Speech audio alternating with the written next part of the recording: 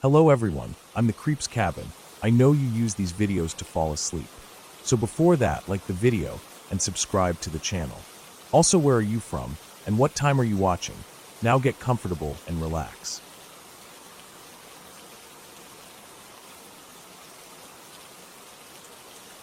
I had been driving for hours down a narrow, twisting forest road that seemed to get darker the further I went, even though the sun had barely set.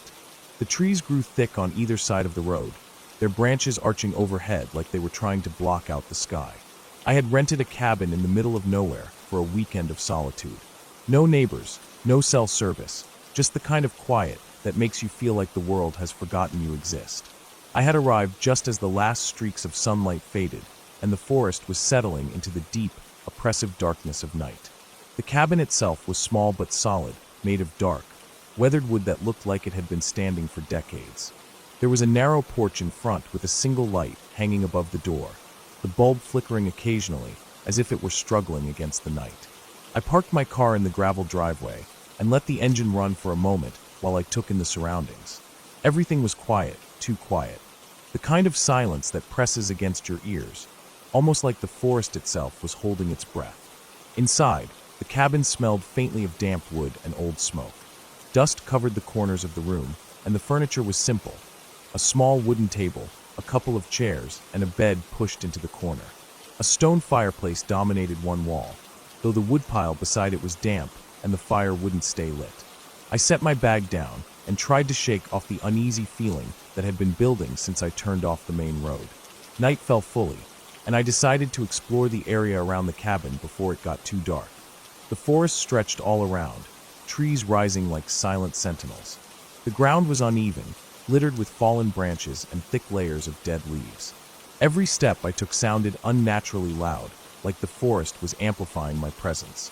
I found a small stream not far from the cabin, its water cold and clear. The faint trickle was the only sound aside from the occasional snap of a twig under my own feet. I felt a brief sense of relief. At least there was something living nearby, even if it was just the water. When I returned to the cabin, darkness had fully swallowed the forest. I lit a few candles and tried to make the room feel less intimidating, but the shadows seemed to move in the corners no matter how I positioned them. I unpacked a few things and prepared a simple dinner, but every small noise outside, the creak of a branch, the rustle of leaves, made me jump. I kept telling myself it was just the wind, but my pulse kept quickening with each sound. Later, I decided to sit by the fireplace to read. I had brought a book, though I found I couldn't concentrate. The silence outside was heavy, almost physical, and I kept catching movement in the periphery of my vision, branches shifting, shadows stretching. Eventually, I realized it wasn't the shadows, it was the sound. A low, deliberate crunch of footsteps through the leaves. Someone or something was moving outside the cabin, and it was getting closer. I froze, trying to convince myself it was a deer or some other animal, but the sound didn't match anything I had ever heard in the forest. It was heavier, deliberate, measured. I didn't move, hardly breathing, listening as the steps circled the cabin. The gravel path I had parked on earlier crunched under weight that seemed too deliberate for an animal. I thought about going to the door, but every instinct told me not to. I could hear the faint brush of something against the wooden siding, a scraping that made the hairs on the back of my neck stand up.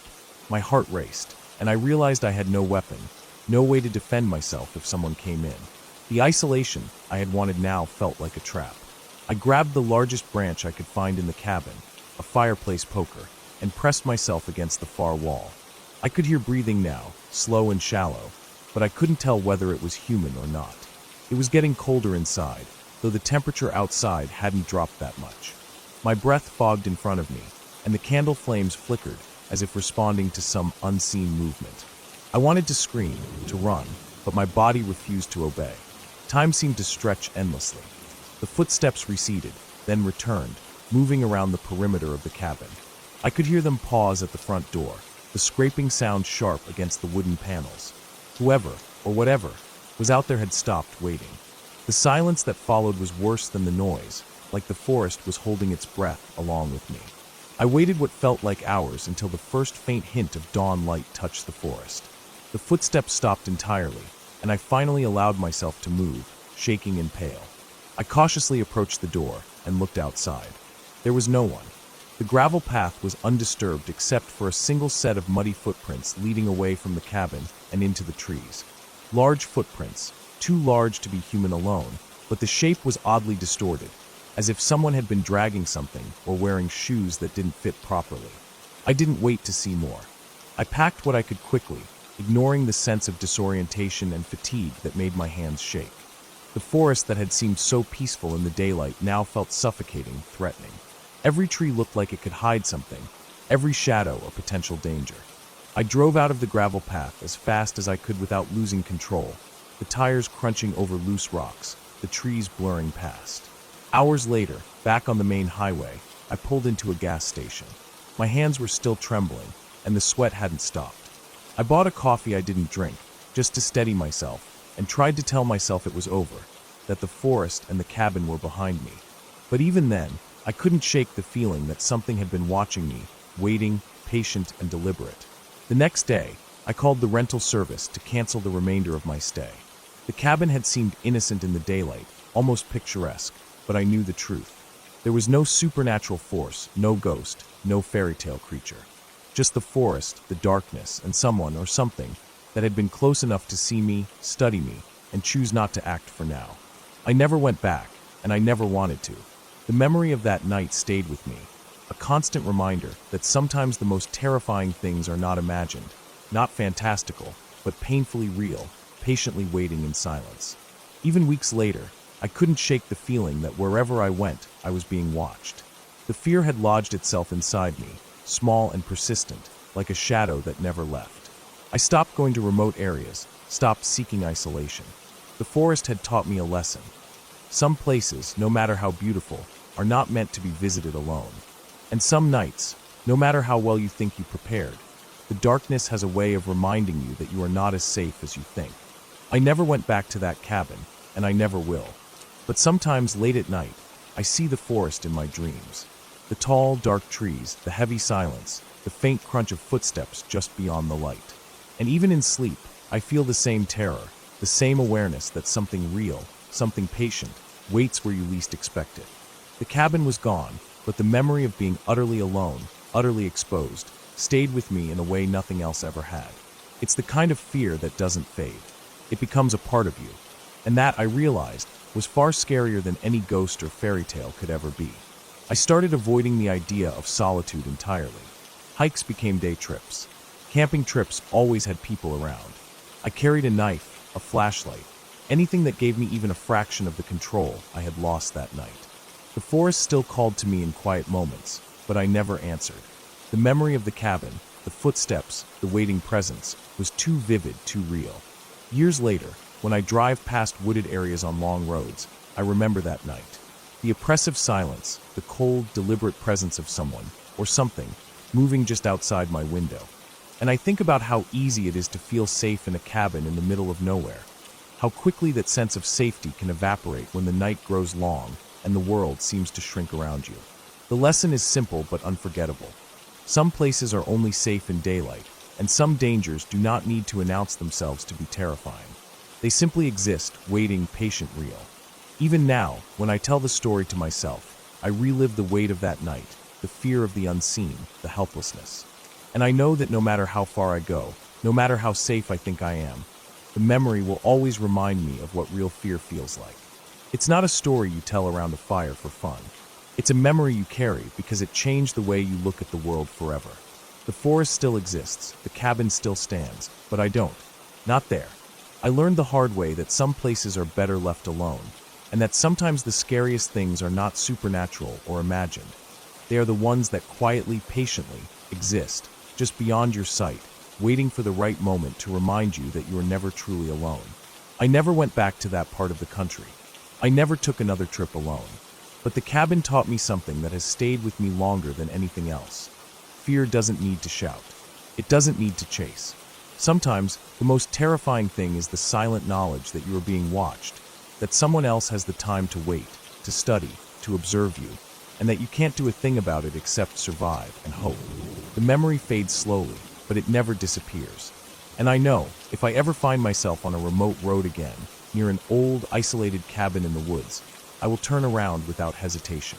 because some lessons are learned only once, and the cost of forgetting them is far too high.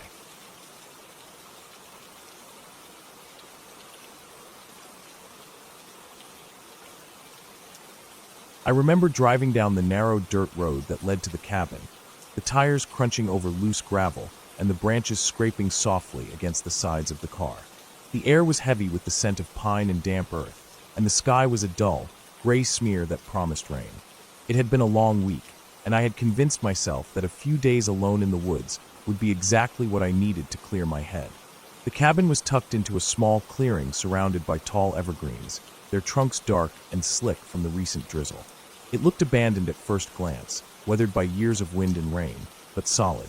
The porch sagged slightly in the middle, and the windows were streaked with dust, but the door locked properly, and the roof had no holes, at least that I could see from the outside. I parked the car and climbed out, feeling the cool dampness bite through my sweatshirt. The smell of wet pine needles and the faint odor of decaying leaves hit me immediately. I unlocked the door, and the hinges groaned in protest as I pushed it open. Inside, the air was colder, heavier, the kind that makes your lungs tighten just slightly.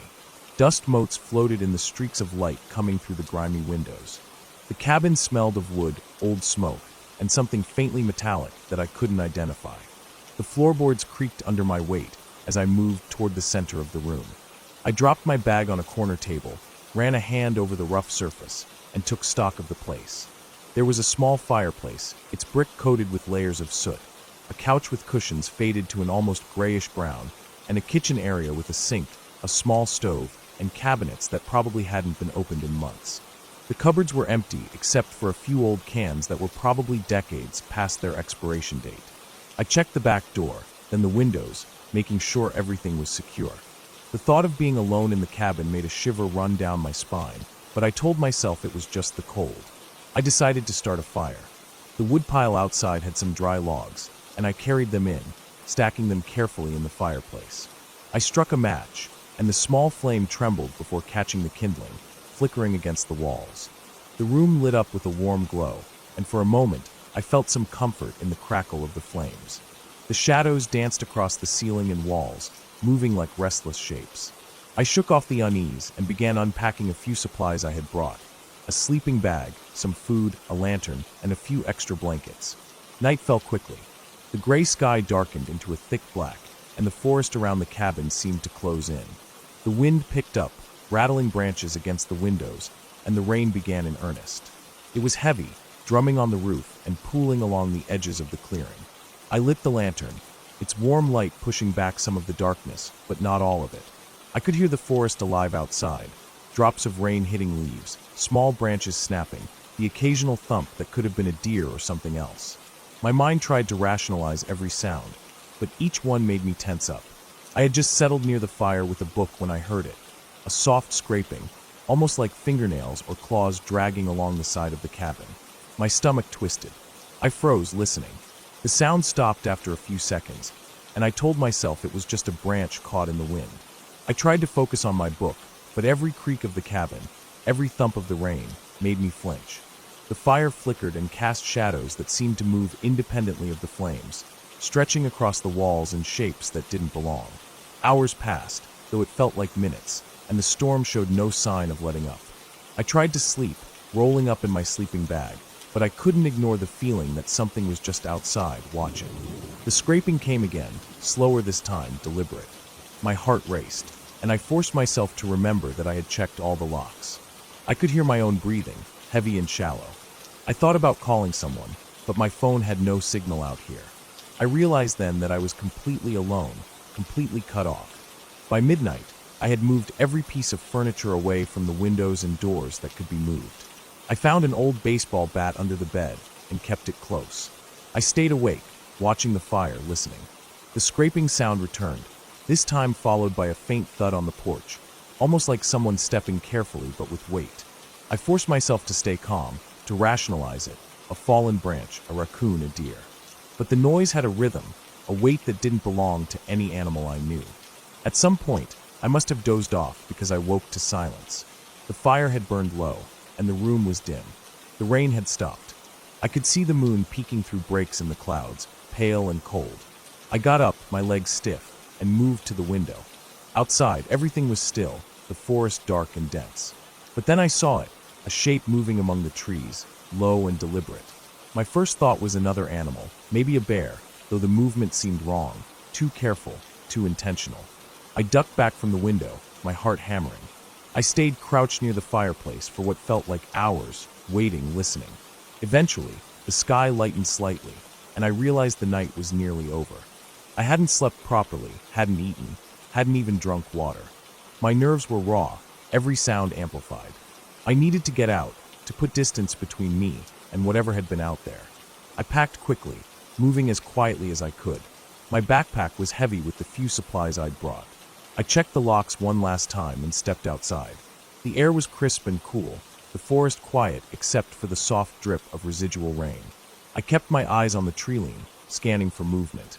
Every shadow made me flinch. I hurried down the dirt road toward the main road, the tires crunching under my feet where I had left the car. When I reached the car, I froze. The tires were flat. I cursed under my breath and checked for tools.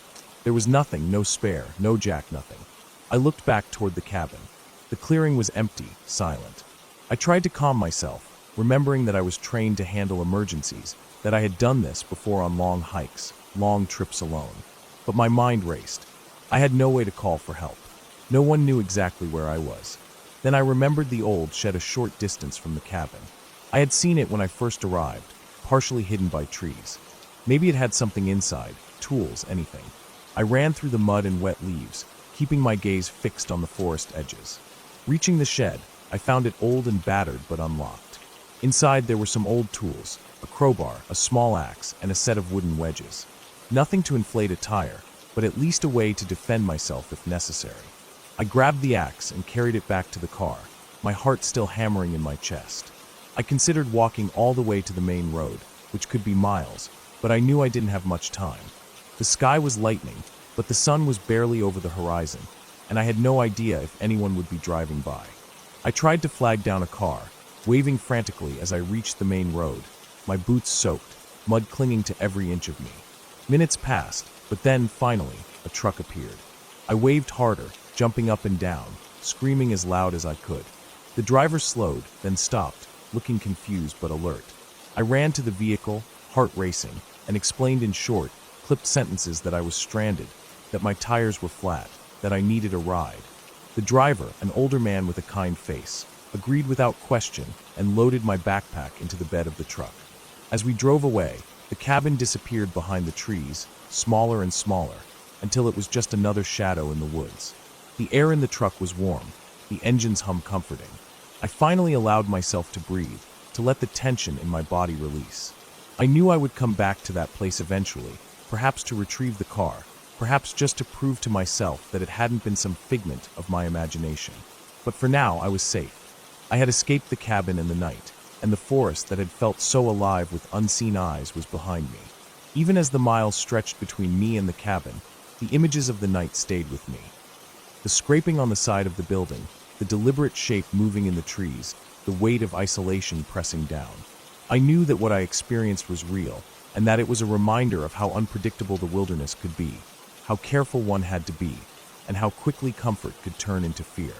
But I also knew I had survived, and that knowledge, hard-won and exhausting, gave me a strength I hadn't known I possessed. I kept that thought with me as the truck carried me away, the cabin disappearing into the distance, just another part of the forest, waiting silently for the next person. The rest of the day passed slowly. I found a small town, a gas station, and called for someone to come help with the car. The man from the truck waited, chatting quietly, offering a simple kindness that reminded me of the world outside the forest. By the time help arrived, I had a hot coffee in my hand, my clothes drying in the sun, and the tension in my shoulders slowly easing. I looked back toward the tree line one last time. The forest was quiet, the cabin hidden among the tall pines, and for the first time, I allowed myself to feel relief. I had made it through the night, alone, scared, and uncertain, and I had come out the other side. I would remember it forever, but I would also remember the clarity and the quiet strength that came from facing it and surviving. The cabin remained a memory, real and terrifying, but ultimately, it became a story of endurance, of caution, and of the raw unpredictability of nature.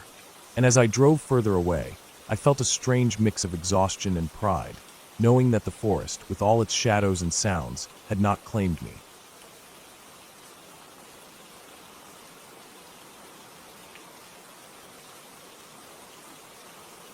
I drove down the winding dirt road as the late afternoon sun fell behind the trees, the long shadows stretching across the path like dark fingers reaching out. The air smelled sharp with pine and damp earth, a scent that felt both alive and unsettling. I hadn't seen another car for hours, and the silence around me pressed against the windows of the truck. Each bump in the road made me feel smaller, more exposed, as if the forest itself was watching me pass. When I finally reached the cabin, it was nestled in a small clearing, half hidden by overgrown shrubs and tall, dry grass. The structure looked older than I expected, the wood darkened with age and weather, but it held a sturdy shape. A chimney leaned slightly to the side, and the windows, clouded with dirt, reflected the fading sunlight like dull eyes. I parked and got out, feeling the weight of the quiet settle over me. The air was cooler than I had anticipated, and every sound, the rustling of leaves, a distant bird call, even the creak of the truck's door, felt amplified. The first thing I noticed was how alone the cabin was. There were no neighboring houses, no roads visible beyond the one I had driven on, only the thick forest pressing in from all sides. As I walked toward the front door, I could see the ground was littered with pine needles and dry leaves. Footprints from animals were scattered across the clearing, some fresh, some older, each one adding to the feeling that I was stepping into a space controlled by things I couldn't see. The door was heavy, swinging with a soft groan as I pushed it open. Inside, the cabin smelled of dust, old wood, and something faintly sour, like mold or rotting leaves. Light from the windows slanted across the wooden floorboards, illuminating the layer of grime that had settled there over years. The space was small but functional, with a simple kitchen to one side, a stove that looked like it hadn't been used in decades, and a wooden table with chairs that wobbled under the slightest touch. The living area had a small couch, faded and sagging, and a rug that had lost most of its color.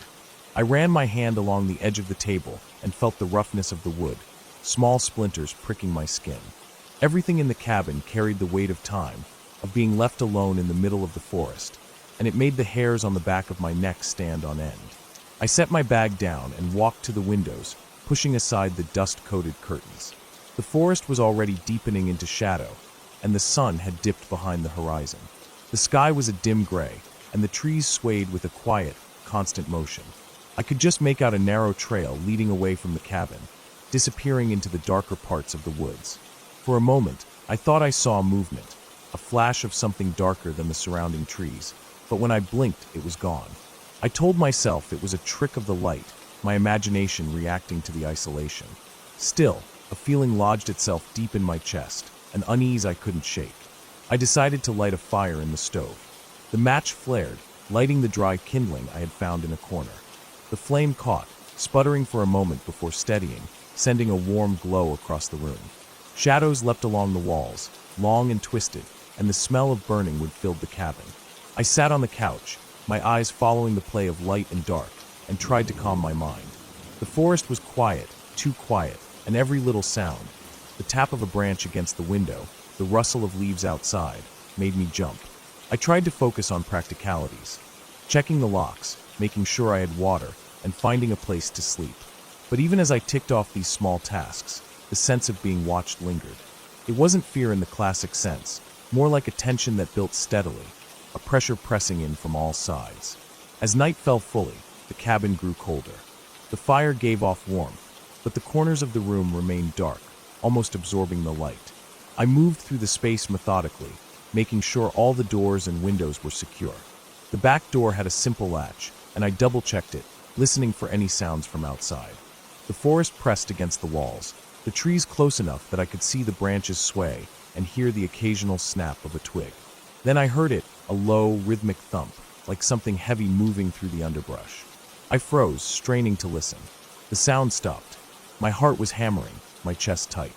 I told myself it was an animal, maybe a deer or a raccoon, moving through the forest. But the thumps came again, deliberate, almost like someone was stepping carefully, aware of the cabin, but trying not to make noise. I grabbed the old flashlight I had brought and shined it toward the windows. The beam cut through the darkness outside, illuminating the trees and the undergrowth, but there was nothing.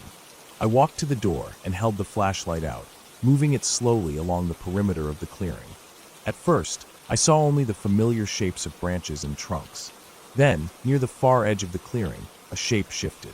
My stomach clenched. It was tall, hunched slightly, moving in a way that didn't seem natural for a deer or bear.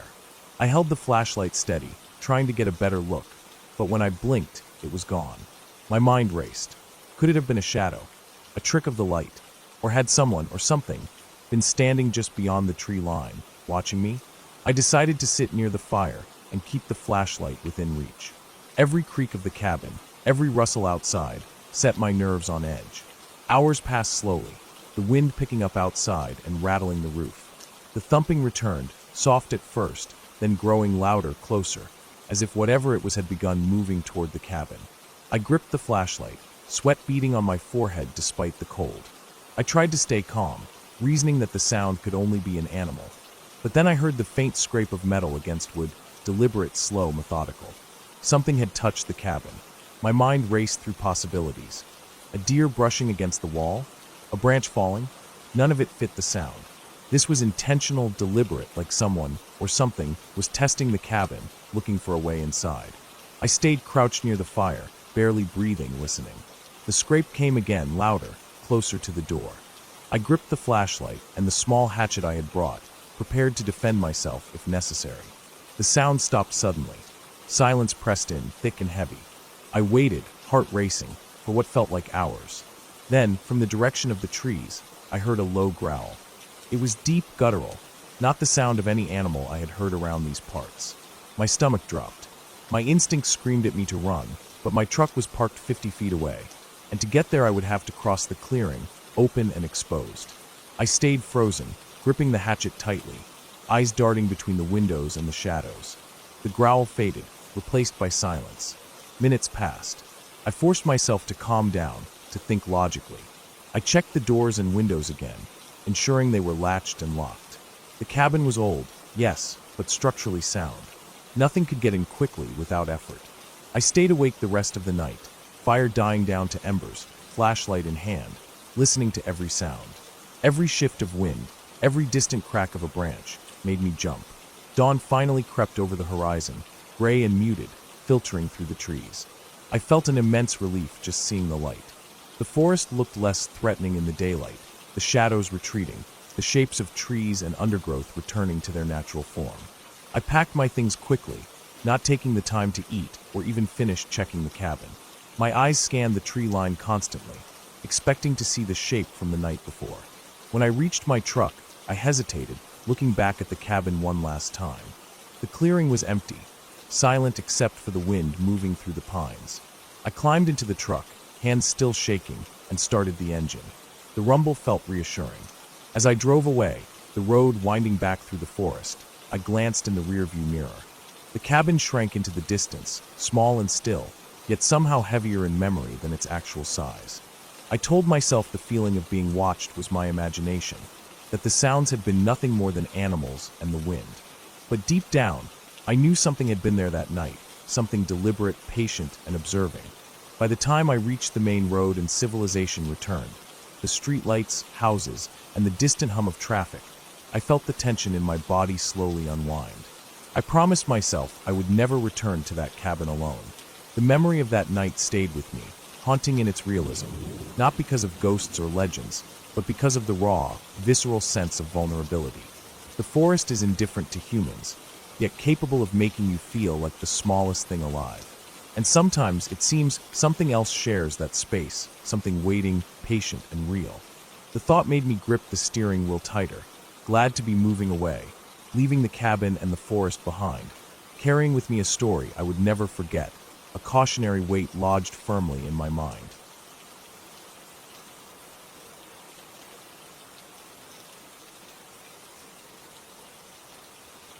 I had been driving for hours along a twisting, two-lane road that seemed to vanish into the dense forest on either side. The sun was low, barely pushing its last warm light through the trees, casting long shadows that made the road ahead look like a tunnel of dark green and black. I wasn't in a hurry, but there was this nagging feeling in my chest that I should reach the cabin before nightfall. I had rented it online, a small, secluded place, far from any town, promising solitude and quiet, and I wanted that. What I hadn't anticipated was how quickly the isolation would begin to press against me once I turned off the main road and onto the narrow dirt track leading to it. The driveway was barely wide enough for my car, overgrown with brush on either side. I had to swerve carefully to avoid scraping the sides against thick branches. The cabin came into view finally, tucked between tall pine and fir trees, its wooden exterior blending almost perfectly with the forest. It was small, with a single story and a steep roof. A thin plume of smoke rose from the chimney, though I couldn't see anyone around. The place seemed untouched, almost as if it had been waiting for me. I parked, grabbed my bag, and walked up the small wooden steps to the porch. The boards creaked under my weight, and the sound seemed unnaturally loud, echoing into the trees around me. Inside, the cabin smelled of old wood and dust, but there was a faint hint of smoke lingering in the air. The walls were bare except for a few crooked shelves and a mounted lantern by the door. A small fireplace dominated one corner of the main room, and the furniture was sparse. A single wooden table with 2 chairs, a tattered sofa, and a bed tucked into the far corner. Everything seemed functional but worn. I set down my bag and looked around, noting the windows. They were thick, old glass, and while they let in some light, the forest outside looked darker than it should for this hour. The shadows moved subtly, branches brushing against one another, creating forms that looked like they shifted in the corners of my eyes. I started unpacking, trying to shake off the uneasy feeling crawling along my spine. I lit a few candles and stacked some firewood near the fireplace. The cabin seemed small and cozy now, but the forest pressing against the windows gave it a cage-like feeling. Every creak of the wood under my feet sounded loud. Every rustle of leaves outside felt deliberate. I told myself it was just the wind, just the forest, nothing more. I decided to explore a little before night fell completely. There was a small trail that led behind the cabin, winding into the thick woods. At first, it was easy to follow, soft dirt under my feet and fallen leaves that crunched gently with each step. Birds were silent, and the forest was unnaturally still. After a few minutes, the trail narrowed and twisted, and I found myself stepping over roots and around fallen logs. My legs were getting scratched by low branches, and the air felt cooler, damper. The sun was almost gone, leaving only a faint glow behind the trees, and the shadows deepened. I turned back, realizing that I had gone farther than I intended, and the forest seemed to stretch endlessly. When I reached the cabin again, the darkness had fully settled. I lit the fireplace and let the warm glow fill the room. Outside, the wind picked up, and the trees groaned as if the forest itself were alive. I ate a simple dinner, bread and cheese, and then decided to settle in for the night. The bed looked comfortable, but I chose to sleep in the sofa instead, feeling safer closer to the center of the room. The candlelight flickered across the walls, casting moving shadows that danced as the flames struggled against the draft coming from the slightly open window. Around midnight, I woke to a sound. At first, I thought it was the wind, but it wasn't a soft, distant sound. It was deliberate, a snapping of a branch, then another, coming from somewhere just outside the cabin. My heart rate quickened, and I listened, holding my breath. The noise stopped for a moment, then started again, slower this time, deliberate, as if someone or something was moving around the cabin. I wanted to tell myself it was an animal, maybe a deer or a raccoon, but the way the footsteps shifted and pressed against the underbrush felt human. My hands shook slightly as I moved toward the door, peeking through the curtain. There was nothing visible, just the dark, empty forest. I sat back down on the sofa, trying to control my panic. The noise continued in intervals, faint at first, then growing slightly louder, always outside, never moving away. I grabbed a flashlight from the table, clicking it on. Its beam cut through the darkness, illuminating the edge of the trees, the undergrowth, and the thick shadows beyond. I scanned slowly, carefully, but saw nothing. Still, the feeling of being watched was impossible to shake. Every creak of the cabin, every small wind gust against the roof, sounded like someone moving closer. Hours passed, though I couldn't be sure of time in that isolation. The fire had burned low, and I refilled it, keeping my eyes on the windows. Around 3 in the morning, I heard it again, this time closer, right outside the cabin. The footsteps moved around the perimeter, slow and steady. My pulse was racing, and I kept the flashlight aimed at the door. I couldn't see anyone, but I could hear the faint scraping of leaves and twigs, deliberate and close. Suddenly, the cabin door handle rattled. I froze, staring at it. The sound was small, almost hesitant, but it was definitely there.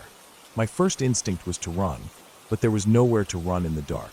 The nearest town was miles away. I grabbed a heavy piece of firewood and held it in front of me. I clicked the flashlight toward the door again.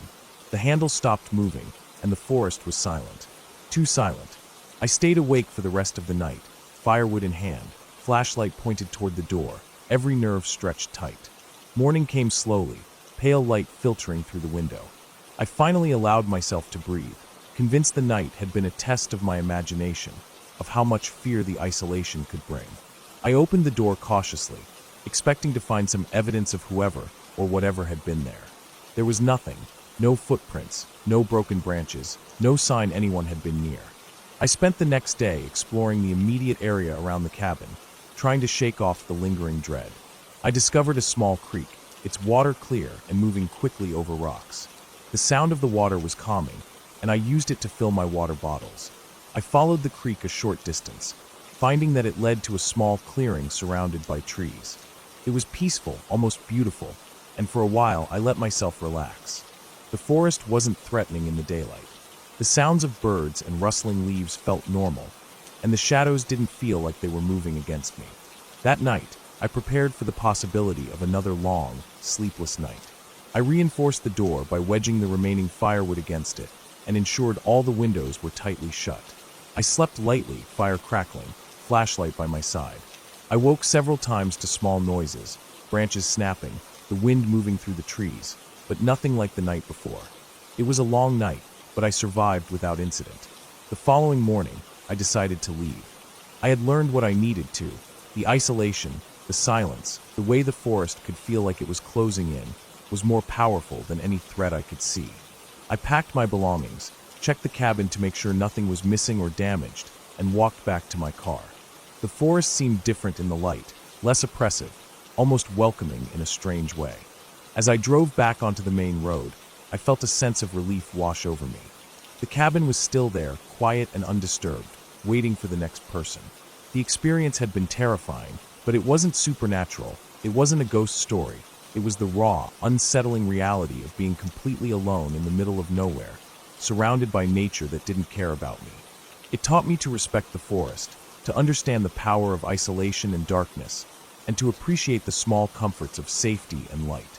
Looking back, I realized that the fear I had felt wasn't just from the possibility of someone being outside, but from the forest itself, the way it could mask movement, distort sounds, and create shapes from shadows. That knowledge stayed with me, a reminder of how fragile our sense of security really is when we are far from other people. I would never forget that cabin, the oppressive darkness, and the sound of footsteps that might not have been anyone at all. But I left with a clear understanding. The forest is alive, not in a magical sense, but in its ability to make you feel small, vulnerable, and completely alone. And surviving that feeling is an achievement in itself. I drove away, the road curving through the trees, and with every mile, the sense of unease faded. By the time I reached the edge of the forest, sunlight was streaming fully over the hills, warm and reassuring. The cabin was behind me now, but its memory stayed, vivid and sharp. I knew I would return to civilization with a new respect for the wilderness and a deep understanding of what it means to be truly alone in the woods. Even now, years later, when I close my eyes, I can see the cabin, the shadows pressing against the windows, and hear the faint, deliberate snap of twigs outside. And I remember the relief that came with daylight, the understanding that fear often exists not in what we see, but in what we imagine, magnified by the isolation and silence of the forest around us. It is a lesson that has stayed with me ever since.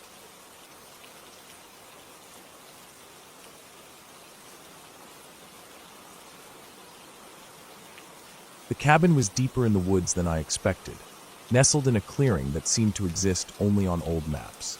The trees around it were thick, their branches intertwined so tightly that even the midday sun struggled to break through. The path that led to it was little more than a faint trail, overgrown in places, with roots sticking out like the spines of some ancient creature. I had been driving for hours, winding through dirt roads and crossing small streams, until finally, the trail opened up to the cabin. Its wooden exterior was weathered, gray, and rough from decades of rain and snow, but the structure itself was solid.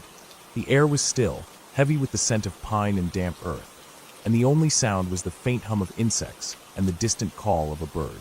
I parked the car at the edge of the clearing, noticing that the ground was uneven, soft in patches, and slightly muddy from a recent rain. Stepping out, I felt the chill of the forest wrap around me. It wasn't cold, but the damp air seeped into my jacket, and my boots immediately began to pick up bits of mud and pine needles. The cabin had a small porch with a railing that creaked under the weight of my boots. The door was solid oak with rusted hinges, and I had to pull hard to get it open. Inside, the smell of aged wood, dust, and something faintly metallic hit me. There was no furniture except for a table pushed into the corner and a few wooden chairs stacked haphazardly against the wall. The floorboards groaned under my weight, and the windows were dusty, streaked with dirt that blurred the view outside. I moved through the cabin, testing each room. One was a small bedroom with a bed frame missing its mattress. Another was a tiny kitchen space with a sink that was clogged and a few broken cabinets. I could see spider webs stretched across the corners of the ceiling and a thick layer of dust on every surface. The air felt stagnant, and I could see my breath in the dim light filtering through the dirty windows. I set my bag down on the table and went back outside, feeling the need to stretch my legs and explore the clearing. The clearing itself was roughly circular, surrounded by trees that rose like walls. The grass was overgrown, dotted with patches of moss and small wildflowers. I noticed animal tracks near the edges of the clearing. Deer, maybe, and something larger that I couldn't immediately identify. The forest beyond the clearing was dense, with shadows moving in the corners of my vision whenever I glanced toward the trees. I felt the first edge of unease there, the way the shadows seemed too deep, too still, and too quiet. I shook it off, reminding myself I was here for isolation and the chance to escape the noise of the world, but the feeling lingered. As the sun began to drop, the forest darkened quickly. I started a small fire in a cleared area near the porch, using dry twigs and pine needles I collected from the ground. The fire sputtered at first, but gradually caught, casting a warm glow over the clearing and sending sparks into the darkening sky. I sat on the edge of the porch, watching the flames dance, listening to the crackle of burning wood. The shadows of the trees stretched long and thin, and every small sound seemed amplified. The rustle of leaves, the snap of a branch, the distant movement of something through the underbrush. Night came faster than I expected. By the time it was fully dark, the forest felt alive with movement, even though I saw nothing. The cabin, isolated and surrounded by shadow, seemed smaller and more vulnerable. I lit a lantern and carried it inside, setting it on the table. Its dim light flickered across the walls, showing the scratches and imperfections in the wood. Each creak of the cabin's frame sounded like a groan, each shift of the wind outside like someone walking past the window. I tried to calm myself, reminding myself that everything I was hearing was natural: animals, wind, the settling of the old wood, but the tension in my chest made it hard to breathe. Around midnight, I decided to sleep. I dragged one of the chairs into the corner of the main room and laid my sleeping bag across it. The chair was unstable, rocking slightly under my weight, but I didn't care enough to find another. I closed my eyes, but sleep didn't come easily. Every sound seemed louder at night: the wind in the trees, the distant crack of a branch, the occasional rustle in the undergrowth. At one point, I heard something moving near the cabin, something heavy, deliberate, and slow. I froze, listening, heart pounding. It stopped. Then I heard it again, a soft thud against the outer wall. I held my breath, straining to see in the darkness, but the lantern was too far to cast light outside. I didn't move for what felt like hours. Eventually, the sounds ceased, replaced by the normal, distant noises of the forest. I convinced myself it had been a deer or some other animal brushing against the cabin. I forced my eyes closed and finally drifted into an uneasy sleep. Morning came with a gray light, thick clouds hanging low over the trees. I left the cabin, needing fresh air. The forest looked different in daylight, less threatening, but still dense and isolating. I explored the edges of the clearing, tracing the larger tracks I had seen the previous day. They led to a cluster of trees at the far end, where I found a patch of disturbed ground, flattened in a way that suggested something heavy had lain there. The idea that something had been near the cabin overnight made my stomach tighten, but I rationalized that it had to be a bear or a large deer, nothing more sinister. I spent the day gathering firewood, cleaning the cabin as best I could, and taking notes in a small journal I had brought. I examined the structure, noting the stability of the floorboards, the gaps in the walls, the areas where water had leaked in from the roof. I felt a strange connection to the place, a respect for its age and endurance, even as a part of me remained on edge. The forest seemed to watch me as I worked, every rustle a reminder of the isolation I had sought. That night, I lit the fire again and sat close, making sure it was bigger this time, casting long shadows across the clearing. The sounds came back, more clearly than before. Footsteps, slow and deliberate, moving just beyond the firelight. The shadows seemed to shift unnaturally, bending as though they were aware of me. I gripped a heavy branch nearby, telling myself I would investigate if anything came closer. Hours passed. I stayed awake, eyes locked on the darkness, until the first gray of dawn began to pierce through the trees. The forest grew quiet again, and the tension in my shoulders finally eased. The next day, I decided to leave the cabin. I packed my belongings carefully, noting every detail of the place. Before I left, I walked around the clearing, taking in the tracks again. Something had indeed moved close to the cabin during the night, leaving prints partially obscured by leaves and mud. I traced them to the edge of the forest, seeing signs that a large animal had been feeding or moving in the area. It was unnerving, but also oddly grounding, a reminder that the wilderness was alive and indifferent.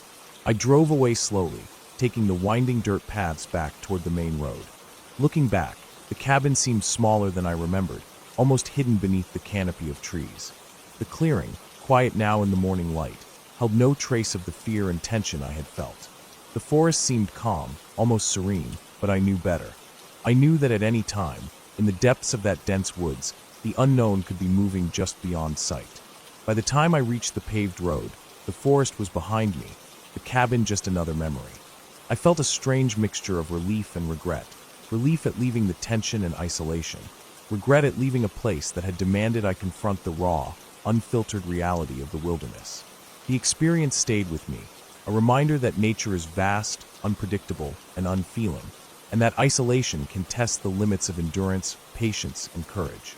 Even now, months later, I can picture the cabin perfectly, the warped boards, the faint smell of damp wood, the shadows stretching across the clearing at night.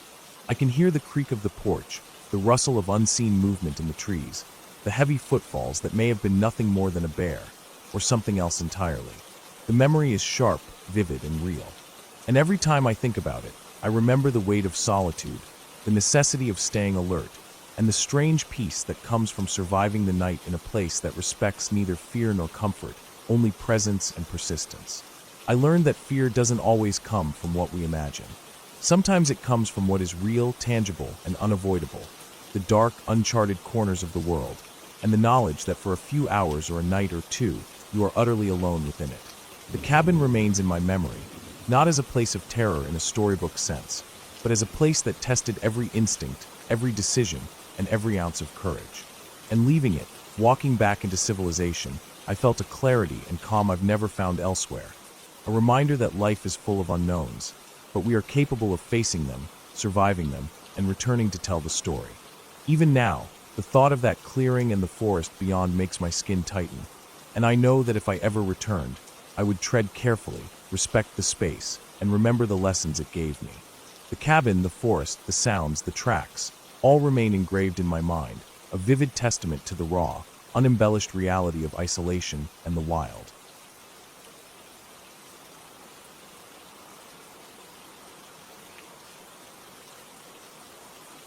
The cabin sat at the edge of a thick forest, far enough from the main road that it felt like it existed in a different world. The trees leaned over the dirt path leading up to it, their branches scraping and creaking with every gust of wind.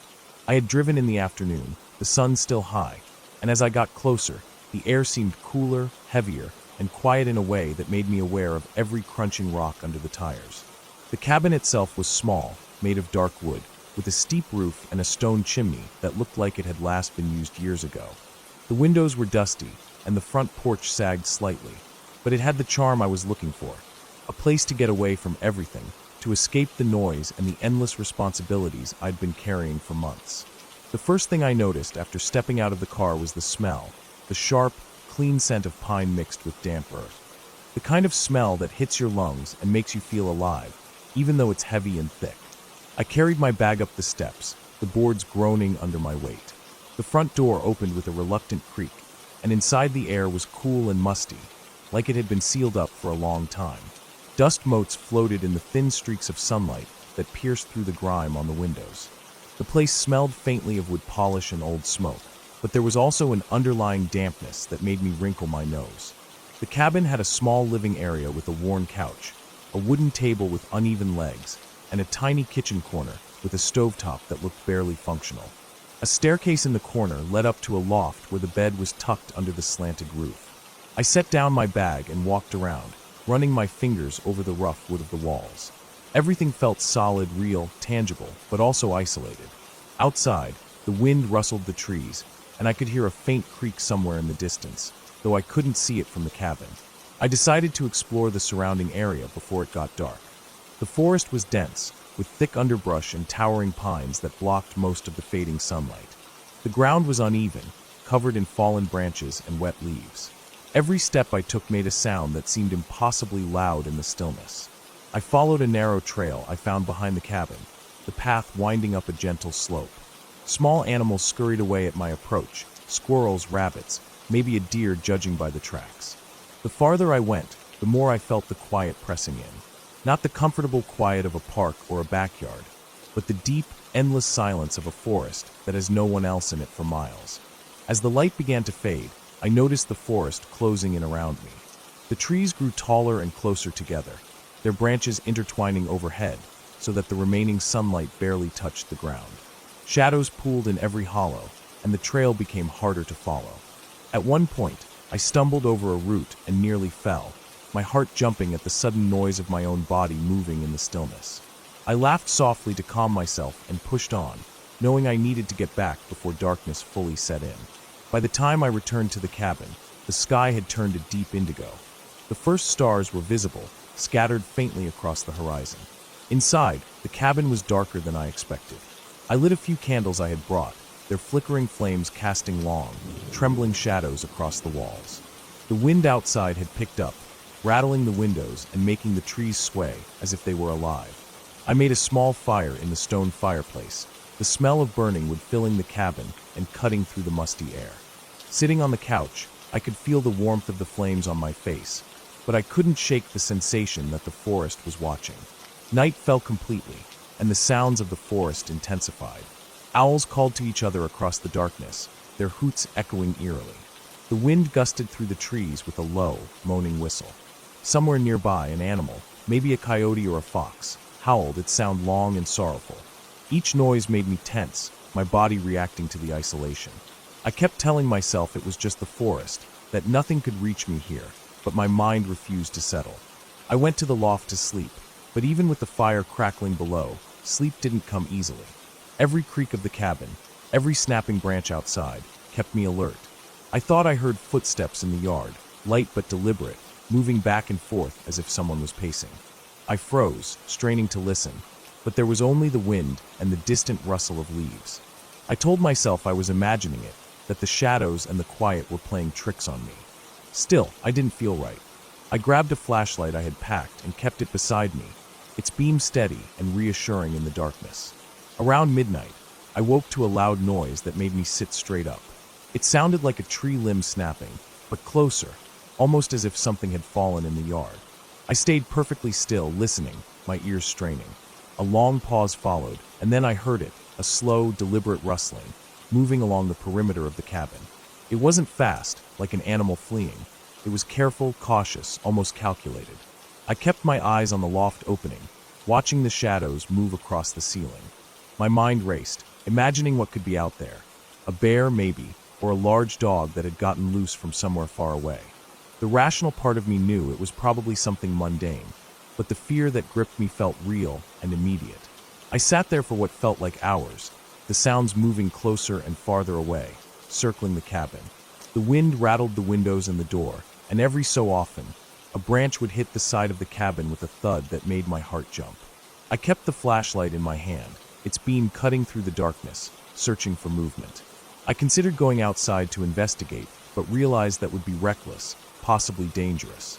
The forest was dense, the terrain uneven, and I had no way to know what I might encounter in the dark. Eventually, the sounds faded, leaving only the whisper of the wind and the occasional creak of the cabin settling.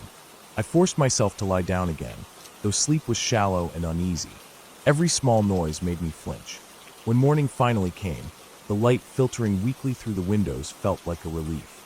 I got up, pulled on some clothes, and went outside to survey the area. The forest was calm, the night's tension replaced by the quiet chirping of birds and the rustle of small animals going about their day. I walked around the cabin, checking for signs of what had been moving outside. There were no tracks, no disturbed ground, nothing to indicate that anything had actually been there. Only the marks of fallen branches and leaves moved by the wind. Despite the relief of daylight, I couldn't shake the feeling of unease. I spent the next few hours exploring further, following a creek that ran behind the cabin and cutting through the dense forest. The terrain was challenging, the ground slippery and uneven, but the exposure to the light and the natural rhythm of the forest helped calm me. I could see evidence of wildlife everywhere: deer tracks, raccoon prints, even the faint trail of a fox. But none of it carried the deliberate, measured presence that had unnerved me the night before. That night, I stayed alert again, but the sounds were different, more natural, less focused. I realized that the previous night, my mind had been creating patterns, imagining threats where there were none. Still, I kept the flashlight within reach, the fire burning low, and the door locked securely. I learned to trust my instincts, to differentiate between the natural noises of the forest and the imagined ones that my isolation had magnified. Over the next few days, I settled into a rhythm. I collected firewood from the surrounding area, ensuring the fireplace could burn long through the night. I explored more of the trails, noting the creek, the small clearing where sunlight hit the ground in the morning, and a rock formation that jutted out of the hillside, offering a panoramic view of the surrounding forest.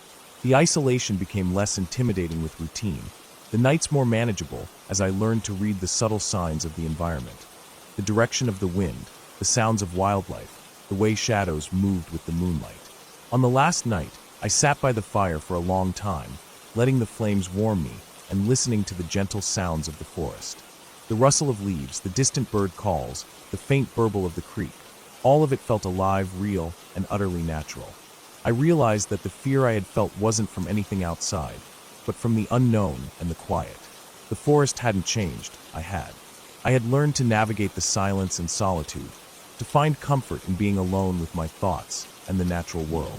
When I packed up to leave the cabin, I took one last walk around the property, noting the sturdy structure, the dense forest, and the subtle signs of life all around. The cabin had given me a harsh but necessary lesson. Fear is often amplified by isolation, and clarity comes with attention and understanding. Driving away, I felt a sense of accomplishment, of having faced uncertainty without succumbing to panic, and of having experienced the forest in a way that few people ever do. The road ahead was long, but I left with the knowledge that I could face solitude and the unknown, and that in the quiet, I could find a clear, steady strength within myself. The memory of that cabin remains vivid. The smell of pine and damp earth, the creaking boards, the flicker of candlelight, and the deep, endless quiet of the forest at night. It was a test of patience, of courage, and of perception. And in the end, I left not scared, but aware, alert, and quietly confident in my ability to handle whatever isolation and uncertainty life might throw my way.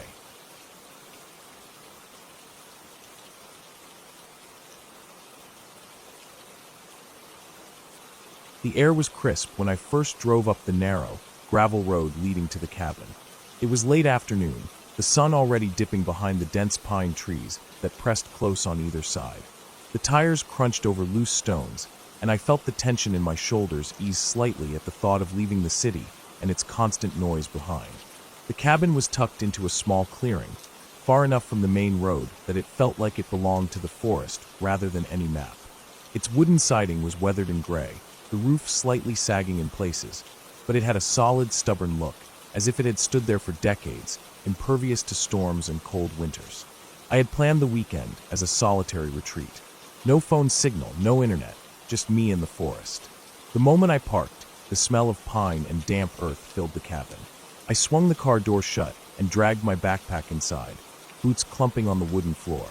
The interior was simple: one main room with a stone fireplace, a small kitchenette, and a loft above reached by a narrow ladder. Dust hung in the corners, disturbed only by a few mouse tracks near the edges. I set my bag down and took a long breath. The silence was different from city quiet. It had weight, depth, like it could press against your ears and chest.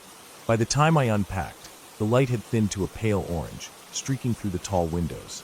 I went outside to gather firewood. The forest around me was thick, darkening rapidly, the trees tall enough that they blocked much of the sky. I collected fallen branches and dry logs, noticing how still the air was except for the occasional rustle of leaves. It felt like the world was holding its breath. I returned to the cabin and built a fire. The first sparks hissed and flared, catching the kindling, then settled into a warm glow.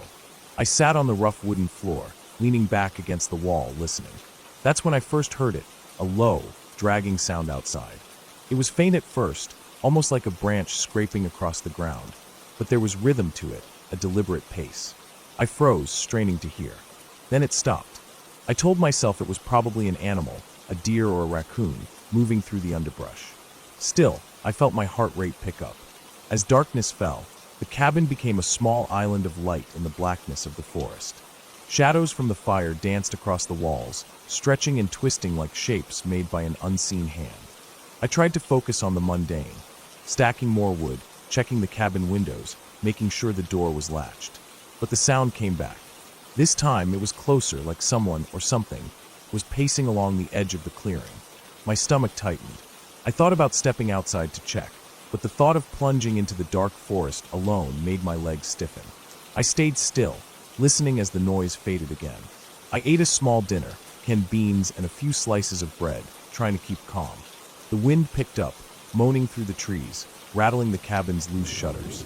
Every creak of the floorboards or whisper of wind made me tense. I kept glancing at the windows, trying to see any movement outside. There was nothing at first. Then, a shadow flickered just beyond the firelight. Something tall, moving slowly across the clearing. I couldn't make out any details, just a figure, impossibly dark against the black. My breath caught, and I ducked closer to the floor, heart hammering. I realized then that the clearing wasn't as isolated as I had thought. Beyond the tree-line, the forest seemed to fold inward, creating pockets of shadow where a person, or several, could hide without being seen. I tried to tell myself it was a trick of the firelight, a large branch swaying, a deer standing upright in the right angle. But deep down, I knew the movement had been deliberate. I decided to ignore it, telling myself that panicking would only make things worse. I stacked more wood for the night, each log hitting the other with a sharp clack that seemed louder than it should have been. The dragging sound started again, slower this time, circling the cabin. I held my breath, imagining the footsteps tracing the perimeter. Then I remembered the hunting knife I kept in my backpack. I fumbled in the dark, pulling it out and gripping it tightly. The metal felt reassuring, cold and heavy in my hand. Hours passed. The fire burned down to glowing embers, and the cabin settled into an uneasy quiet. I lay on the floor, knife in hand, listening to every sound. At some point, I drifted into a light sleep, dozing in fits and starts, only to wake every few minutes to a snap of a twig, a whisper of wind, or the skitter of something moving outside. Each sound made my stomach knot, and I found myself scanning the shadows, knife raised. Around midnight, I finally noticed the pattern. The sounds weren't random. There were pauses, long stretches of silence, then deliberate movements. It was like someone was waiting, watching, testing. My mind started racing, thinking of scenarios, burglars, hunters, trespassers, but nothing felt certain. I couldn't see anyone, but the feeling of being observed was undeniable, pressing down like a weight in my chest. I decided I needed to secure the cabin further. I checked the windows, locked the door, stacked furniture against the most accessible points. I even piled a few logs near the door, thinking it would slow someone if they tried to force entry. Then I sat back down, eyes fixed on the window, willing myself to remain calm. Hours dragged by. The forest seemed alive with movement, every sound amplified in the darkness. I realized sleep wasn't coming.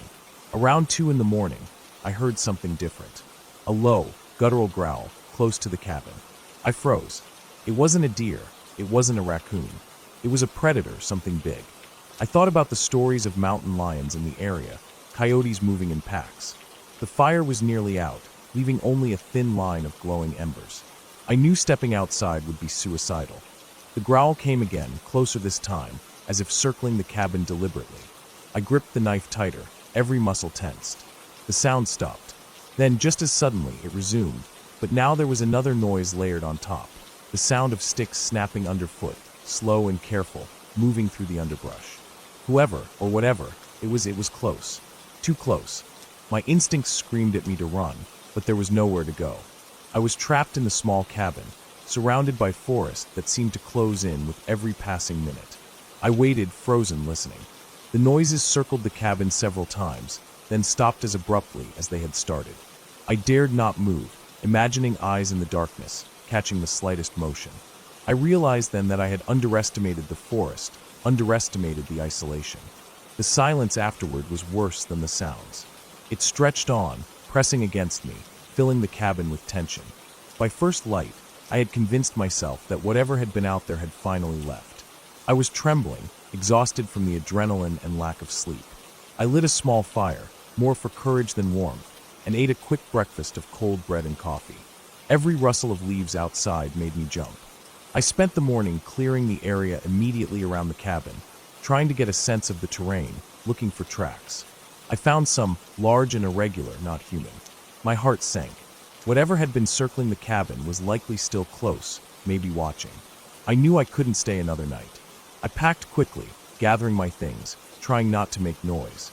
I kept the knife within reach, constantly scanning the shadows. The forest felt alive, each tree a potential hiding place.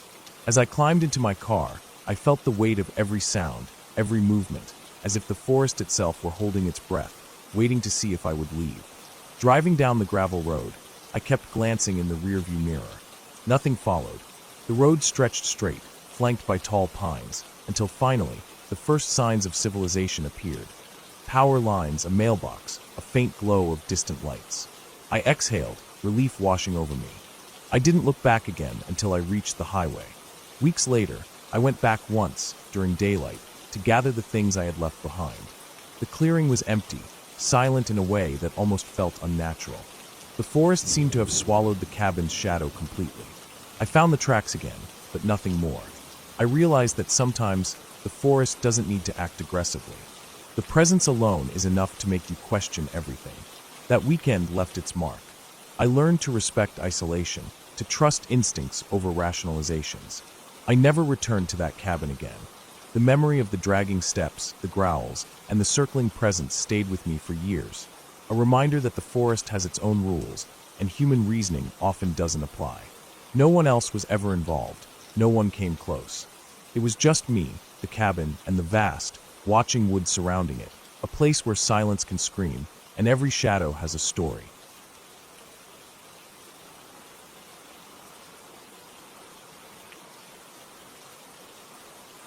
I woke up that morning to the faint smell of wood smoke lingering in the cabin, a smell that had clung to the walls for years. The cabin was small, more of a shack than a house, tucked into a dense patch of forest on the edge of a mountain ridge.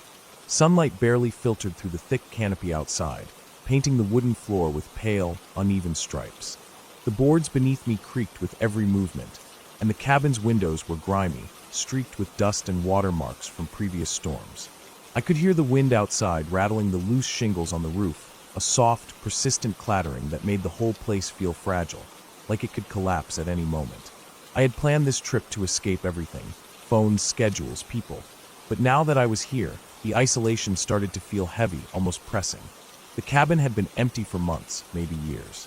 The previous tenant had left in a hurry, judging by the scattered belongings in the corners. An old, rusty kettle on the counter, a cracked mug in the sink, and a stack of newspapers yellowed with age. The fireplace held a layer of ash, the smell of long-burned wood still faintly clinging to it.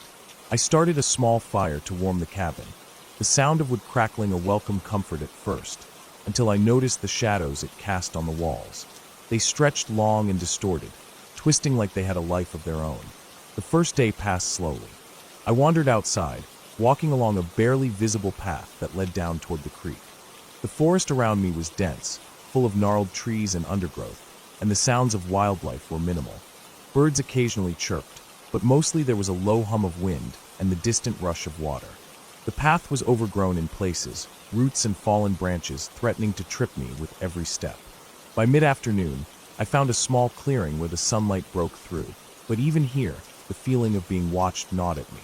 I kept telling myself it was the forest, the trees, nothing more, but the sensation refused to leave.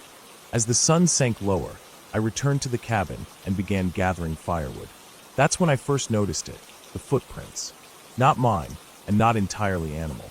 They were deep, heavy impressions in the soft soil near the cabin, partially filled with water from last night's rain. I crouched to examine them, feeling the chill run down my spine. The prints were large, human-sized, and they led straight up to the cabin before disappearing behind a tree. My first thought was another hiker, someone passing through. But then I remembered. The nearest trailhead was over 2 miles away, and I hadn't seen a car or sign of anyone else. My pulse quickened, but I convinced myself it was likely an old track from some previous visitor, and I brushed the feeling aside. That night, the wind picked up. The sound outside became more aggressive, like the trees were groaning under some invisible weight. I sat near the fire, trying to read, but my eyes kept drifting to the window. Every time I looked, the shadows seemed to shift differently, like the branches outside were moving with intent, bending toward the cabin. Then I heard it, a snap of a branch somewhere nearby, distinct and deliberate. I froze, listening. There was nothing else at first, just the wind, until a second snap followed, closer this time. Then silence, thick and suffocating, as if the forest had paused, waiting. I stayed there for what felt like an eternity, clutching the mug of cold tea I hadn't touched in hours. Eventually, the fire burned low, and exhaustion dragged me to sleep despite the unease pressing down on my chest. I woke in the early hours to the sound of something brushing against the cabin walls. Not the wind, not the trees. Something soft and wet, a scraping noise that traveled along the outer wood. My heart jumped into my throat.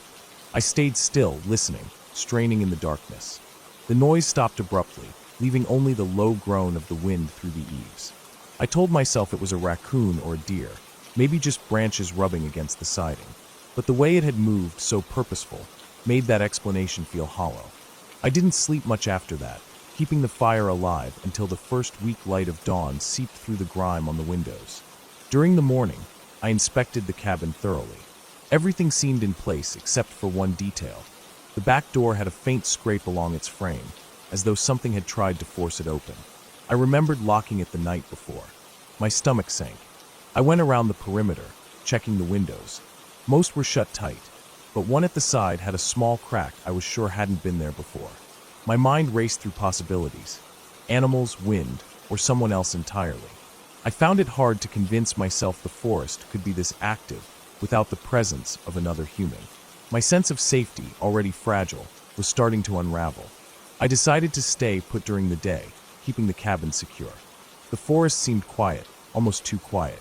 When I ventured to the creek to fetch water, I noticed more footprints, fresh ones this time. They led in from the forest, veered around the creek, and vanished into the undergrowth. I felt a cold, tense knot forming in my chest. I tried to rationalize it. Maybe another hiker was nearby, lost, or maybe it was a hunter. But the footprints didn't resemble a hunting boot. They were bare, human-like, and strangely light, like someone wasn't putting their full weight down. I returned to the cabin, checking the locks repeatedly, feeling a growing pressure in my temples. The forest had become an oppressive presence, a living thing watching from every shadow. That night, I couldn't bear the thought of being alone inside the cabin. I packed a small bag with essentials, a flashlight, matches, a pocket knife, and a water bottle. I prepared myself to leave, thinking about hiking back down the overgrown trail to the main road. But the forest outside was different in the darkness, the path barely visible, twisted by fallen branches and shadows. As I stepped outside to test the terrain, I saw movement. A figure, or at least the shape of one, stood near the tree-line. I froze, barely breathing. It didn't move closer or call out. It just watched, impossibly still. I ducked behind the cabin, heart hammering, and waited. After what felt like 10 minutes, it disappeared into the trees. I didn't see it move, just gone, leaving me alone with the quiet murmur of the wind and the firelight flickering from the cabin window. Sleep was impossible after that. I stayed awake, the knife clutched in my hand, eyes darting to every shadow. When dawn finally arrived, I made a plan to leave immediately. I packed quickly, checking all corners, every window, every door. The cabin felt suffocating now, every creak amplified into a potential threat. The air smelled of damp wood and earth, heavy and oppressive. I stepped outside and started down the trail, flashlight in one hand, knife in the other. The forest seemed alive, the shadows stretching long, twisting around me. Every snap of a twig or rustle of leaves made me jump, but I pressed on, adrenaline pushing me past the fatigue that had been building all night.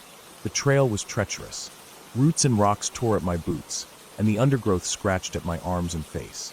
I kept glancing behind me, half expecting to see the figure again, but there was nothing. Hours passed. I followed the trail until it widened into a faint dirt road, leading eventually to a small clearing where a ranger station sat. I waved my flashlight, calling out. A truck pulled up, the driver's eyes wide with concern when they saw me, disheveled, exhausted, and shaking. I explained briefly, though I didn't need to embellish. My relief was overwhelming as they offered me water, a blanket, and a ride down the mountain. As we drove away, I looked back at the cabin, now tiny in the distance, the forest around it dark and foreboding. I didn't stop thinking about the footprints, the noises, and the figure that had watched me. The experience had left a mark, a constant awareness of how fragile safety can be in the wilderness. But leaving the cabin, stepping back into civilization, feeling the warmth of the truck and the reassurance of another human presence, I finally allowed myself to breathe. The forest had held its secrets close, but I had escaped, and that was enough. The cabin faded behind me, a memory of fear and tension, but one I survived, and I knew that the relief of returning to safety was something I would carry with me far longer than the terror itself. The woods would always be there, dense and silent, but I had learned the one undeniable truth. In the wilderness, being cautious, aware, and prepared wasn't just smart. It could be the difference between making it out and becoming just another story whispered by the trees. I reached the highway, and for the first time in days, I felt the weight of fear lift, replaced by the warmth of sunlight on my face, the normal sounds of traffic, and the presence of other people, ordinary and solid, reminding me that safety wasn't a guarantee, but it could be found again if you refused to let go of it.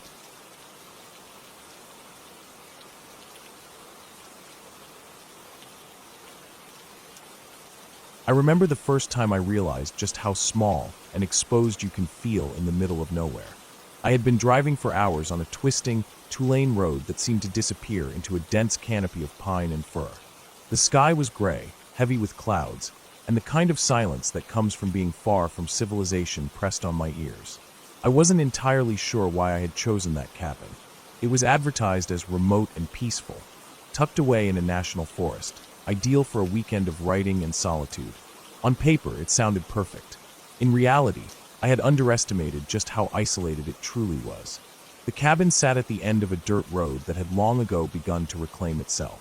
Potholes and ruts had formed pools of dark, murky water from last week's rain. The tires of my car sank slightly each time I passed through one, and I could feel the tension building with every turn of the wheel. When I finally reached it, the place looked like it belonged to a completely different era. Weathered cedar siding, a steep, shingled roof with some shingles missing, and a stone chimney that had long since gone unused. The front porch sagged in the middle, and I had to step carefully over a loose board to get inside. Inside, the cabin smelled like damp wood, old smoke, and the faint, musty odor of someone or something, having passed through and left traces behind. The air was still, thick, almost tangible in its heaviness. There were cobwebs in the corners, and the floor creaked with every cautious step I took. I had only brought minimal supplies, thinking I would be comfortable enough with a small pile of firewood, canned food, and water. I set my bag down in the living area and ran my hand over the rough surface of the kitchen table. It was covered with scratches and stains, evidence of years of use and neglect. The only window in the room looked out onto the surrounding trees, which were so close that their branches nearly touched the cabin walls. By evening, the forest was beginning to darken in a way that made the cabin feel like a tiny island in a sea of shadow. I decided to light a fire in the fireplace to take the chill off. The matches struck quickly, and soon the flames were dancing against the stone, giving the room a flickering warmth. It felt comforting for a moment, the kind of warmth that makes you think the world outside is quiet and manageable. But outside, the wind picked up, rattling the edges of the windows and sending shadows of swaying branches across the walls. Every gust sounded like a low, drawn-out groan, and I found myself glancing at the door more often than necessary. I tried to distract myself by unpacking the few items I had brought. Food, notebooks, pens, a small lantern. My phone barely worked, a single bar if I stood on the porch and stretched my arm just right. I didn't really care, I had come for isolation after all. But it was unsettling not to know if anyone could reach me if something went wrong. The sun disappeared completely, and the forest around the cabin became a wall of black. The wind was constant now, and with it came a variety of unfamiliar sounds.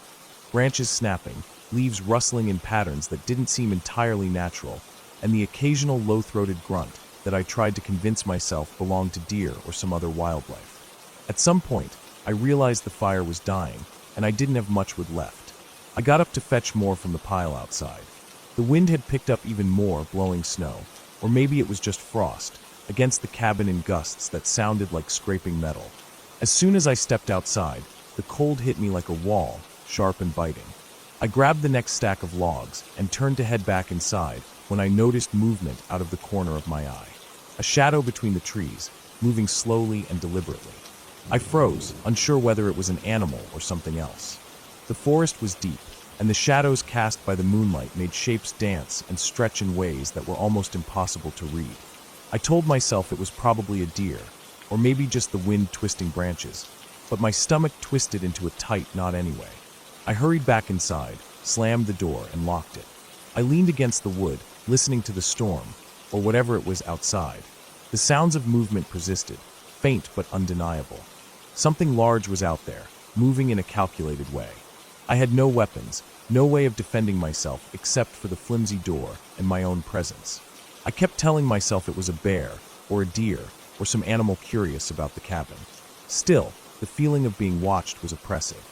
I built the fire back up as best I could and stayed close, the flames my only comfort. Night stretched on. The wind howled, banging against the walls, making the cabin groan and shudder. Every sound made me jump, the creak of the floorboards, the whistle of air through a gap in the window, the thump of something heavy landing on the forest floor outside. At one point, a distinct sound made my blood run cold. The soft, deliberate crunch of footsteps in the snow, moving closer to the cabin. My first instinct was to hide, but there was nowhere to hide in that small space. I had to keep moving, stay alert. I grabbed a kitchen knife from the drawer, the only thing with any weight to it, and held it loosely, more for comfort than for actual protection. Hours seemed to stretch into an eternity. I didn't sleep. I stayed close to the fire, listening. Sometimes the footsteps stopped, sometimes they circled, and every now and then a tree branch would snap, almost as if something massive had collided with it. My mind kept running scenarios, none of them comforting. I considered trying to leave, but the storm outside had grown violent. Snow whipped horizontally across the landscape, visibility reduced to a few feet. The dirt road was likely impassable. I was trapped in the cabin with something, or possibly someone, watching from the darkness. By the early morning, the storm had lessened. The forest was quieter, the wind reduced to intermittent gusts that rattled the cabin like distant echoes. Exhausted but still alert, I cautiously stepped outside to assess the situation. The snow was deep, covering the ground and the path back to the road. Tracks surrounded the cabin, large, unmistakably human. Someone had walked around the entire perimeter during the night. There were no footprints leading away, only the ones around me. I felt a chill unrelated to the cold.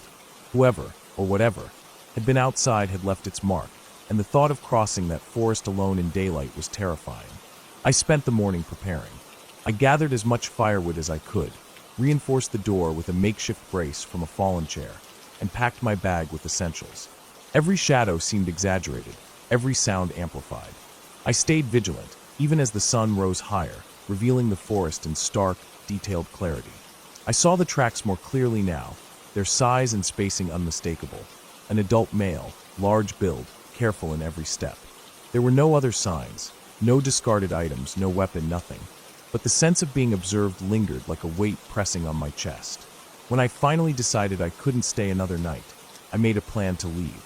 I waited for the storm to retreat fully, ensuring the road was navigable. With my bag slung over my shoulder and the knife still in hand, I moved cautiously, keeping my eyes on the tree-line. Every step on the snow was loud, my breath visible in the frigid air. I didn't dare look back, even though the urge was almost overwhelming. The cabin faded behind me, a small, battered silhouette against the dense forest. I kept walking, following the ruts in the road, until finally the trees began to thin. Hours later, I reached the main road, where my car had been parked along the shoulder, half buried in snow. My hands shook as I slid into the driver's seat, fumbling to start the engine. The heater kicked in, warm air washing over me, but it did little to ease the tension coiling in my muscles. I drove for hours, unwilling to stop until I reached a small town. I checked into a motel, not speaking to anyone, barely eating. Sleep came eventually, but it was shallow and fragmented, haunted by the memory of the tracks, the footsteps, and the overwhelming feeling of being watched. Even weeks later, the image of that cabin and the forest around it stayed with me. Every time I think about going back, my stomach tightens. I realize that isolation is not always peaceful. Sometimes it is exposure in its purest form, vulnerable, raw, and inescapable. The cabin was meant to be a retreat, a place to find quiet and focus. Instead, it had been a reminder that in the wild, there are boundaries and presences you cannot control, and the world outside the safety of doors and walls can feel as threatening as anything you imagine. I never returned to that forest. The cabin remains somewhere in the trees, silent and abandoned, a place that holds the memory of that long, cold night when I truly understood what fear felt like. And I know that while the cabin itself is inanimate, the experience of being utterly alone in a place designed for solitude has a weight that never leaves you. Every time I hear wind rattling through a nearby forest or snow crunching underfoot, I am reminded of it, and it keeps me cautious, alert, and aware of just how fragile a sense of safety can be when it is stripped away completely.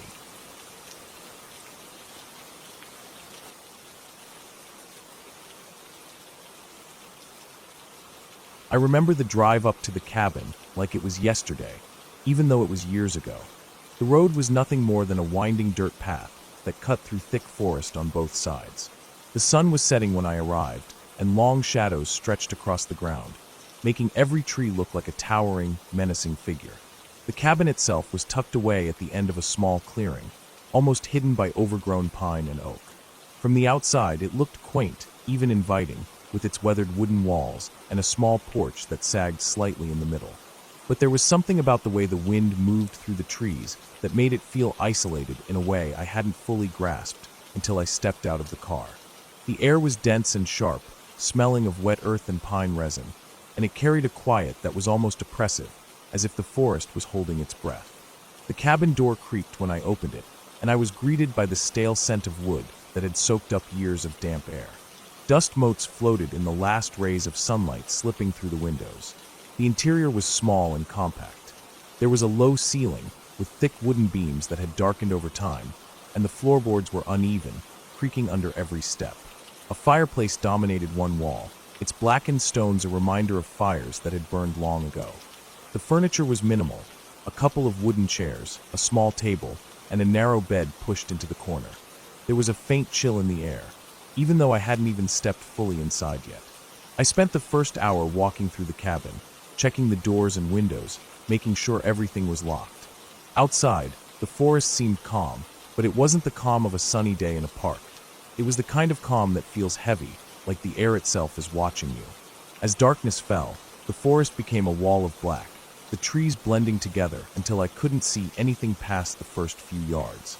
I lit the fireplace and tried to make the cabin feel more like home, arranging the small pile of firewood I had brought, listening to the way the flames crackled and hissed as they licked the old logs. The shadows the fire cast danced along the walls, turning ordinary objects into shapes that my mind instantly recognized as threats. Every sound from the outside, the snapping of a twig, the rustle of leaves, the soft thump of something hitting the ground, made me freeze and listen.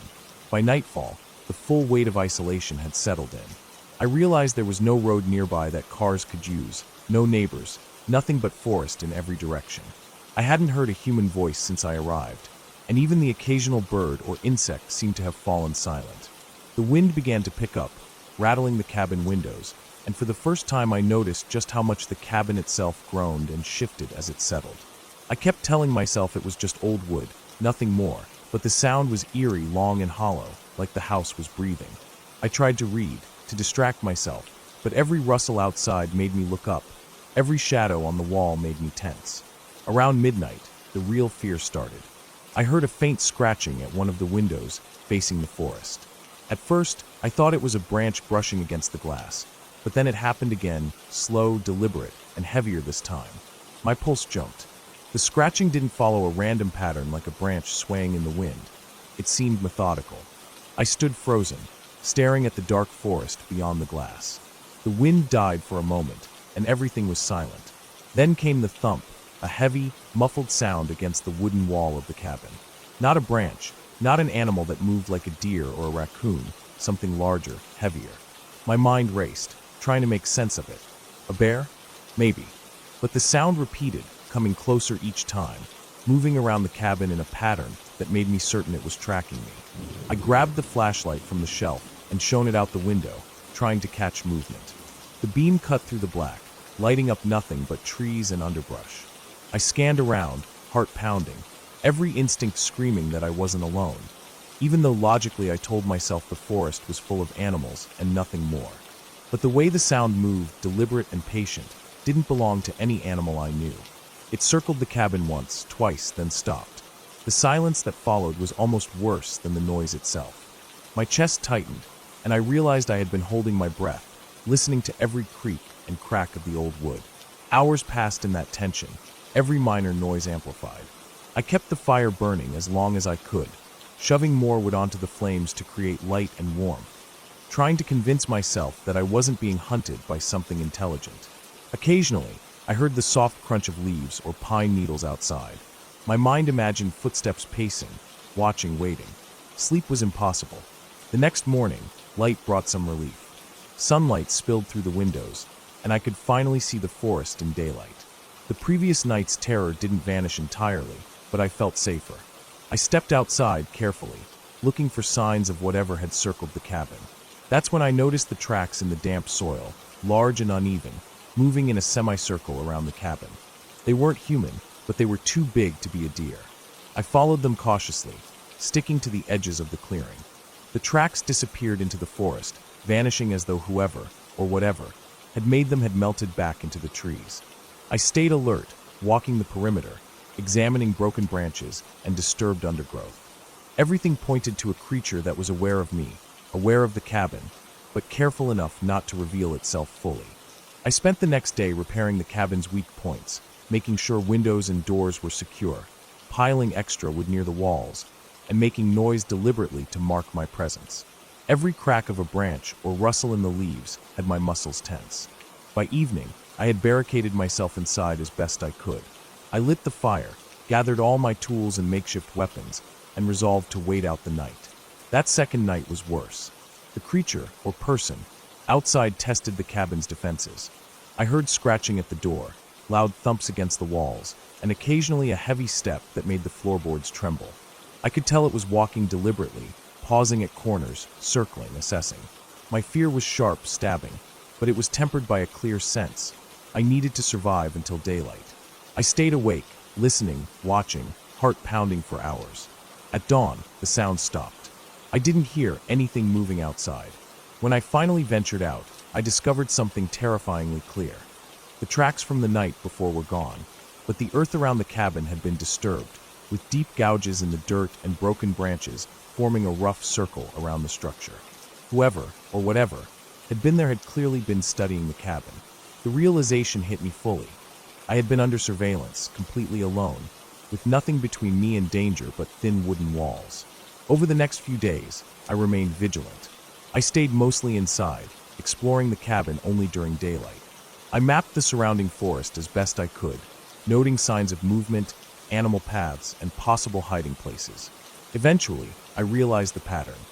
The creature stayed at the edges of the clearing, rarely venturing closer in daylight, but it had circled the cabin repeatedly at night, sometimes close enough that I could hear its breathing through the thin wood. I learned to move quietly, to watch for subtle signs, and to trust my instincts. By the end of the week, I had adapted to the cabin and the forest. I could anticipate sounds, interpret movements, and recognize the subtle signs of the creature's presence. I never saw it directly, but I knew it was there, intelligent and patient. When I finally left, driving back down the dirt road as the sun rose behind me, I felt a strange mix of relief and respect. I had survived, but the memory of the nights spent listening, waiting, and calculating every movement haunted me long after.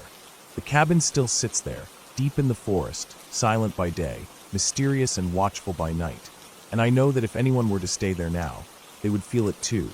The quiet, the isolation, and the patient awareness of something larger than themselves lurking just beyond the walls. Even now, years later, I can close my eyes and hear the wind in the trees, the creak of the cabin, and the faint, deliberate scratch of something circling, waiting. I survived because I learned to respect the forest, the cabin, and the hidden eyes that watched me. And I understand now that true fear isn't in ghosts or fairy tales. It's in the silent, deliberate presence of something very real, just beyond your line of sight, patient and watching.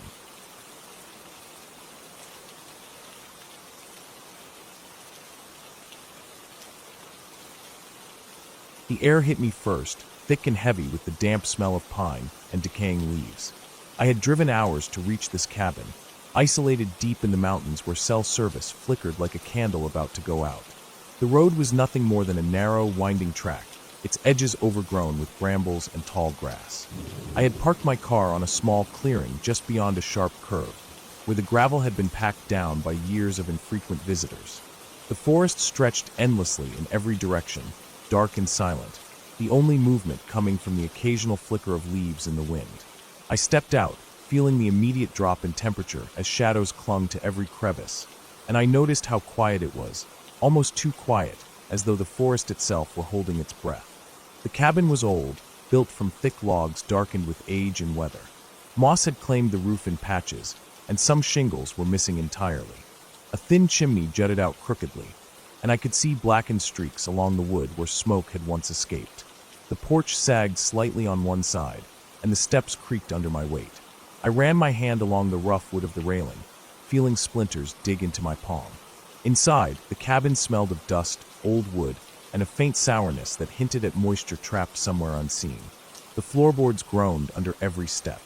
I flicked on the single overhead light, a weak bulb that cast more shadows than it eliminated, and it revealed a small room with a stone fireplace, a table with a few scattered chairs, and a narrow bed in the corner. A thin layer of dust covered everything, except for a few strange, circular marks on the floor near the door, which I assumed were from previous visitors. I set down my bag and began to explore. The kitchen was tiny, with a rusty sink and a stove that looked like it hadn't been used in years. The fridge hummed weakly, and I imagined it probably didn't work. There were cupboards, mostly empty, but I found a few cans of beans and a half-full bag of rice, which I set aside for later. The windows were grimy and streaked with dirt, the kind of grime that makes everything outside look distorted, dreamlike. I opened one and leaned out, staring at the thick trees that pressed in from every side. The sun was beginning to set, and the last light painted the forest in dull oranges and purples. Shadows pooled around the trunks, and I realized that if someone, or something, was out there, it could easily watch me without me seeing it. I decided to start a fire in the fireplace. The kindling was damp and smelled of rot, but after much struggle, I got a small flame going, feeding it piece by piece. The fire slowly grew, the warmth pushing against the chill that had settled into my bones. I sat back in one of the chairs, listening to the subtle sounds of the forest, branches cracking under their own weight, leaves rustling in the wind, distant birds calling before they settled for the night. Time passed quietly, the cabin growing darker as the light from the fire began to dominate the room. The shadows it cast were long and twitching, following every plank of the cabin's walls. I tried to focus on normal things, like checking the supplies and making sure the locks on the doors were secure, but every creak and groan of the cabin, under its own weight, made my stomach tighten. Night fell fully, and with it came a deeper silence. The wind had died down, leaving only the occasional snap of a branch, close enough to make me flinch each time. I sat near the fire, trying to read, but my eyes kept drifting to the windows, half expecting to see movement. That's when I noticed it, a faint, slow shuffle outside, just beyond the dim reach of the firelight. My heart jumped. I froze, listening. The sound didn't repeat immediately, but then it came again, closer this time. Footsteps? Or something dragging? I couldn't tell. I rose quietly and crept to the window, pressing my face against the cold glass. The forest beyond was black, almost impenetrable, but I thought I saw a figure, or at least the shape of one, moving between the trees. It didn't run, didn't make noise, just shifted steadily, methodically. I stepped back, telling myself it was a deer or some other animal. The forest was full of wildlife, and it was easy for the mind to play tricks in low light. But then the sound came again, this time from the side of the cabin. Something brushed against the wood outside. A low, dragging noise that sent a shiver down my spine. My rational mind screamed it had to be a fallen branch, but instinct told me otherwise. I grabbed a flashlight, checking that the batteries worked, and tried to peer outside. The beam cut a narrow path through the darkness, illuminating only the base of a tree and a patch of forest floor covered in leaves. Nothing moved. I waited, my pulse racing, ears straining. Minutes passed. Then came another sound, unmistakably deliberate, a soft, heavy thump against the porch. Someone was there. Or something. I tried to tell myself it was the wind, that maybe an animal had jumped up, but the thump came again, closer this time, and then a faint scrape along the wood. My breath caught. I considered leaving, but my car was parked down the small clearing, and the thought of stumbling through the dark forest without knowing what was out there was worse. I grabbed a kitchen knife from the counter, feeling the cold metal in my hand, and edged toward the door. My ears picked up every detail, the faint rustle of leaves, the crunch of gravel, the whisper of wind through the trees. I reached the door, pressed my back against it, and listened. Silence followed for a moment, and I thought maybe the sound had moved on. I took a cautious step outside, the flashlight in one hand and the knife in the other. The night air was colder than I expected, biting at my cheeks. I swept the beam across the clearing. Nothing, just trees and shadows. I let out a shaky breath and started walking toward the car, my steps light but hurried. The gravel crunched sharply under my feet. I glanced back once and saw a shadow shift near the edge of the forest. I ran the last few steps to the car, fumbling with the keys. The engine roared to life, loud and solid against the oppressive silence. I didn't look back as I pulled onto the narrow road, the headlights cutting a path through the darkness. But I noticed something in the rearview mirror, a flash of movement, something large and low, retreating into the black of the trees. My chest heaved. I drove without pause, gripping the wheel so tightly my knuckles hurt. By the time I reached the main road, the forest had disappeared behind me, replaced by faintly lit stretches of asphalt. My heart slowly began to settle, though the adrenaline still buzzed through my veins. I stopped at a gas station several miles down, bought water, and forced myself to sit for a while. I kept thinking about the cabin, the strange sounds, and the deliberate movements I had seen or imagined. I told myself over and over that the forest was full of animals, that the night plays tricks on your mind, that isolation amplifies fear. But I couldn't shake the feeling of being watched, the certainty that something had been tracking my movements outside the cabin. I drove until the sun began to rise, casting everything in soft, pale light.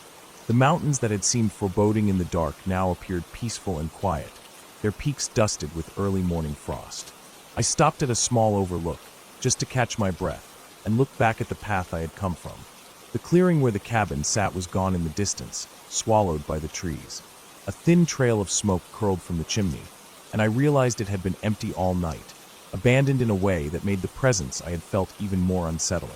Weeks later, I returned with a friend during the day to check the cabin again. It was exactly as I had left it, except there were new footprints in the mud outside. Human footprints, unmistakably. They led to the forest and vanished. There was no one around. The marks near the door inside were fresh, too. I realized then that whatever had been outside that night hadn't been an animal, and the thought lingered longer than any rational explanation could chase away. I never stayed there again. I never felt the need to test the silence of that forest or the isolation of that cabin. The memory of the dragging sound, the thumps on the porch, and the shadow among the trees stayed with me, a constant reminder that some places hold a presence you can feel even when nothing is visible. The cabin was quiet now in the daylight, but I knew what had been there, and I knew it was waiting for the next person foolish enough to come alone.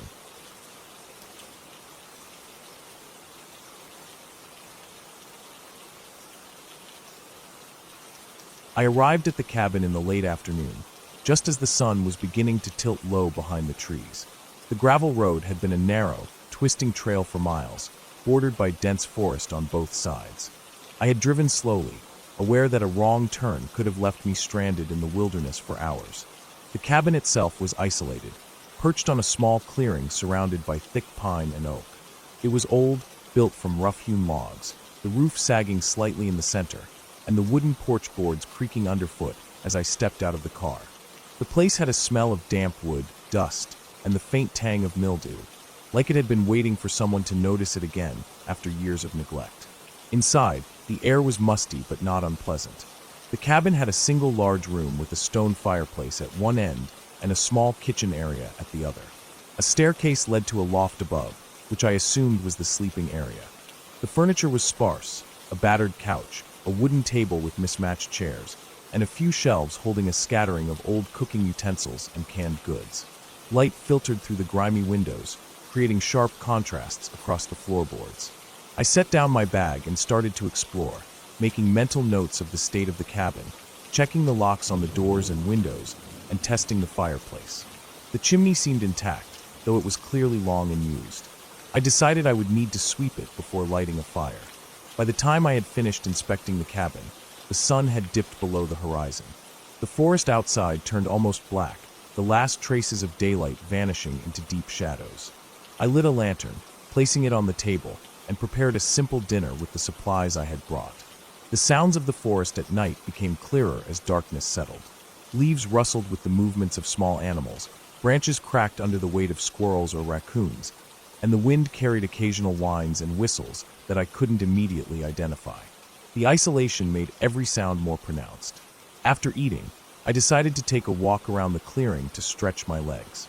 The ground was uneven, covered with fallen branches and patches of thick undergrowth. The moon had risen high enough to give some light, but the shadows between the trees were long and deep. I felt exposed, as if the forest itself was watching. I made a mental note to stay within the clearing after dark, but curiosity drew me closer to the tree-line. Something in the movement of the branches caught my eye, a shape slipping between the trees, quick and low. I paused, heart hammering, and tried to focus. The shadows were dense, but the movement seemed deliberate, not like that of a deer or a raccoon. It vanished as suddenly as it appeared. I returned to the cabin, convincing myself it was just an animal or a trick of the light. I double-checked the doors, secured the windows, and settled on the couch with a blanket. I tried to read, but the rustling outside kept drawing my attention. It was constant, closer now, with a subtle crunching that suggested something heavy was moving through the underbrush. I sat very still, listening, straining to hear more. Then I realized the sounds were circling the cabin. Slow, deliberate, moving around the perimeter. I grabbed a flashlight and cautiously stepped outside. The cold night air hit me, sharp and biting. I swept the beam across the clearing, revealing nothing but empty trees and darkness. No eyes reflecting in the light, no figure, nothing. Yet the sounds continued, always moving, sometimes stopping, then resuming in another direction. I began to pace, my mind racing through possibilities. A bear, a pack of coyotes, or perhaps someone else in the woods. The thought of another person being here made my stomach tighten. I had told no one where I was going. There was no reason for anyone to be here. The minutes stretched long. I returned inside and barricaded the door as best I could with the heavy table pushed against it. I kept the lantern close, ready to grab a heavier object if needed. Every shadow in the cabin seemed alive. A gust of wind rattled the windows, making me flinch. My flashlight's beam danced across the walls as I swept it over the room again and again. The noises outside continued, now accompanied by a faint snapping sound, like twigs breaking underfoot in short, uneven bursts. Sleep was impossible. Every time I closed my eyes, I imagined movement in the shadows, the presence of someone just beyond the edge of light. Around midnight, I decided I could not sit still any longer. I needed to know what was out there, to make sure I wasn't imagining it. I grabbed my coat, boots, and a small hatchet for protection, and stepped outside once more. The cold air stung my face. My flashlight's beam carved a narrow path through the darkness, revealing only trees, the uneven ground, and the occasional glint of a wet branch. As I moved around the cabin, I began marking a rough mental map. The sounds had settled into a pattern, moving through certain parts of the forest repeatedly. I noticed broken branches and disturbed leaves, footprints in the soft mud near the edge of the clearing. Too large for any deer I knew, irregular, possibly human. My pulse quickened. Whoever or whatever had been circling the cabin had left evidence now. I considered leaving, but my car was on the narrow road half a mile away, and the forest seemed thicker at night, making it almost impossible to navigate blindly. I returned to the cabin and reinforced the doors, then decided to climb into the loft. It felt safer up there, away from the ground, with a better vantage point through the small windows. I piled chairs and boxes under the loft ladder, making it more difficult to access. Hours passed. The sounds outside waxed and waned, sometimes almost stopping, sometimes circling again.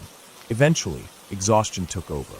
I dozed lightly, listening for any disturbance. At first light, I descended to find that the forest was calm, the noises of the previous night reduced to normal morning sounds of birds and small animals. The footprints were gone, as if whoever, or whatever, had been there had disappeared with the night. I decided to spend the day inspecting the surrounding forest carefully. I found signs of recent human activity.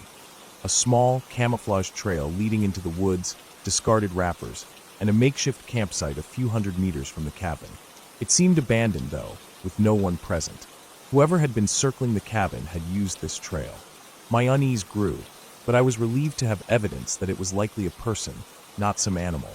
I spent the day preparing better defenses, blocking windows from the inside with heavy furniture, placing makeshift alarms from cans and string around the perimeter, and keeping my hatchet and flashlight close at hand. By nightfall, I had a plan in case someone tried to approach. The forest seemed quieter, almost holding its breath. I could see the road from the porch now, which gave me some comfort. The second night was long but different. I stayed alert, scanning constantly. At one point, a figure appeared at the edge of the clearing, illuminated by the faint moonlight. I held my breath, ready to call out or strike if necessary. But the figure hesitated, then turned and disappeared back into the woods. I realized this person had been observing the cabin, and I had been equally cautious, outwitting each other without confrontation. By morning, I made my decision. I packed my belongings quickly and locked the cabin securely behind me. I followed the road back to my car, leaving the forest and the small clearing behind. The sun was fully up, lighting the trees and clearing, making it appear serene and harmless. The isolation that had felt so threatening at night now seemed peaceful, almost beautiful. Driving away, I felt a mix of relief and curiosity. Whoever had been out there had retreated, and I had survived, but the thought lingered. I would return one day, perhaps with friends or with more preparation. But for now, I had my story, my caution, and my memory of a night when the forest felt alive in ways I had never imagined. The cabin still stood, quiet, waiting for someone to notice it again. And I knew if I ever returned, I would be ready. The experience left me with a heightened awareness, an understanding of how vulnerable isolation can make you feel. I replayed every sound, every movement, every shadow in my mind, learning to trust my instincts and respect the wilderness. The forest had not been supernatural, and there were no fairy tales at play. Just human presence, the raw tension of isolation, and the subtle terror of the unknown. In the end, I walked away unharmed, aware, and stronger, carrying the memory with me in vivid detail.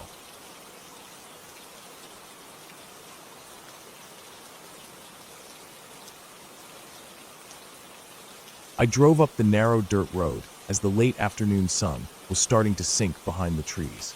The forest was dense, the kind where sunlight barely touched the ground, and the road seemed to wind endlessly without any sign of life beyond the occasional bird or squirrel.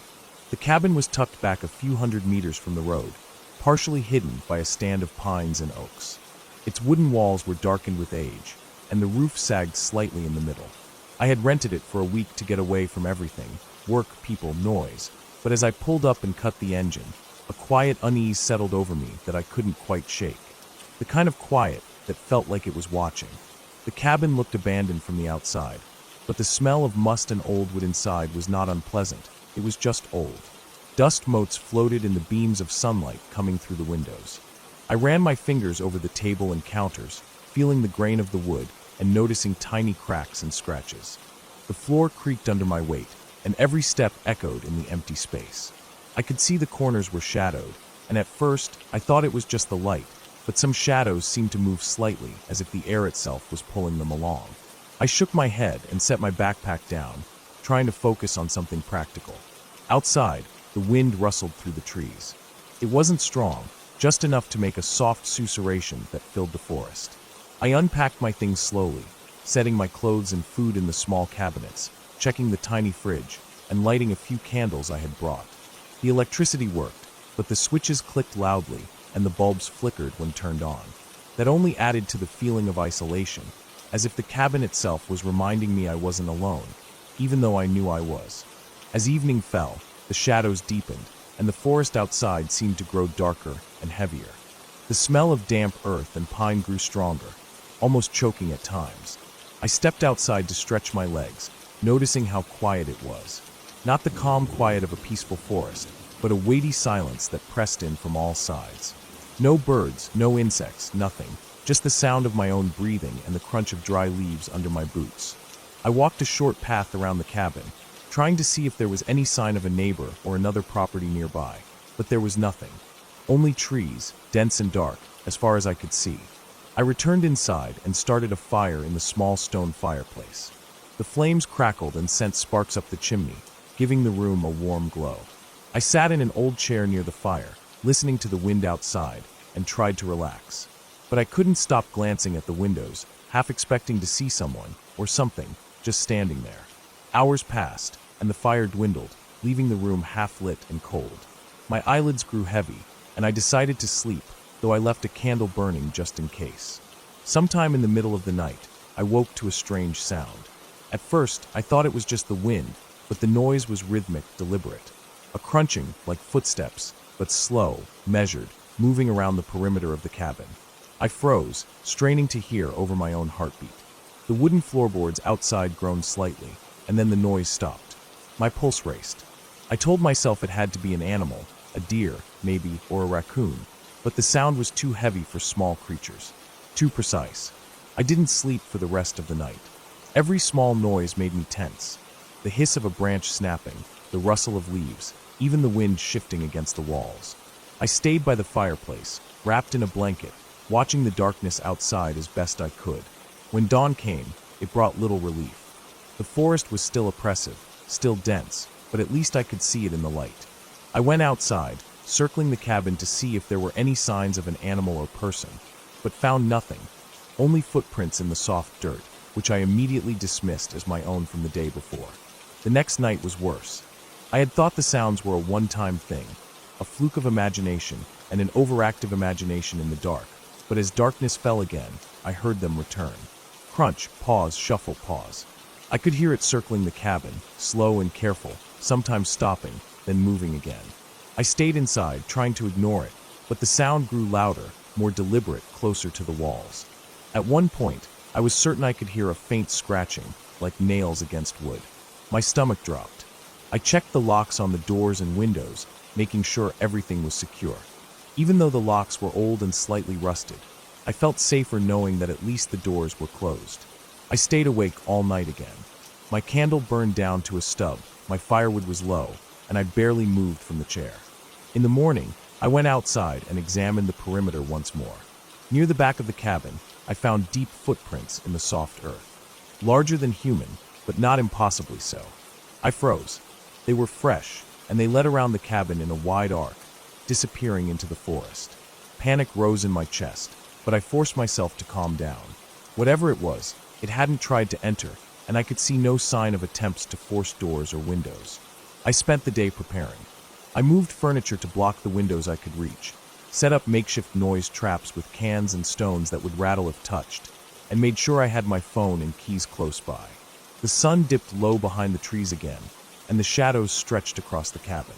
I lit a strong fire, stacked my limited firewood nearby, and stayed vigilant.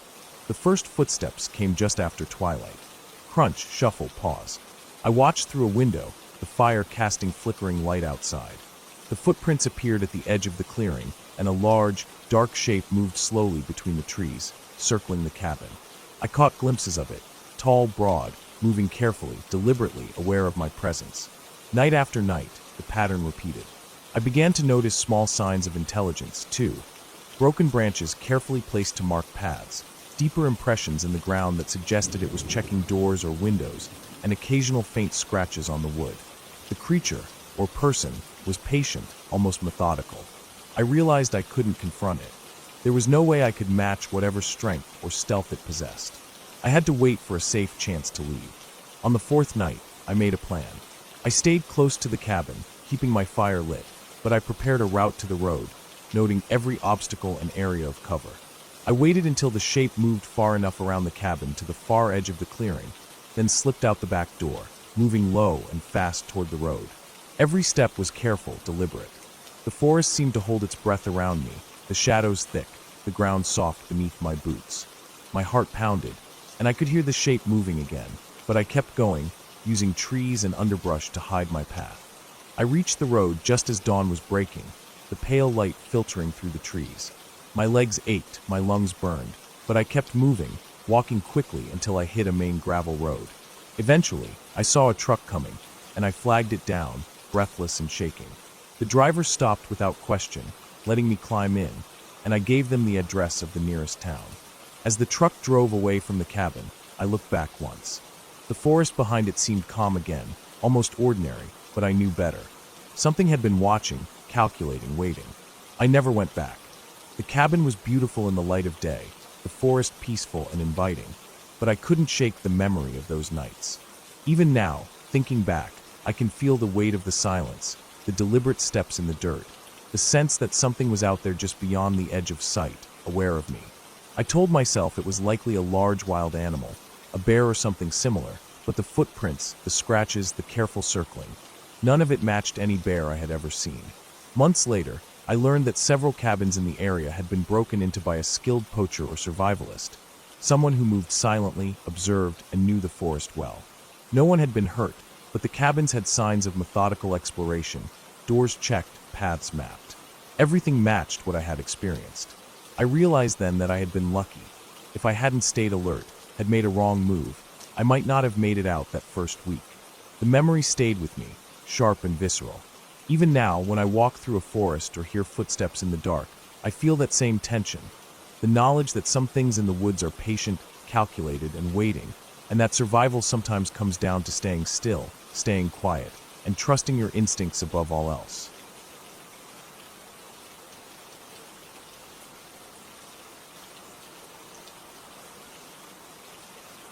I remember driving down the long, winding dirt road that led to the cabin. The trees were tall and dense on either side, their branches arching over the path, creating a tunnel that swallowed up most of the sunlight. It was late afternoon, and the air had a heavy, earthy smell from the recent rain. I could hear the faint rustle of leaves above me and the occasional crack of a distant branch snapping under its own weight. The cabin had been rented through a small local agency, the kind that specializes in remote properties, and the pictures online had made it look cozy, secluded, and inviting. In reality, it felt much more isolated than I had anticipated.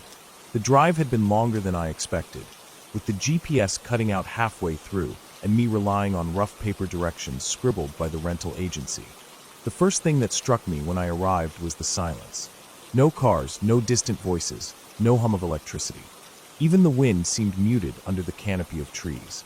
The cabin itself was modest, a simple wooden structure with dark-stained logs, a pitched roof, and a small stone chimney.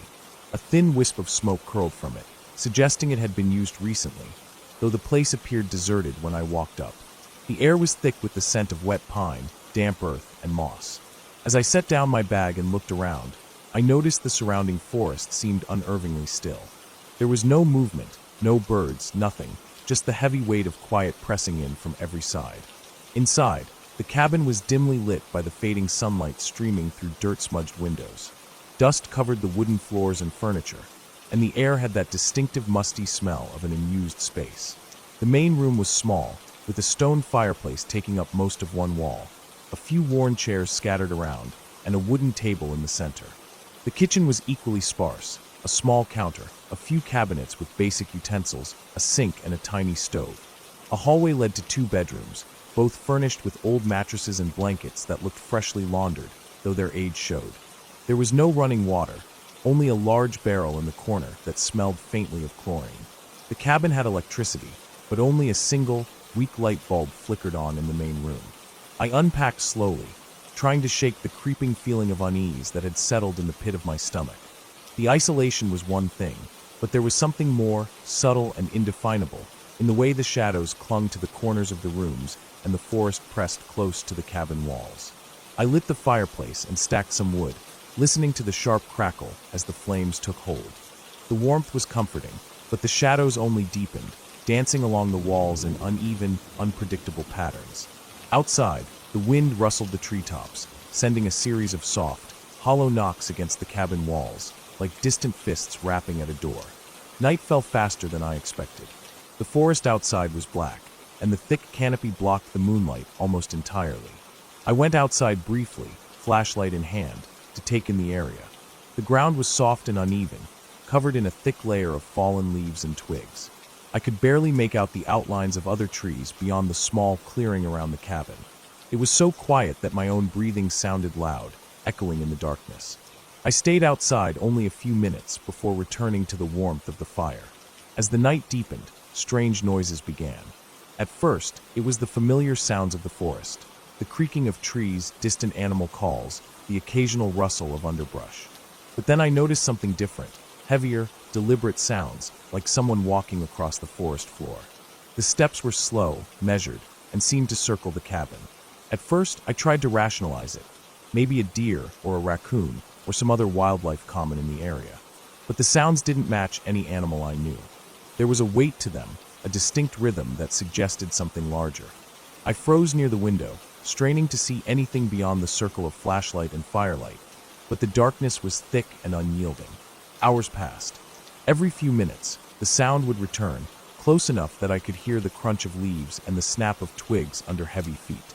I kept the fire going, moving slowly around the cabin, checking the windows, trying to convince myself it was just wildlife.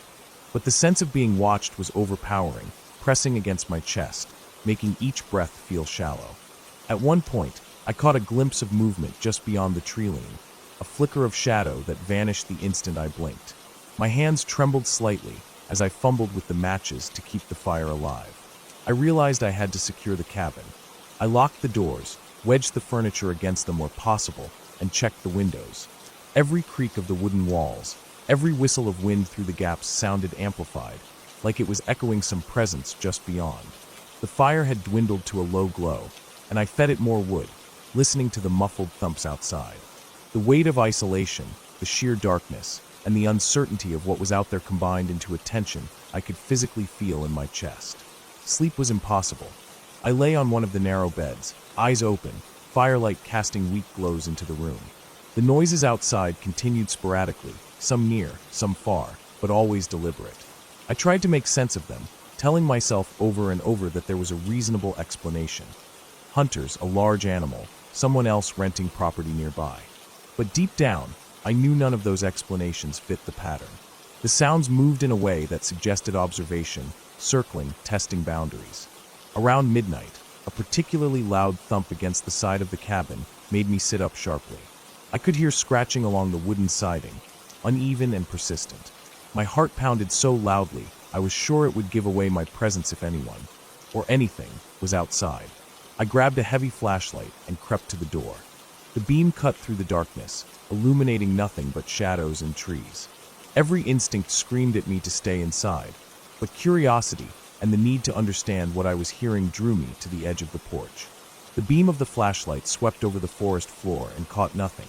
No movement, no figure, only darkness and the occasional shimmer of leaves. The noise stopped. Silence returned, but it was an even heavier silence, the kind that presses down and makes your ears ring. I stayed on the porch for what felt like hours, listening, straining to catch any sound, any hint of movement.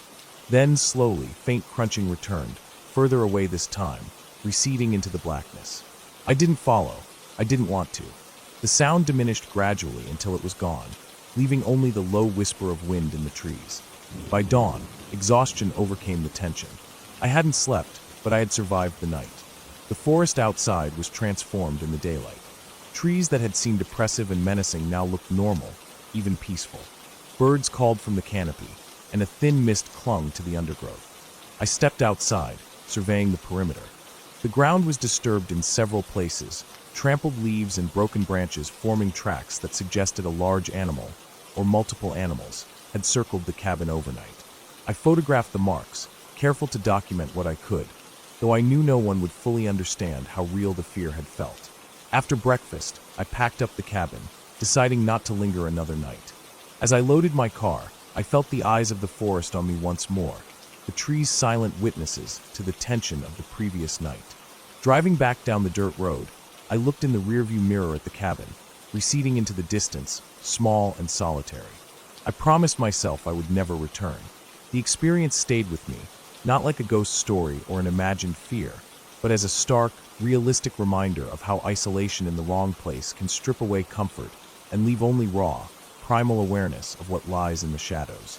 I shared my experience with the rental agency, emphasizing the signs of disturbance around the cabin. They acknowledged the report, mentioning occasional sightings of wildlife that could be dangerous and cautioning other renters, though no one ever seemed to confirm exactly what had caused the night's terror.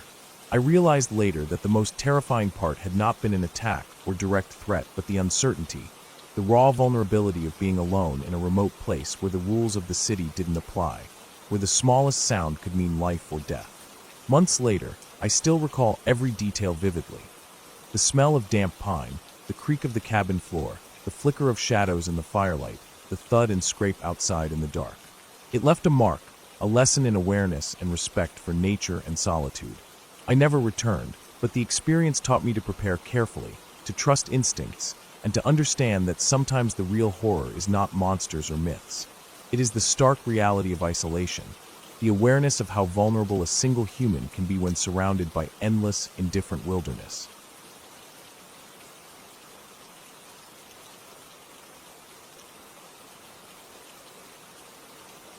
I had been driving for hours on narrow, twisting roads lined with dense pines and oaks, the kind of roads that made you feel like the world had been cut off from everything else. My goal was a small cabin my uncle had bought years ago, sitting on a remote piece of land in the mountains, far from any town or main highway. The GPS signal had long since vanished, leaving me with only the map my uncle had mailed me and the faint memory of his directions from years before. The last few miles were rough, the road crumbling in places and littered with rocks and fallen branches. The sun was dipping low, burning orange and gold across the trees, and shadows stretched long and uneven across the path. I had driven carefully, but each bend brought the road closer to disappearing into the forest, until I finally spotted the cabin, its weathered wood blending into the landscape, almost invisible against the surrounding trees. The cabin looked small from the outside, more like a sturdy hunting lodge than a place for living, but it had been built to last. A wide, wraparound porch stretched across the front, with a few rocking chairs that had seen better days and a small stack of firewood leaning against the wall. The windows were dark and reflective, and the chimney, though empty now, hinted at the warmth the place could provide in winter. I parked my car in a clearing just beyond the porch, stepping out to stretch and take in the quiet. The air was thick with the smell of pine and damp earth, a smell so strong it almost felt like a physical presence. No sounds of people, vehicles, or even distant wildlife reached me. Only the occasional creak of the trees as a gentle wind passed through. I carried my backpack and a small duffel bag with essentials, enough food and supplies for a few days, and I was hoping to spend the weekend alone, away from work and the city noise. The porch floorboards groaned under my weight as I stepped inside, immediately feeling the drop in temperature. The cabin interior smelled faintly of old wood and something else, a mix of mildew and dust that seemed to settle into the corners. The living room was small, with a low ceiling and a single window that let in fading light. There was a fireplace with old ashes and a few logs stacked to the side. I set my bags down and went through the small kitchen, checking the stove and sink, and then made my way to the bedroom. It was modest, a bed, a dresser, and a small desk. I placed my things down, glad to see the blankets were clean, and glanced out the window. The forest was already swallowing the edges of the clearing in darkness, the tall trees casting long shadows that flickered in the wind. By the time I had unpacked, the sun was gone, and the forest outside had turned into a wall of near-complete darkness.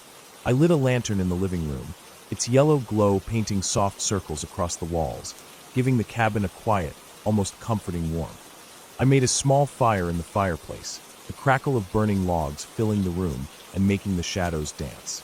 The forest outside was silent, but there was a faint sense of movement. It could have been the wind shifting the branches, but I kept catching glimpses of something at the edge of my vision. Trees swaying unnaturally or shadows that didn't align with the wind. I tried to ignore it, chalking it up to the exhaustion from the drive and the strangeness of being completely alone. I decided to take a short walk around the clearing before it got too dark, flashlight in hand. The beam cut a narrow path through the trees, illuminating roots, fallen branches, and patches of moss. The cabin, once a comforting sight, now felt like a small island in the middle of a sea of trees. I walked slowly, listening. My footsteps sounded unusually loud against the forest floor, but every so often, I thought I heard other sounds, a branch snapping, a rustle that didn't match any wind movement. I stopped, holding my flashlight out in front of me, scanning the darkness. The forest was dense, the undergrowth thick, and the trees so tightly packed that my beam barely reached more than 10 feet in front of me. I convinced myself it was just small animals moving through the brush. Deer, maybe a fox. I had read about coyotes being active at night in these mountains, but nothing I heard could be pinpointed. Returning to the cabin, I felt the warmth of the fire and the stability of the four walls around me, but the uneasy feeling didn't leave. I prepared a simple dinner, beans and bread, heating them on the stove. The smell was oddly comforting. I ate slowly, listening to the occasional creak and pop of the wooden cabin settling, or maybe just the sound of the trees brushing together outside. Afterward, I sat in one of the rocking chairs by the fireplace, letting the firelight fill the room, and tried to relax, reading a book by the lantern. Outside, the wind had picked up, whispering through the trees, and I kept noticing sounds that seemed to be moving closer. Around 10 o'clock, I decided to check the perimeter again. The moon was bright, but it barely penetrated the forest's thickness. I walked slowly, keeping close to the cabin, the beam of the flashlight slicing through the darkness. I noticed footprints in the soft earth near the edge of the clearing. Human footprints, too large to be mine.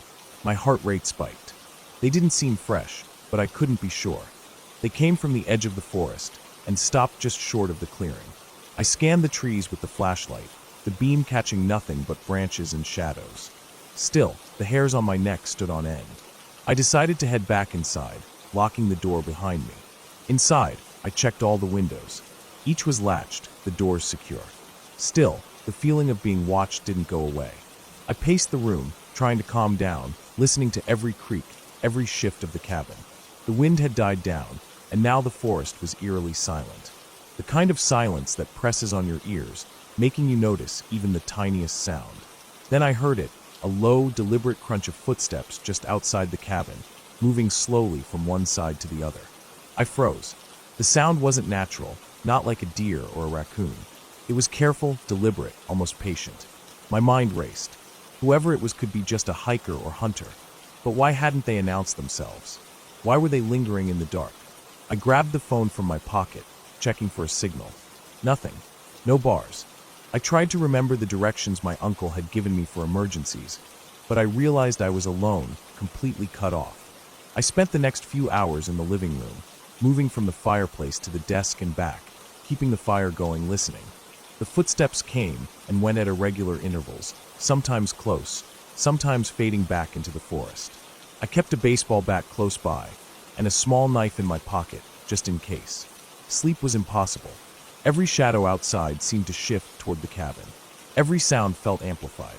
The wind occasionally rustled through the trees, but now it seemed like it was carrying the footfalls closer. When morning finally came, I was exhausted, my nerves raw. The first light made the forest look almost peaceful, but I knew it was only an illusion. I stepped outside cautiously, scanning the clearing. The footprints from last night were gone, but new ones appeared around the edges of the clearing, closer this time, circling the cabin in a wide arc. Whoever had been there had spent the night moving around me unseen. My stomach turned. I quickly gathered my things, deciding to leave immediately. As I drove back down the crumbling road, the forest seemed alive, every branch, every tree, every shadow watching. The sun rose fully, burning through the mist in the valleys, and I finally reached a place where cell service returned. I called my uncle, telling him I wasn't coming back for now. Later, I learned that the area had a few cases of squatters, people who lived off-grid and sometimes moved through the forest at night, avoiding any traceable presence. It explained the footprints, the careful circling of the cabin, and the sense of being watched. No harm had come to me, but the thought of someone moving unseen in the dark, so close, made my skin crawl even weeks later. The cabin was beautiful, isolated, and quiet, but I realized that isolation could hide more than peace. There were shadows in the forest that could wait silently, watching, knowing you were there while you slept, and the memory of that made me wary of going back alone. The experience stayed with me, the way the wind sounded like whispers, and how the trees seemed to lean in, almost eager to conceal something waiting just beyond the edge of light. I eventually returned, this time with friends, and we installed motion sensors and reinforced the doors. The first night with people around was easier, and the feeling of being watched dissipated. I explored the forest during the day, mapping paths, understanding the terrain, and realizing that while it was beautiful and remote, it wasn't empty. Wildlife and humans alike passed through these woods. The key was respect, preparation, and knowing the difference between being alone and being vulnerable. The cabin became a retreat, a place where I could feel safe because I had acknowledged the risks, prepared for them, and had others around when it mattered. It remained my escape from the city, but I never again underestimated how close someone or something could be without your knowing, and how that closeness could make every shadow, every sound, and every night feel far longer than it had any right to. Even now, years later, when I drive past that stretch of road, I remember the quiet darkness, the circling footsteps, and the way the trees seemed to lean closer, as if they were hiding something waiting.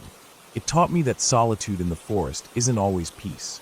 It can be awareness, and awareness is the difference between leaving unharmed and leaving as just another story the forest keeps to itself.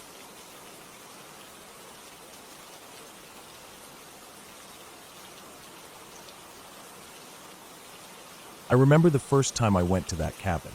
It was late October, the kind of cold that seeps into your bones no matter how many layers you wear. The forest surrounding it was dense, mostly tall pines mixed with a few scraggly oaks, their leaves long gone, leaving bare, twisting branches. The road that led to the cabin was little more than a dirt track, overgrown in places and slick with fallen leaves and early frost. By the time I arrived, the sun had dipped below the horizon, and the shadows between the trees were deep and solid. There was no cell phone signal. There wasn't even a clear view of the sky because the canopy was so thick, and the fading light made the world seem more enclosed, tighter, heavier. The cabin itself was small, made of old logs, the kind that had been cut and stacked decades ago. It looked sturdy but tired, the roof sagging slightly in the middle, shingles missing in patches, and the windows dusty and streaked from years of rain and wind. The porch creaked under my boots, and when I stepped inside, the air was musty and cold, smelling of old wood and damp fabric. I had brought some supplies, enough to stay a couple of nights. A small bag of food, a lantern with extra fuel, blankets, and a few candles. The cabin had a wood stove, which was crucial because the temperature had already dropped close to freezing. I started a fire immediately, the smell of burning pine filling the room and giving me some comfort. I spent the next hour checking the cabin, making sure the windows latched and the doors closed tightly. One of the doors didn't lock properly, but the old bolt on the inside worked, and that would have to do. I unpacked my things, laid the blankets neatly on the bed, and tried to relax, though there was a tension in the air I couldn't shake. It wasn't fear at first. It was just an awareness of being completely alone in the middle of nowhere, far from any help, with only the sounds of the forest outside. Night fell quickly. With no streetlights or passing cars, darkness enveloped the cabin like a thick blanket. The lantern flickered as I read by its light, and every small noise, the wind through the pines, the occasional snapping of a branch, the distant howl of a coyote, felt louder than it should have. Around 11, I went to check the fire. The wind had picked up, rattling the window panes and making the cabin groan in ways it hadn't during the calm afternoon. I stacked a few more logs, trying to ignore the chill creeping through the floorboards. It wasn't long after that when I first noticed it. A sound outside, low and deliberate. At first, I thought it was a branch falling, or maybe an animal moving through the underbrush. But then I realized it wasn't random. There was a rhythm to it, a crunching pattern like someone, or something, was walking around the cabin, just beyond the line of trees. I froze, listening. My heart was racing, but I kept as still as possible, waiting for the sound to either go away or become identifiable. The noise continued for several minutes, circling the cabin, stopping occasionally, then moving again. I could hear it moving slowly, deliberately, boots crunching on frozen leaves, or claws scratching the ground. I checked the windows. Outside, in the dim light of the moon, all I could see were the dark shapes of trees, shifting slightly in the wind. No shadows moved between them, but I knew something was out there. My instincts screamed at me to leave, but the thought of stepping into the forest at night, in freezing conditions, with only a single flashlight, seemed more dangerous. I lit another candle and tried to focus on the fire, telling myself it was an animal, maybe a deer or a coyote, moving near the cabin. But the sounds didn't match anything I knew. They were too heavy, too deliberate. I sat by the fire for what felt like hours, listening. At some point, the steps stopped. Silence settled over the cabin, heavy and complete. I tried to sleep, but every crack of wood, every rustle of leaves outside, made me jump. Around 3 in the morning, I woke to another sound, this one closer. A tapping, soft at first, like a finger lightly drumming on the wooden walls. Then it became more pronounced, moving across the cabin exterior, pausing at each window, as if someone was testing them. My pulse shot through the roof. I stayed still, thinking, calculating. The doors were locked from the inside. The windows were closed. Whoever, or whatever, was out there couldn't get in easily. But the knowledge didn't make me feel safe. I grabbed my flashlight and cautiously opened the door, just a crack, to peek outside. The beam swept across the yard. Nothing. Only the forest, quiet and dark, the ground glistening with frost. I stepped outside fully, flashlight in hand, moving slowly around the cabin to see if I could find a trail or any sign of movement. There were footprints in the dirt, large, booted, leading from the tree-line around the side of the cabin and disappearing into the woods behind me. I didn't recognize them. They were human-sized but too heavy, the imprint deep and deliberate. No one should have been here. I went back inside and secured everything again, placing a chair under the doorknob as a precaution. I couldn't sleep, not really. I kept thinking about the footprints and the sound of deliberate movement outside. At some point, as the sky began to lighten, I finally dozed, exhausted and tense. Morning brought no relief. The sun was weak behind thick clouds, barely lighting the clearing around the cabin. I stepped outside and examined the yard. More footprints had appeared overnight, circling the cabin, leaving the snow and frost disturbed. I realized then that I hadn't heard footsteps leaving. Whoever had been there had stayed close, watching, waiting. Panic began to settle over me, but I forced myself to stay calm. I needed a plan.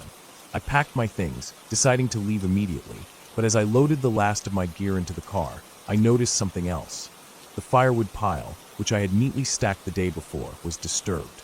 Logs were scattered, some broken, arranged in a way that suggested someone had leaned against them, or worse. The sense of being watched returned, sharp and insistent. I got into the car, locked the doors, and started the engine, listening. There was no one there. Nothing but the wind and the distant groan of the trees. I drove slowly back down the dirt road, eyes darting to the tree line, scanning for movement. Every shadow seemed like it might hold something, every bend in the road a potential hiding place. When I finally reached the main highway, relief washed over me.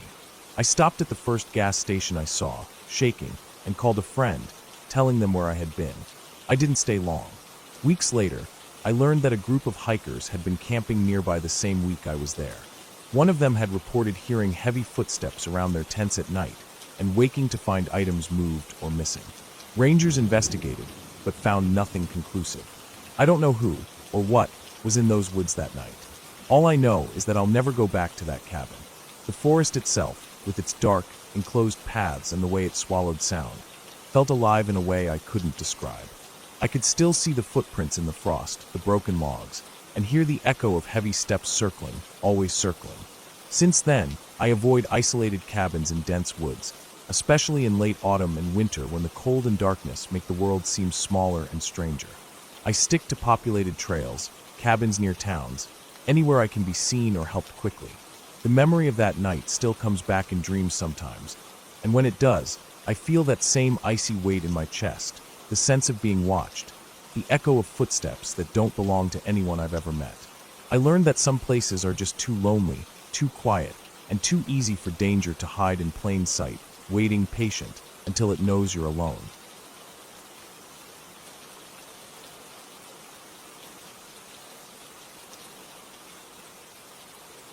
I remember the first time I stayed in that cabin. It was deep in the mountains, far from the nearest town, and I had convinced myself that isolation would be peaceful, maybe even freeing. The drive up the winding dirt road was long and exhausting, with trees pressing in on both sides, their branches scratching against the car windows like fingernails. By the time I reached the small clearing where the cabin sat, the sun had begun to sink behind the mountains, casting long, dark shadows across the uneven ground. The cabin itself was old, made of rough-hewn logs darkened by years of weather, with a tin roof that had rusted in patches and a small porch that sagged slightly in the middle.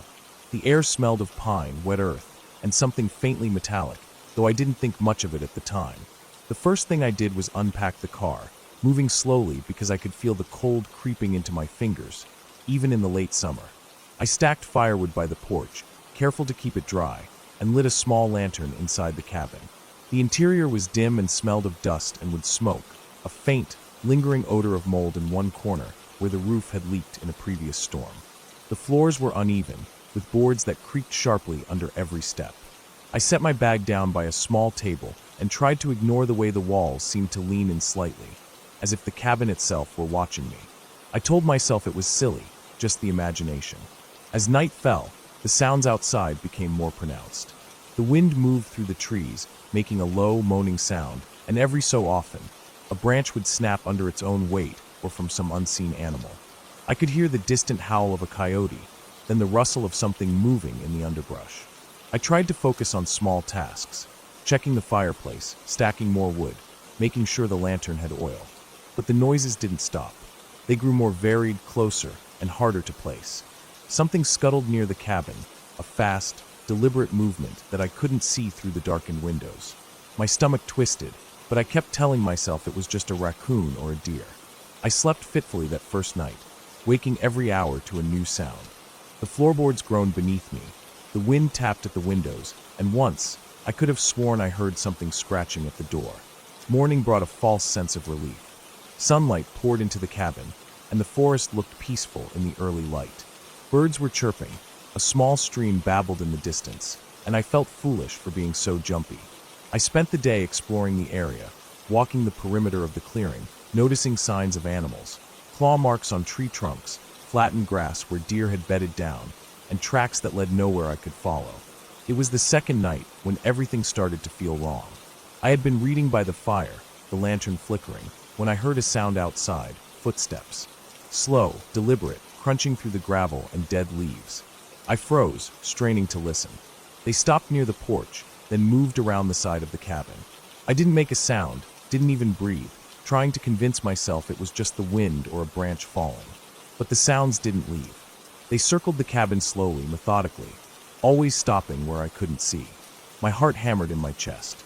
I wanted to leave, but the nearest town was miles away, and the dirt road had washed out a bit from recent rains. My car was parked in the clearing, but to reach it, I would have had to walk through the dark woods. I sat still for hours, listening to the footsteps that seemed to echo in my mind more than the clearing. Every now and then, I heard a faint rustle, a soft scraping, like something brushing against the cabin's walls.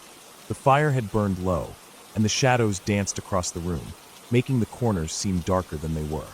I tried to stay rational, telling myself that maybe some deer or a large raccoon had found its way close to the cabin, but deep down, I knew the rhythm of the movements didn't match any animal I'd ever heard. Sleep came eventually, but it was shallow.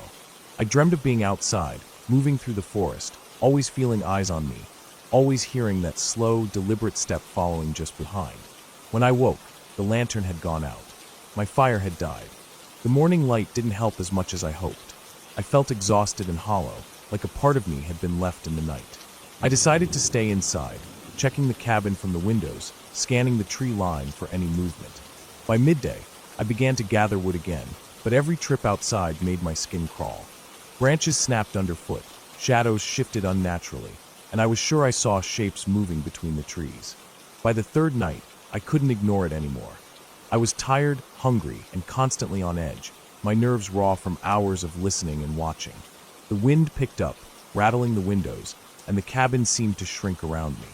I couldn't tell if the sounds were outside or inside, and every little noise made me jump. Then I heard it, a sharp, distinct tap at the window, like a knuckle knocking. My heart stopped. I stayed as still as possible, my eyes fixed on the spot. After a long moment, it came again, then again, slow, deliberate, a rhythm meant to be noticed. I realized with a sickening certainty that someone, or something, was out there, watching, waiting. I gathered the courage to look outside, but the forest was thick, dark, and silent. No figure, no movement, just the shadows of the trees swaying in the wind. I checked the perimeter, walking cautiously, my bare feet crunching on the gravel. There was nothing, only the marks of animals, but the feeling of being watched remained. I realized I had been right all along. It wasn't the wind, it wasn't animals. Someone had been circling the cabin, hiding, waiting for me to leave or fall asleep. The next day I made a decision. I couldn't stay another night. I packed quickly, keeping my movements quiet, and loaded the car. I waited until the sun was high, then left the cabin without looking back. The drive down the mountain was tense. Every shadow along the road seemed like someone standing there, waiting to stop me. I arrived at the nearest gas station with my hands shaking and my heart pounding, trying to tell myself it was over. Weeks later, I returned with the police. They searched the cabin, the surrounding woods, and the road leading up to it. There were no signs of anyone having stayed there recently. No tracks, no evidence, just the marks of wildlife and the uneven earth around the cabin. It made me question what had happened, if maybe it had been my imagination running wild from isolation and fatigue. But I knew what I had heard, what I had felt, the deliberate steps, the taps on the window, the circling in the dark. I would never stay in that cabin again, and I would never forget the feeling of being watched when there was supposedly no one there. Even now, I can remember the smell of the damp earth, the cold bite of the wind through the broken windows, the way the shadows clung to the walls inside, and the sound of those steps moving around the cabin as if it had a mind of its own. That cabin wasn't haunted by ghosts, but by something just as unsettling. The certainty that someone else had been there, hidden in the dark, waiting. And I'll never go back to see if they still are.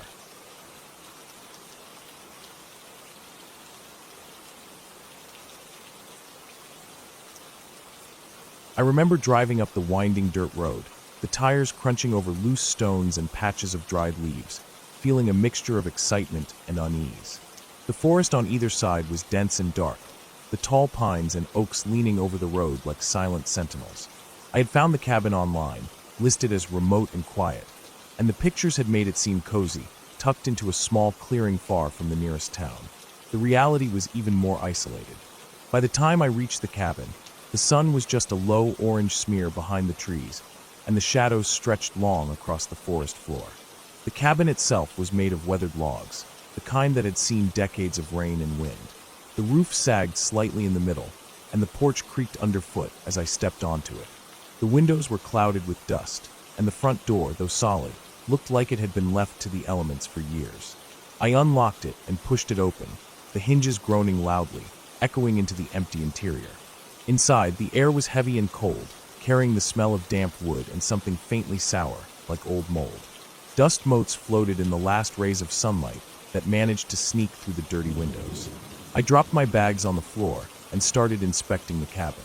The living area had a stone fireplace, blackened from years of use, and a wooden table with chairs that wobbled when I touched them.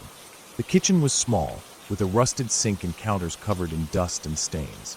There was a bedroom off to one side, a single bed with a thin mattress, and a bathroom with a cracked mirror, and a sink that leaked slightly when I turned the tap. Everything felt untouched for a long time, like someone had walked away and never come back. I felt a shiver run down my spine, but tried to brush it off. I had stayed in remote cabins before. The isolation was part of the appeal. I spent the next hour getting the fireplace going. The wood stacked outside was damp in places, and it took several attempts to get a decent fire going. By the time the flames caught, the cabin glowed faintly with a warm orange light. Outside, the wind rustled the trees, and I could hear branches snapping under their own weight, but inside, I felt a small sense of comfort. I unpacked some food, boiled water for coffee, and settled in with a blanket on the creaky couch. Night came quickly. The sky outside darkened to a deep blue, and the forest became almost impenetrable in the shadows. I had brought a lantern and some flashlights, but I kept the fire going as my main source of light. Everything outside the cabin seemed alive in a way I wasn't used to. Every crack of a branch, every rustle in the leaves, sounded amplified in the quiet. I told myself it was just deer or small animals moving through the forest, but the feeling of being watched was difficult to shake. I checked the locks on the door and windows, making sure everything was secure, even though logically, I knew the nearest neighbor was miles away, and any person would have to drive an hour just to get here. As the night deepened, the noises in the forest grew. A distant howl echoed between the trees, low and mournful, and my stomach tightened. I had heard wolves in these woods before, but the sound was closer than I had anticipated. I tried to focus on the fire, keeping it alive, feeding small logs one at a time. The crackle and pop of the flames became almost hypnotic, but then I heard it, a distinct thump against the outside wall of the cabin. My heart stopped. I froze, listening. The sound came again, slow and deliberate, like someone stepping cautiously across the deck. I grabbed the flashlight, my fingers trembling, and shone it toward the window. Nothing. Only shadows of the trees swaying in the wind. I reminded myself that it could be an animal, maybe a raccoon or a deer brushing against the wood. But then I heard another sound from the other side of the cabin, a dragging noise, faint but definite. My pulse raced, and I moved toward the door, flashlight in hand. Every step creaked, announcing my movement to whatever might be outside. I reached the porch, shining the beam over the clearing. There was nothing, just the black silhouettes of trees and the ground littered with leaves. I scanned the forest, my breath catching in my throat every time a branch snapped nearby. Nothing moved, but the sense of being observed didn't fade. I tried to laugh quietly, telling myself I was letting my imagination run wild. I went back inside, bolting the door and pulling a chair against it for extra security. I sat back down, the firelight flickering across the walls, but sleep didn't come. Every noise outside, the wind shifting, the branches rubbing together, even the faint crunch of snow or leaves underfoot, felt magnified. I started checking the cabin again, going through each window and door, making sure everything was locked. The flashlight's beam danced across the room, catching every shadow, and I realized that the darkness outside made the cabin feel smaller, almost suffocating. Hours passed slowly. The fire burned low, and the wind picked up, rattling the cabin and making the walls groan. I could hear something moving near the back of the cabin again. This time, it was deliberate, slow, and cautious, almost like someone was circling.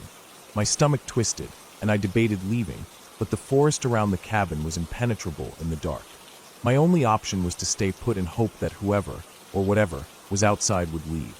I kept the lantern close, the weak light casting shadows that danced across the walls.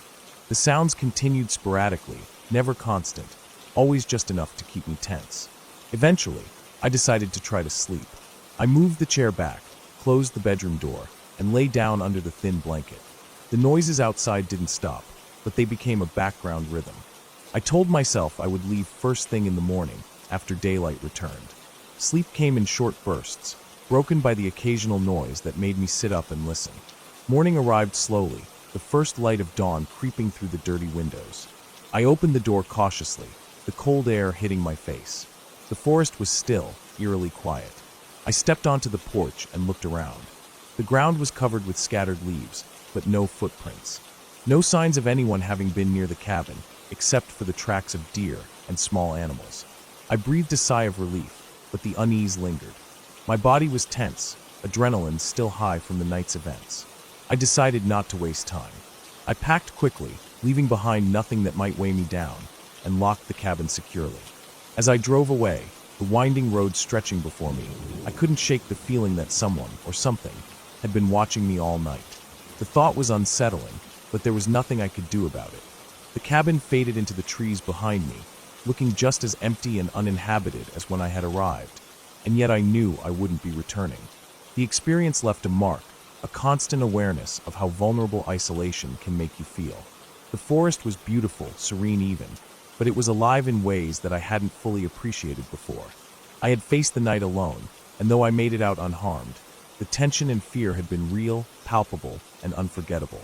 Even now, thinking back, I remember the smell of the damp wood, the cold that seemed to seep through the floorboards, and the sounds that made me jump at every turn. It taught me a lesson about being truly alone in the wilderness, and about the small but important things, like a locked door, a fire, and a flashlight, that can mean the difference between feeling safe and feeling hunted. The cabin stood silently in the forest, waiting for the next visitor, and I knew it would take someone else's courage, or recklessness, to experience the same fear that I had. I left with a mix of relief and lingering dread, grateful for daylight, for the safety of a road, and for the ability to drive away from a place that had made me feel truly exposed, aware of every sound, every shadow, and every inch of the wild around me.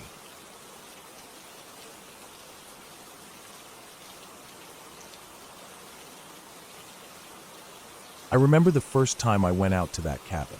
It was late summer, the kind of summer that hangs in the air like a thick blanket, making the evenings warm but the mornings sharp and cold. The cabin itself sat at the edge of a dense forest, a small clearing surrounding it just wide enough for a car to squeeze in and for some grass to grow.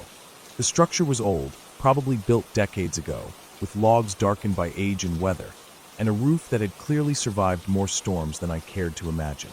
From the outside, it looked cozy, almost inviting, but there was a stillness to it that didn't sit right. Standing there on the porch, I could feel the silence pressing in from the woods, a quiet that felt unnatural, like the forest was holding its breath. The path leading up to the cabin was narrow and overgrown, more of a track than a road.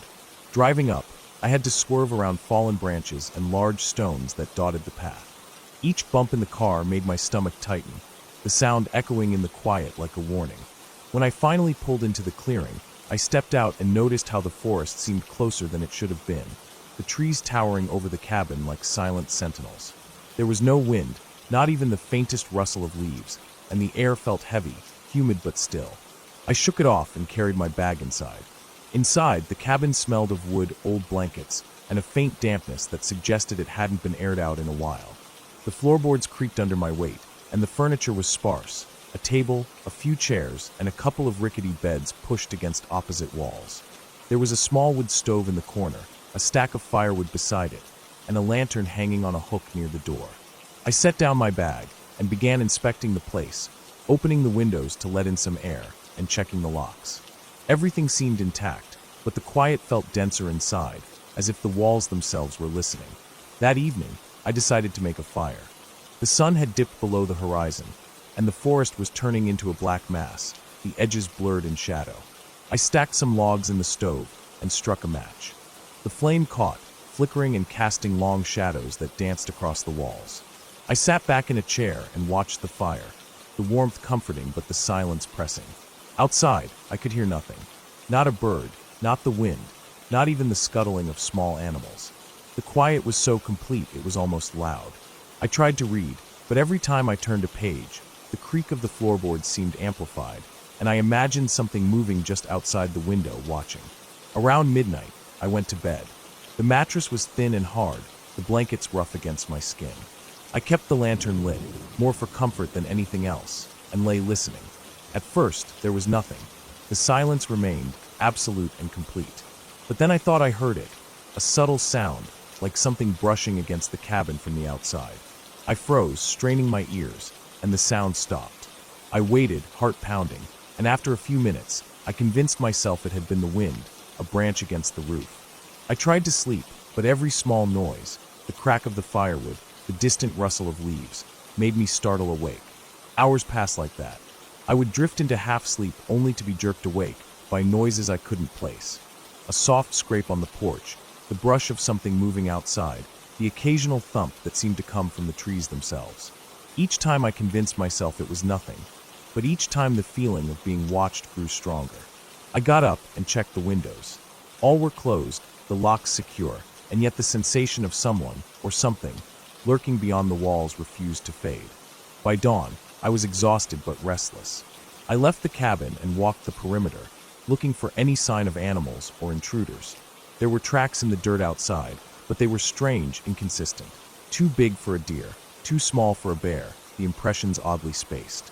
I traced them through the clearing and toward the edge of the forest, where they disappeared into the shadows. I tried to shake the unease, telling myself the tracks belonged to some wild animal passing through, but there was a pattern to them that made my stomach tighten, as if whatever had made them had been circling the cabin watching. That day passed in a haze of anxiety and vigilance.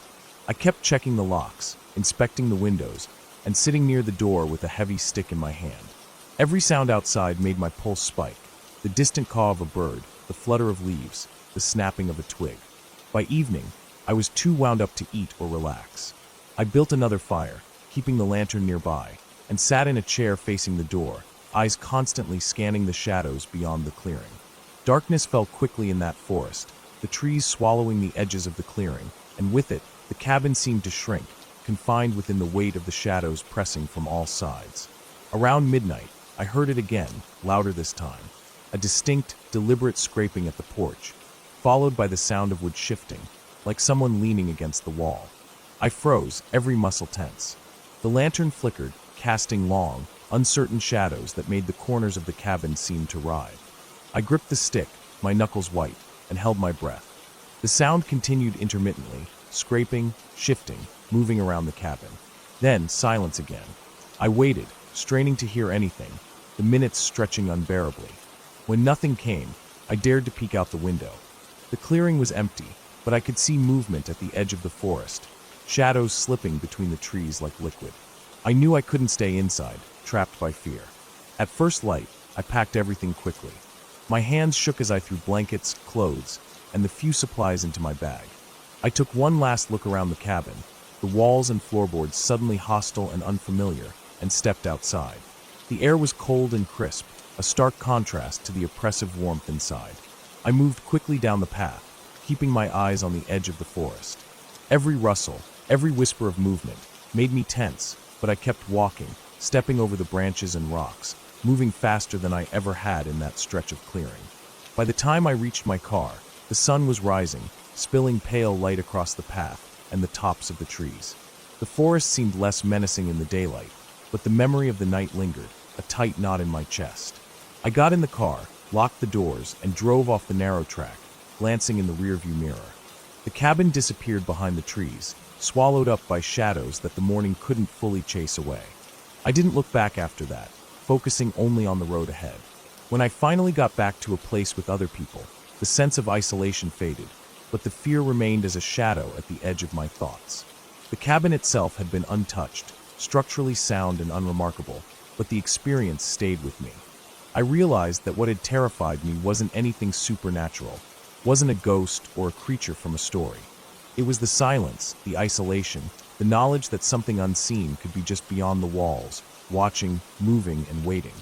I never went back, and I don't think I ever will. That cabin, the forest around it, and the oppressive quiet had carved themselves into my memory.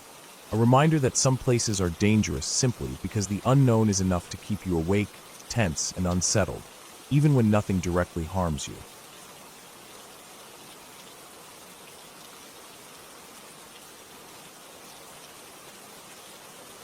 I remember driving down the winding dirt road toward the cabin, the sun just starting to dip behind the dense forest. The gravel crunched under the tires, and every time I hit a small rock, it jolted through the floor of the old car. I had been excited about the trip for weeks, seeking some quiet away from the city, away from the constant hum of lights, cars, and people. The cabin was in a remote area, far enough from any real town that the GPS signal faded completely once I hit the last turn off the main road. That thought both thrilled me and unnerved me a little. It was exactly what I wanted, solitude. But as the shadows stretched and the trees thickened, I began to notice just how dense and unbroken the forest really was. There were no other houses, no signs of life, just the dark green mass of pines and oaks pressing in on both sides of the narrow road. By the time I reached the small clearing where the cabin stood, the last traces of sunlight were gone, leaving a soft gray twilight. The cabin itself looked older than I expected. Its wood siding was dark and weathered, the kind of wood that had soaked up decades of sun, rain, and snow.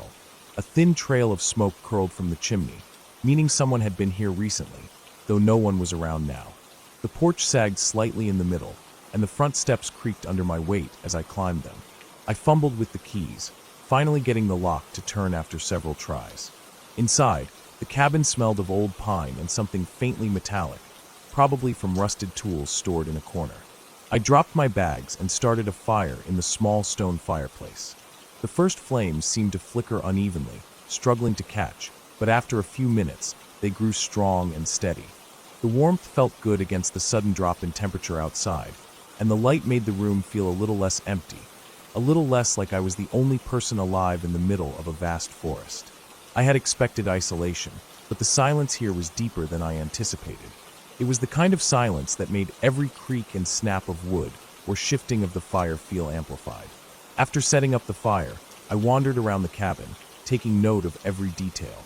The furniture was sparse, a wooden table with 4 chairs, a couple of cabinets with basic dishes, a small bed pushed into the corner, and a loft that could be accessed by a narrow ladder.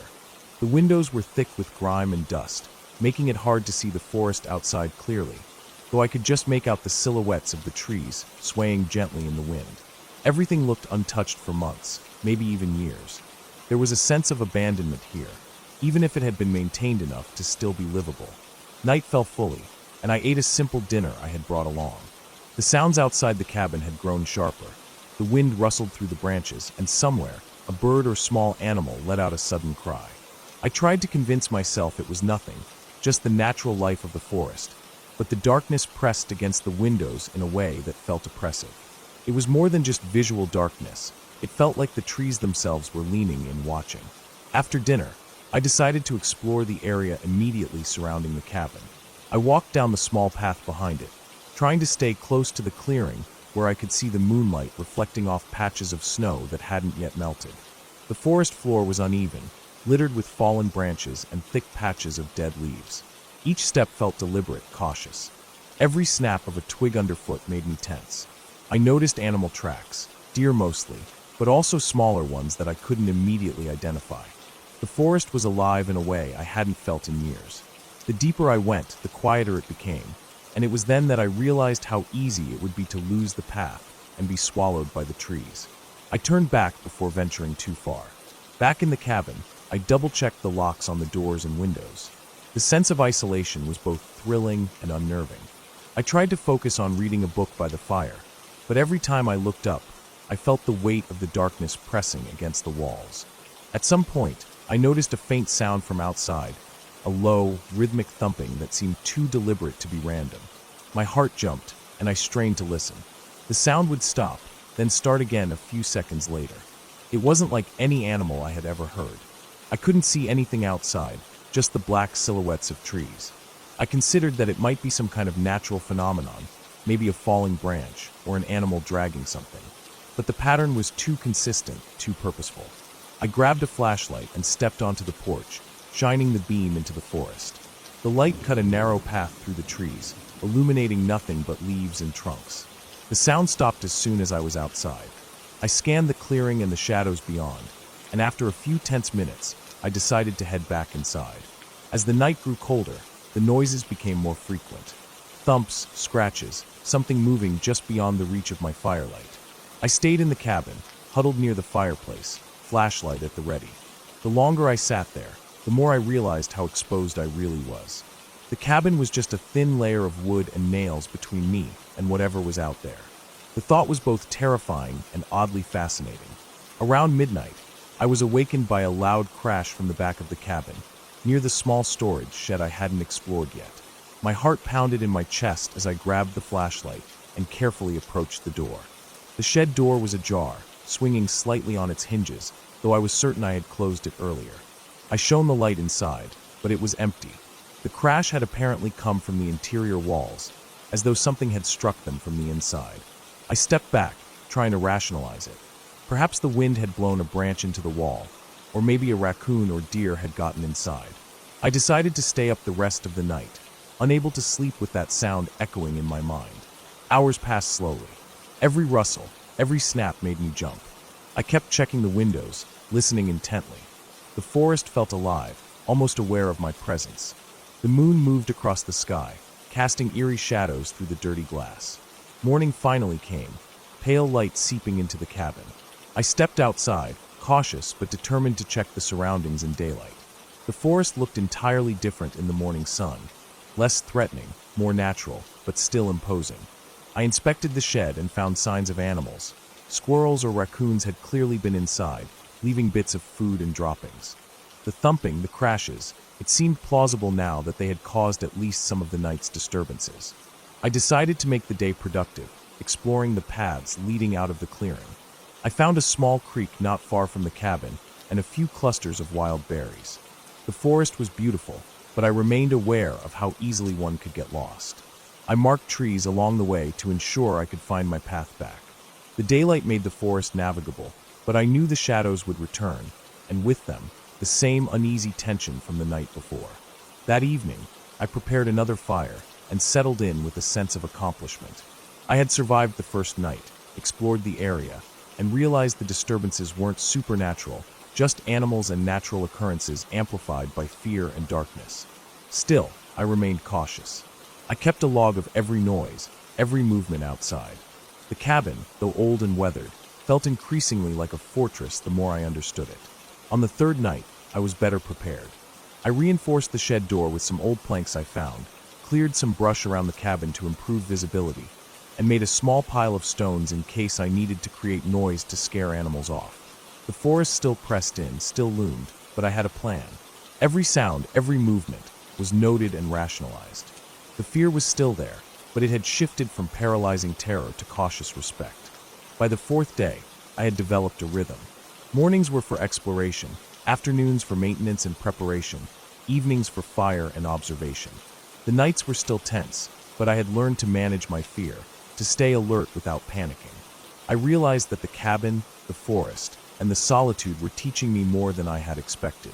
The sense of danger was real, but it was manageable, tangible, and understandable. On the final night, I sat by the fire reflecting on the experience. The forest was alive, yes, but it was a natural life, not something malevolent.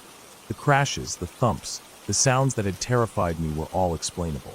I had learned to observe, to anticipate, to prepare. The cabin was old and creaky, but it was solid. I could survive here. I had survived here. Morning arrived, clear and bright. I packed my belongings carefully, made one last sweep of the cabin, and locked the doors behind me. Walking back to the car, I felt a strange sense of calm and accomplishment. The forest had tested me, but it had also shown me resilience, patience, and awareness. The sun rose higher, and I drove away, the gravel crunching under the tires now sounding less ominous and more like a familiar rhythm. The forest receded in my rearview mirror, vast and endless, but no longer threatening. I had faced the isolation, the darkness, the unknown, and emerged with a clear understanding and a sense of mastery. The cabin, the forest, the long nights, they were behind me, but the lessons I had learned would stay with me forever. The drive back to civilization was quiet, but I didn't mind. I had the memory of the forest, the cold nights, the fire, the thumps in the dark, all recorded vividly in my mind. I felt stronger, more alert, and more aware of the world around me. The cabin had been scary, but it had also been a place of growth. By the time I reached the first signs of the city, the streetlights, the hum of traffic, the distant sirens, I realized I wasn't just leaving the forest behind. I was bringing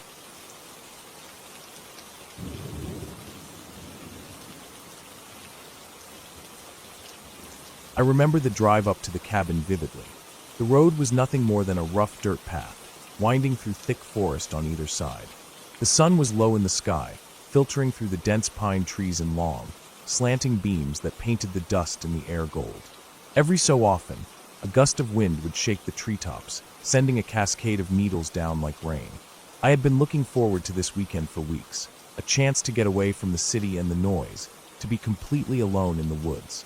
What I didn't anticipate was how alone it would feel once the sun dipped completely below the horizon. The cabin itself appeared out of the trees suddenly, small and made entirely of dark, weathered logs. Smoke from the chimney rose lazily into the evening air, a faint promise of warmth inside.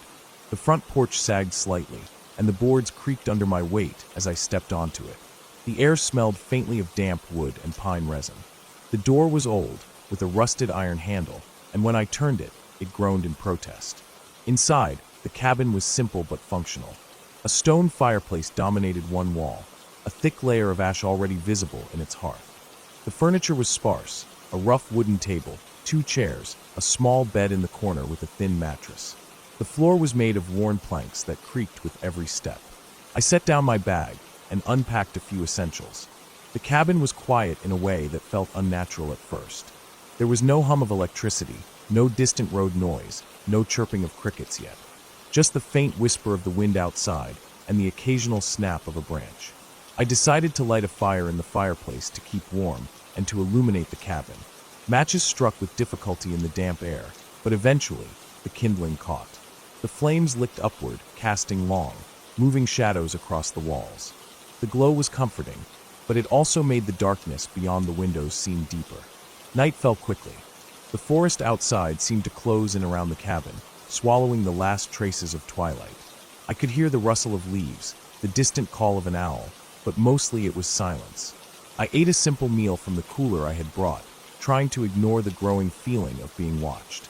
It wasn't that I actually saw anything, but the awareness of the dark, empty forest pressed in on me. After dinner, I decided to explore the property. The cabin sat on a small clearing, perhaps 50 yards across, before the trees began again. I walked to the edge of the clearing, my flashlight cutting through the blackness. Everything looked normal, nothing out of place, yet every crack of a branch or rustle of leaves made me jump. I tried to convince myself it was just the wind, small animals moving in the underbrush, nothing more. But there was a rhythm to some of the sounds, a pause, and then another step that didn't feel natural. Returning to the cabin, I double-checked the locks and windows. The door rattled slightly in the wind, but otherwise seemed secure. I sat in a chair by the fire, trying to calm my nerves, listening to the wind and the distant sounds of the forest. After a while, I convinced myself I was imagining things. It had to be the isolation playing tricks on me. I told myself I would go to sleep, wake up early, enjoy a quiet morning, and all of this would just be part of the experience. I didn't sleep well. Every sound seemed amplified in the silence. Branches snapping, the wind rattling the roof, distant calls of animals I couldn't identify. Around midnight, I heard something different. Footsteps. Slow, deliberate, outside the cabin. At first, I froze, straining to hear. The steps moved around the perimeter, pausing occasionally. The sound of crunching leaves and twigs was unmistakable. Whoever, or whatever, was outside knew I was in there. My heart pounded, but I forced myself to stay calm. I thought maybe it was a deer, but the rhythm of the steps, the weight behind them, didn't match any animal I knew. I grabbed a flashlight and went to the window. The beam swept over the trees and the clearing, but nothing moved.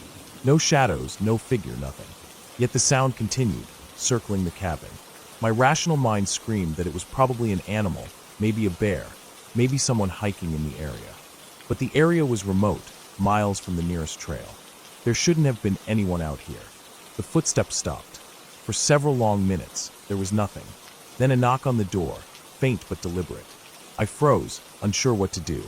The door was locked, but that didn't ease my fear. I moved to another window to look out, scanning the darkness, shining the flashlight in every direction. Still nothing. I considered calling for help, but cell service was weak at best, unreliable at worst. My rational mind kept trying to argue that the woods could play tricks, shadows could bend and stretch, noises could echo strangely. But the knock had been real, tangible, and it had come from outside. I spent the rest of the night in the living room, sitting close to the fire with the flashlight across my lap, listening. Every time the wind shifted, I imagined footsteps. The fire died down, leaving the room darker than before. I refilled it with logs, trying to maintain a circle of light and warmth. The forest outside was alive with noises now, far more intense than before, and every time a branch cracked, I jumped. Sleep came in short, uneasy bursts, interrupted by the slightest sound. Morning finally arrived with a dull, gray light. I opened the door cautiously, peering out. The clearing was empty. No footprints in the soft dirt, no disturbance in the underbrush. Nothing. My unease eased slightly, but I remained cautious. I decided to explore further during daylight, hoping to make sense of the previous night. I walked through the forest, flashlight in hand, inspecting the perimeter, trying to find tracks or signs of an intruder. I saw some animal tracks, deer, probably raccoon, but nothing human. The forest seemed normal, peaceful, though every few minutes I would hear a noise behind me, a snap of a branch, rustle of leaves, making me spin around. By midday, I had convinced myself that the night had been an exaggeration, that isolation had amplified every minor sound. I returned to the cabin, feeling some relief as the sun climbed higher. I spent the afternoon chopping firewood, checking the cabin for weaknesses, reinforcing windows and doors where I could. Every so often, I would hear a distant sound, a rustle, a snap, or a low groan of the trees, but the sun made the forest less intimidating. Evening came again, bringing shadows and lengthening shapes. I lit the fire early, prepared to stay vigilant. The wind picked up, rattling the roof and shaking the trees, sending long shadows across the cabin walls. Around 8 o'clock, I heard it again, footsteps in the clearing, slow and deliberate. My pulse quickened. I stayed by the window, watching, flashlight in hand. The steps moved along the edge of the clearing, close to the tree-line. No figure was visible, yet the sound of weight, of someone moving, was unmistakable. I decided to wait it out. I kept the fire high, maintained the circle of light, and sat silently listening. The steps circled the cabin, coming closer, then receding, like a predator testing its prey. Then, after what felt like an eternity, silence fell again. Hours passed. The fire burned low. My eyes grew heavy. Eventually, exhaustion took over, and I slept fitfully in the chair, still alert enough to wake at the slightest noise. At dawn, I woke to silence and the gray light of morning. I carefully stepped outside, scanning the clearing and the surrounding forest. Nothing moved. The dirt was undisturbed. No footprints of any kind. I realized the person, or animal, had left sometime during the night. Relief washed over me. I spent the morning packing some things, deciding not to risk another night. I took a long walk down the dirt path, making sure the cabin was secure, then left, glancing back only once. The cabin stood there, silent and empty, with smoke still curling lazily from the chimney, a small, harmless structure in a vast forest. Driving back down the rough road, I felt a mixture of relief and disbelief. Nothing tangible had happened in the end, nothing confirmed, yet I would never forget that feeling of being watched, the slow, deliberate footsteps around the cabin, the knock on the door that came from nowhere.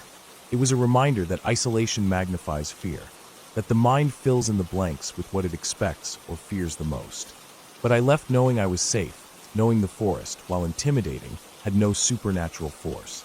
It was just the raw, unsettling presence of the wilderness, patient and silent, indifferent to anyone who passed through it.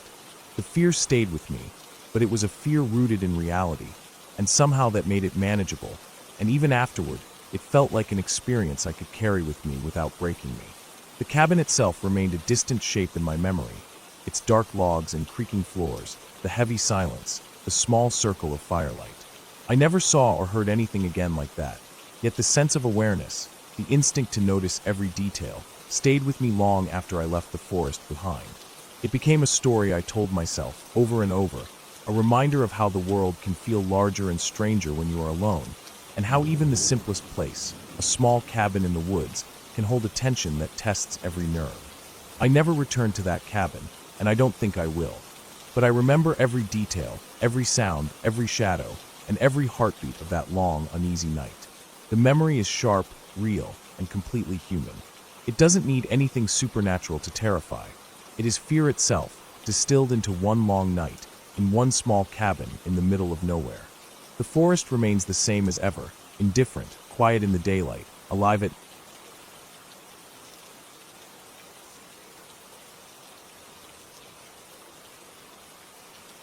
I arrived at the cabin just as the sun was beginning to dip behind the line of tall pines, casting long, dark shadows over the narrow dirt road that led to it.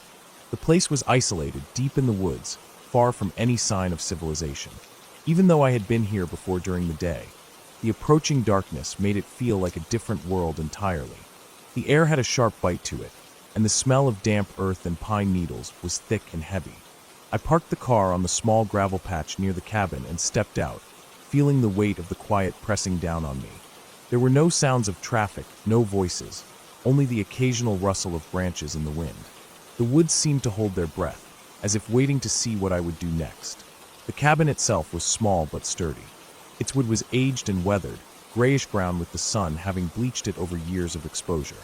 A thin layer of moss clung to the north side, and the roof sagged slightly, though not dangerously. The windows were dark, reflecting the last streaks of sunlight like black mirrors. I unlocked the door and pushed it open. The smell of old wood and faintly of mildew hit me immediately. It wasn't unpleasant, just raw and untouched. The cabin had a single room that combined a small kitchen and a living space, and a narrow stairwell led up to a loft where the sleeping area was. I dropped my bag near the door and ran my hands over the counter, feeling the grooves and roughness of the wood. Everything was still, and I felt a strange mix of anticipation and unease. I set about lighting a small fire in the stone fireplace, careful to arrange the kindling just right. Sparks leapt from the logs as the flames caught, and the cabin slowly filled with a warm, flickering light. The sound of crackling would seem unnaturally loud in the otherwise silent cabin.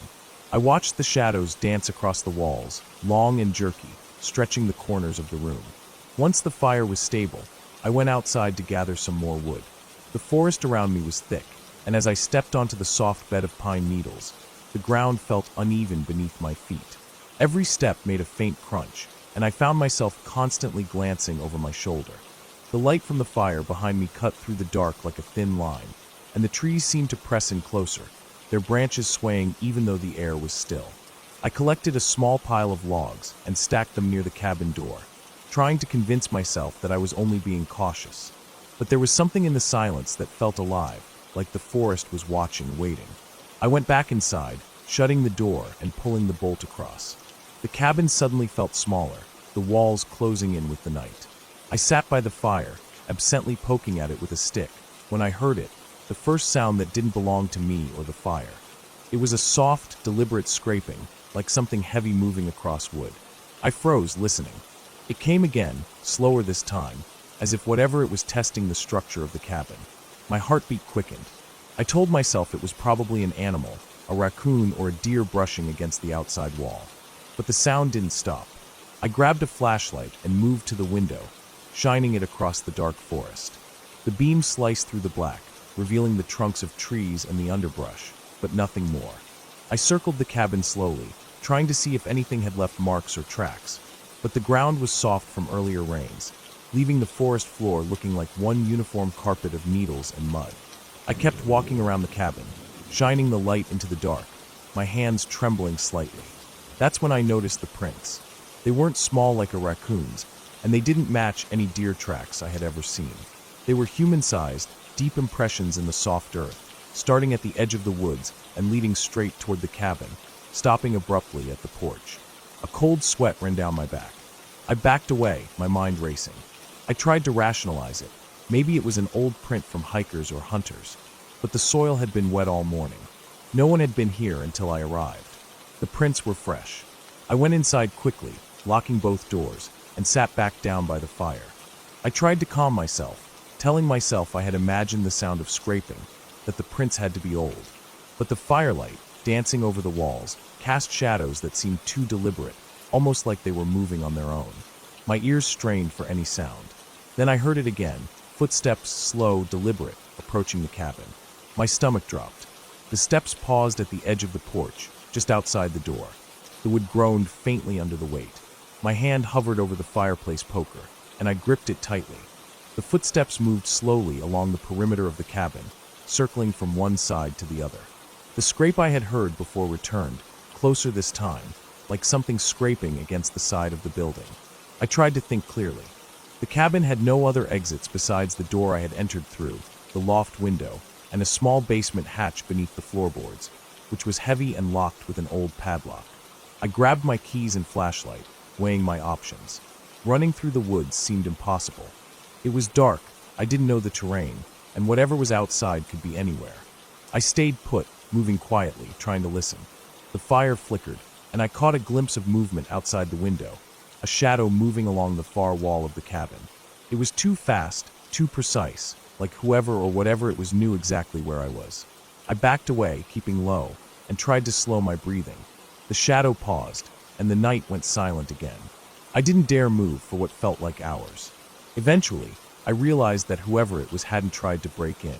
The footsteps retreated, fading into the forest. I stayed by the fire until the flames burned low, listening for any hint of movement outside. When I finally stepped outside again, the forest was quiet. The prints, however, had not disappeared. They led into the woods, disappearing among the trees. The next morning, I woke early. The sun was just breaking through the canopy, casting golden streaks across the forest floor. The air was fresh, and the smell of wet earth was strong. I examined the area around the cabin more thoroughly. There were no footprints beyond those I had seen the night before, no signs of broken branches or anything else suggesting recent passage. It was as if whoever had been there had vanished completely. I searched the trees for anything unusual, but there was nothing. I stayed inside the cabin for most of the day, keeping the doors locked and the fire going. I explored the small loft, the corners of the room, even the attic space above the ceiling beams, trying to make sense of what had happened. Everything was exactly as it had always been, old wood, familiar cracks, no sign of intrusion. Still, the feeling of being watched lingered. By the second day, I began to notice small details I had missed the first time. The subtle scuff marks near the porch, tiny scratches on the siding that looked fresh, a displaced rock by the edge of the cabin. Each one confirmed the events of the night before. Whoever had come to the cabin had been cautious, deliberate, and remarkably silent. I decided to stay until evening, thinking that leaving too soon might be dangerous. I kept the fire burning high and stocked it with extra wood. As night fell, I watched the shadows of the trees stretch long across the clearing. The wind whispered through the branches, creating faint sounds of movement, but nothing approached the cabin. I realized I had survived the first night. The fear was still there, low and persistent, but manageable. I started planning my departure in the morning. When dawn finally came, I packed my things, making sure to lock the cabin behind me. I followed the narrow dirt road back to the main highway, constantly scanning the woods. I didn't see any sign of the previous night's visitor, and I didn't hear a single noise that made my stomach twist with fear. By the time I reached the paved road and the first glimpse of a passing car, relief washed over me. I never saw the footprints or the shadowed figure again, and I never returned to that cabin alone. But the memory of that night, the sense of isolation, and the knowledge that someone had been there, observing me, stayed with me for a long time. It was a reminder of how vulnerable you are when you are alone in the wild, how quickly quiet can turn into fear, and how careful you must be, even in places that seem safe. The cabin was still standing when I drove past months later, empty and silent, the same old wooden structure, but I never stepped foot inside again. The experience had left its mark, a lesson carved into my memory as sharply as the footprints in the soft forest floor outside the cabin.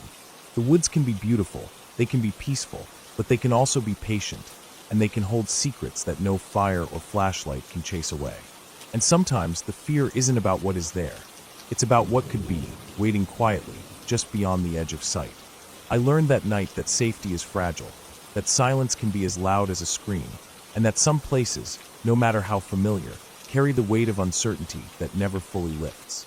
I still think about the cabin, sometimes, when I'm driving past a stretch of forest, or when the wind rattles the trees outside my window. The memory doesn't haunt me with images of a face or a shadow. It haunts me with the knowledge that someone had been there, and I had no way to know why.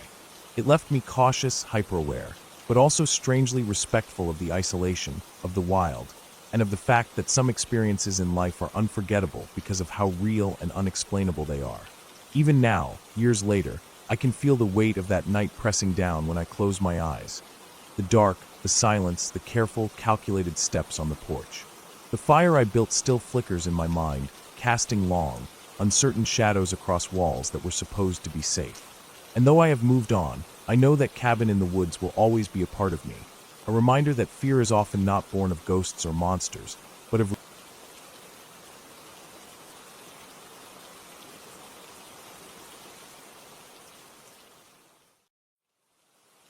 Hello everyone, I'm the Creep's Cabin. I know you use these videos to fall asleep. So before that, like the video and subscribe to the channel. Also, where are you from, and what time are you watching? Now get comfortable and relax.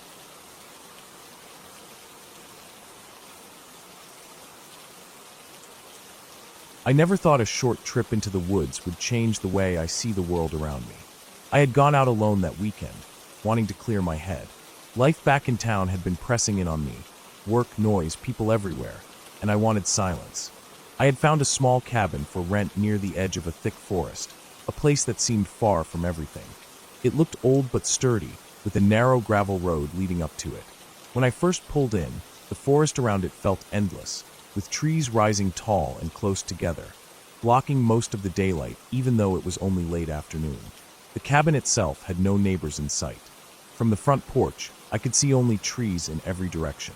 Behind the cabin, the woods sloped down toward a low valley, and I noticed the way the shadows gathered there, darker than the rest. I unpacked my things, set them inside, and then stood for a while on the porch, breathing in the smell of pine and damp earth. The silence felt heavier than I expected. At first, it was calming, but the longer I stood there, the more it felt like the woods were pressing in on me, watching me. I brushed the feeling off. I had planned to hike, cook some simple meals, and sleep. That was it. No phone calls, no screens, no noise.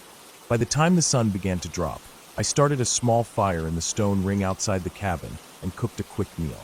The light from the flames flickered against the trees, and the smell of smoke mixed with the forest air. It should have been peaceful, but my eyes kept drifting past the firelight into the shadows beyond. I couldn't see much out there. The woods were too dense. When night settled, it did so quickly, as if someone had flipped a switch. One moment the last light of day was slipping between the trees, and the next it was black, the kind of black you only find far from town.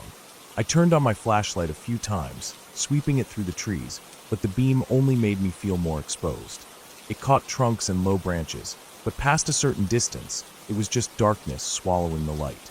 I sat close to the fire for a while longer, then went inside.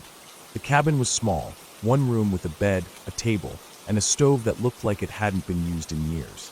I set my things near the bed and lay down, listening to the faint crackle of the fire outside. For a while, all I could hear was my own breathing, but then I started noticing the sounds of the forest. At first, it was only small things, crickets, the occasional snap of a twig, the rustle of leaves. Normal forest sounds. But as the night stretched on, I began to pick out heavier sounds, ones that didn't fit in as easily. A branch breaking with too much force, the sound of something moving through the undergrowth, slow and steady. I told myself it was just animals, deer maybe or raccoons. The woods were full of them, after all. But the longer I lay there, the more I felt the noises lining up with me, circling closer to the cabin. I kept sitting up in bed, staring at the window, but the glass showed nothing beyond its reflection. Around midnight, the sound stopped. Just like that, silence returned, and I eventually drifted off to sleep. The next morning, I stepped outside and felt a bit foolish for how unsettled I'd been. The fire had burned down to ashes, and the ground was damp with dew. The woods looked different in the daylight, less threatening, more like what I had expected when I came here. I decided to take a walk. I followed a narrow trail that started just behind the cabin and wound down into the valley. The air was cool, and the deeper I went, the more the trees closed in overhead. I noticed how quiet it was compared to most hikes I had taken before. There weren't many birds calling, no distant sound of water running. The stillness felt thick. As I walked, I kept glancing back, making sure I could still see the faint outline of the trail. After about an hour, I found a small clearing. The ground there was uneven, with patches of moss and a few stones sticking up. I stopped to rest, setting my pack against a tree. That was when I noticed something strange. In the dirt, there were impressions. At first, I thought they were just deer tracks, but the longer I looked, the less they resembled anything I could identify. They were long, almost like a boot print, but wider, and they sank deeper into the soil than I thought a single step should. I crouched down, running my hand along one of the impressions. It felt old, the edges softened by weather, but it still unsettled me. I stood up quickly, scanning the trees around me. Nothing moved. Still, I felt the same weight in my chest that I had felt the night before. I didn't stay in the clearing long. The rest of the day passed slowly. I made another fire, cooked, and tried to relax, but my eyes kept darting to the tree line. I noticed how easily the forest seemed to hide things. The shadows between the trunks could be empty, or they could be holding something that I couldn't see. Each time a breeze stirred the leaves, I tensed up. That night, the noises returned. Louder this time. I heard the steady crunch of something moving just outside the circle of firelight. I sat in the cabin, lights off, listening. The steps were slow, deliberate, not the random scurrying of animals. My heart pounded in my chest, and I strained to hear. At one point, I thought I heard breathing, heavy and close, but when I looked out the window, there was nothing but blackness. I barely slept. Every creak of the cabin made me jolt awake. At some point near dawn, I heard one last sound, like something brushing against the cabin wall itself, and then silence. When I stepped outside later, the ground near the porch looked disturbed, as if something had pressed into the dirt. I knew I should have left then. Packed up, driven back to town, forgotten the whole thing. But I stayed. I kept telling myself I was imagining it, letting my mind play tricks. I tried to distract myself with small chores, cleaning up the cabin, gathering wood, keeping the fire strong. The third night was the worst. The noises began earlier, just as the sun dipped. This time, they came from all sides, as if something was circling the cabin slowly. The fire popped and hissed outside, but it didn't make me feel safe anymore. The air felt charged, the way it does right before a storm, though the sky was clear. Hours passed like that, my nerves stretched thin. I sat with my back against the wall, flashlight in my lap, waiting. Then, all at once, the sound stopped. The silence was heavy. I waited, holding my breath. That was when I heard it clear, distinct, right outside the window. A slow inhale, a pause, and then a long, low exhale. I didn't move. My whole body was rigid, my skin prickling with fear. The sound repeated once more, then faded. I didn't dare look. I stayed frozen until the first light of dawn touched the edges of the window.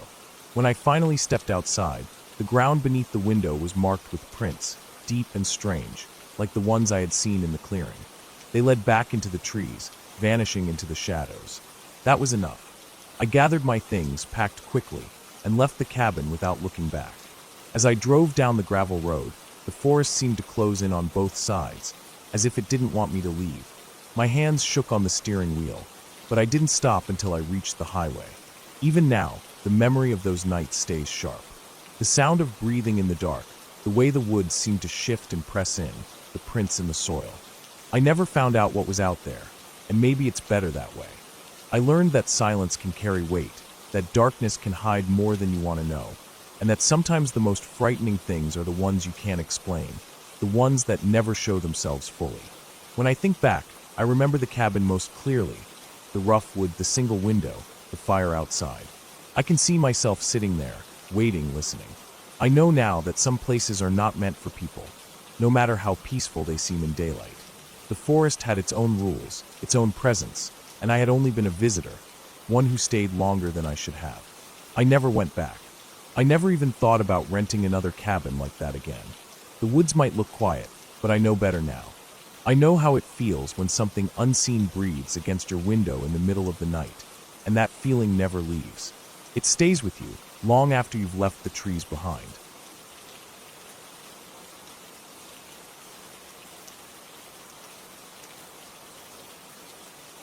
I woke up earlier than I wanted that morning. The air inside the cabin was cold and heavy, the kind that sinks into your bones when you breathe too deep. The wooden walls held the chill from the night, and the faint smell of damp pine filled the small space. I had planned on sleeping in, but once I was awake, my mind refused to let me drift back down. I lay there staring at the ceiling, following the thin cracks in the wood above me until my eyes hurt from the effort. The forest outside was quiet, too quiet. Usually, I'd hear birds at first light, or the low hum of insects, or even the shifting of branches as squirrels fought over something. But that morning it was still, as though the world outside the cabin had been pressed mute. I pulled myself from the thin blanket, feet hitting the rough floorboards, and stretched until my joints popped. The air smelled stale inside, so I pushed the door open. The hinges groaned, and the moment I stepped onto the small porch, the cold morning air wrapped itself around me. The clearing that surrounded the cabin was drenched in a gray light, the sky hidden by a low layer of clouds. The trees looked darker than they usually did, like something had drawn all the color out of them overnight. I stood there a while, rubbing my arms and trying to shake the strange unease that was already working its way into me. It wasn't like I hadn't stayed here before. I had spent plenty of nights in this cabin, sometimes alone, sometimes with friends. But that morning had a weight to it, like I had walked into a room just after someone whispered something meant only for themselves. The cabin sat in a clearing not much bigger than a small yard. Beyond that, thick woods pressed in from every side. The trees were tall, mostly pine and oak, with thick underbrush in places that made it hard to see far. There was a narrow path leading out, one that wound about half a mile down to the dirt road where I had parked my truck. I had carried in enough supplies the day before to last me for several days. Cans, water, a small propane stove, some jerky and nuts.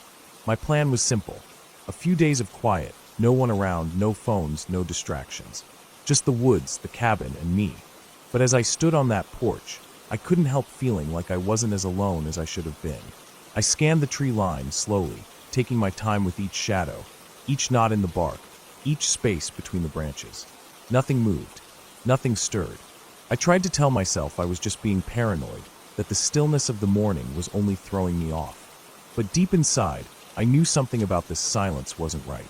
I forced myself back inside and lit the small stove to make coffee. The hiss of the flame and the smell of the grounds gave me some comfort, filling the cabin with something human, something familiar. I ate slowly, watching the door more often than I cared to admit. After I finished, I decided I'd take a short walk down to the creek. It wasn't far, maybe 10 minutes through the trees. I thought the sound of water might clear my head. I grabbed my jacket and stepped back outside. The ground was damp from the night's dew, and my boots sank slightly into the soft earth. The air felt colder under the trees, like the branches held back any warmth that tried to pass through. As I walked, I paid attention to every little sound, the crunch of leaves beneath me, the snap of a twig, the low creak of the pines shifting with a breeze too soft to feel.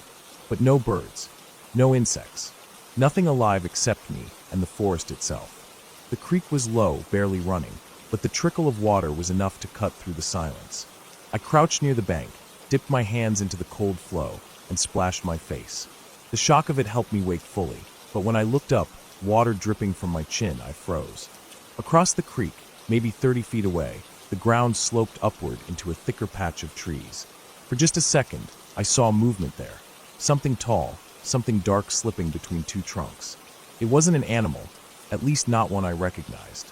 It had moved upright, smooth, deliberate, not the jittery, quick dart of deer or fox. It was gone as quickly as I caught it, swallowed back into the brush, but I knew I hadn't imagined it. My chest tightened, and I stayed crouched there, staring at the spot where it had been. My ears strained for any sound, any sign of movement, but the creak and my own breathing drowned everything else out.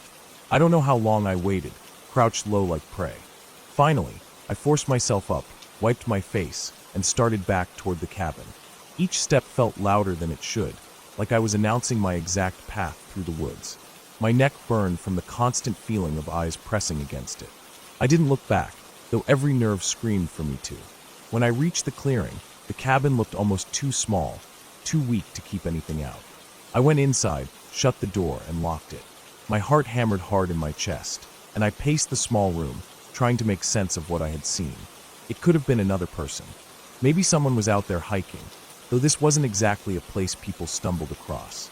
It was too deep in, too far off any marked trail, and whoever it was hadn't made a sound when they moved. It had been quiet, too quiet for a person pushing through brush. My gut told me it hadn't been someone out for a walk. The rest of that day stretched on endlessly. I tried reading, tried writing in the small notebook I had brought, but my eyes kept dragging back to the single window in the cabin and the tree line beyond it. Every so often I swore I saw movement, a darker patch between branches, a shift in the shadows that didn't fit with the sway of the trees. I stopped eating halfway through dinner, no appetite left in me. By the time night began to fall, the silence outside was so heavy I could hear the ringing in my own ears.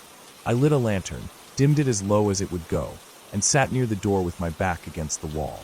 I couldn't bring myself to climb into bed. Every creak of the wood, every groan of the cabin settling, made me tense until my muscles ached. Hours crawled by. My eyes burned, but I didn't close them. Then, sometime deep into the night, I heard it.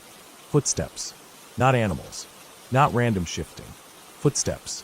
Slow, deliberate, crunching lightly over the damp ground. They circled the cabin, just outside. The boards beneath me vibrated faintly with each step, as if the sound was crawling up through the floor itself. I sat there, frozen, my breathing shallow, straining to hear. The footsteps stopped by the porch. The wood groaned under weight that wasn't mine. Then silence. I didn't move. I didn't dare. My whole body felt locked in place, every muscle trembling with tension. Minutes passed, then more. Nothing. No more footsteps. No sound of retreat.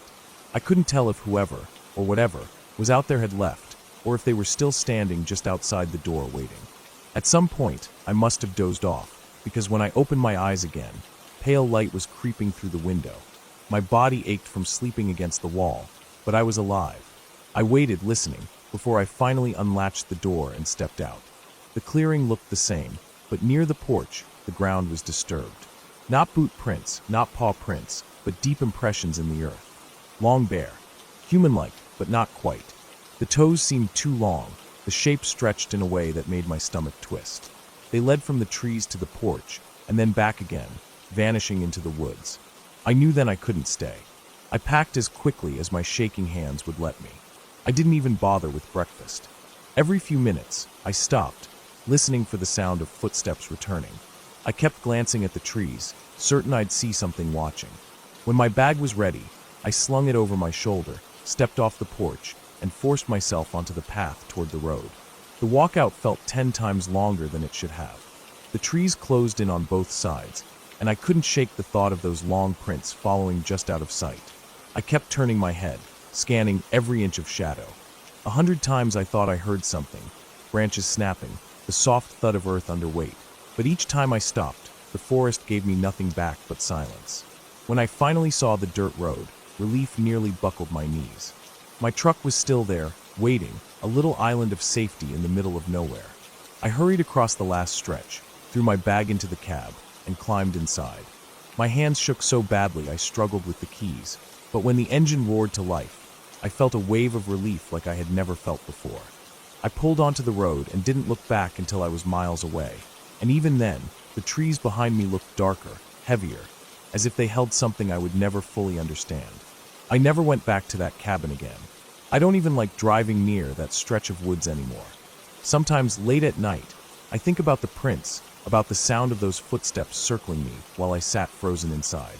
I remind myself it was real, that I didn't imagine it.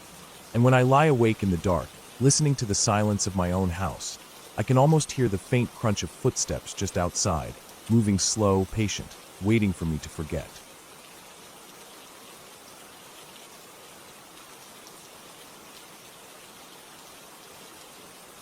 I never thought that one simple decision could leave me shaken for the rest of my life. Looking back, it almost feels like it was something waiting for me, like it didn't matter what I chose, I would have ended up there anyway.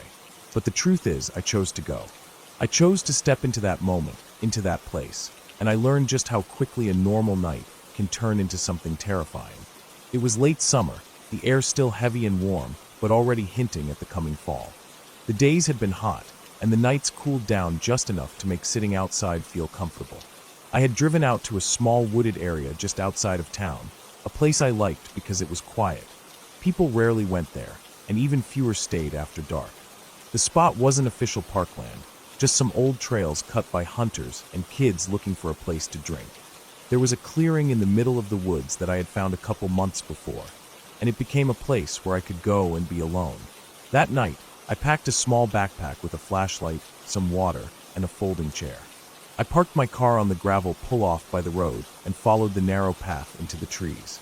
It was about a 15-minute walk to the clearing, and as I went, the sounds of the world behind me faded. No cars, no houses, no voices. Just the forest, with its mixture of insects buzzing, leaves rustling, and the occasional sharp crack of a branch snapping somewhere in the distance. I always tried not to think too much about those noises, because if you thought too hard about them, your mind would start inventing reasons for them. Every small sound could turn into footsteps. Every shadow could hide something waiting. I told myself it was just raccoons or deer, maybe even a stray dog moving around. Still, I kept my flashlight in hand, thumb on the switch, ready to snap it on if I had to. The clearing opened up suddenly, a wide circle where the trees stopped and the grass grew waist-high in some places. I had flattened down a small area for my chair and kept a few stones around from when I had once made a small fire pit. I set the chair down, sat, and let out a breath I hadn't realized I'd been holding. Out there, under the open sky, I always felt both exposed and safe at the same time.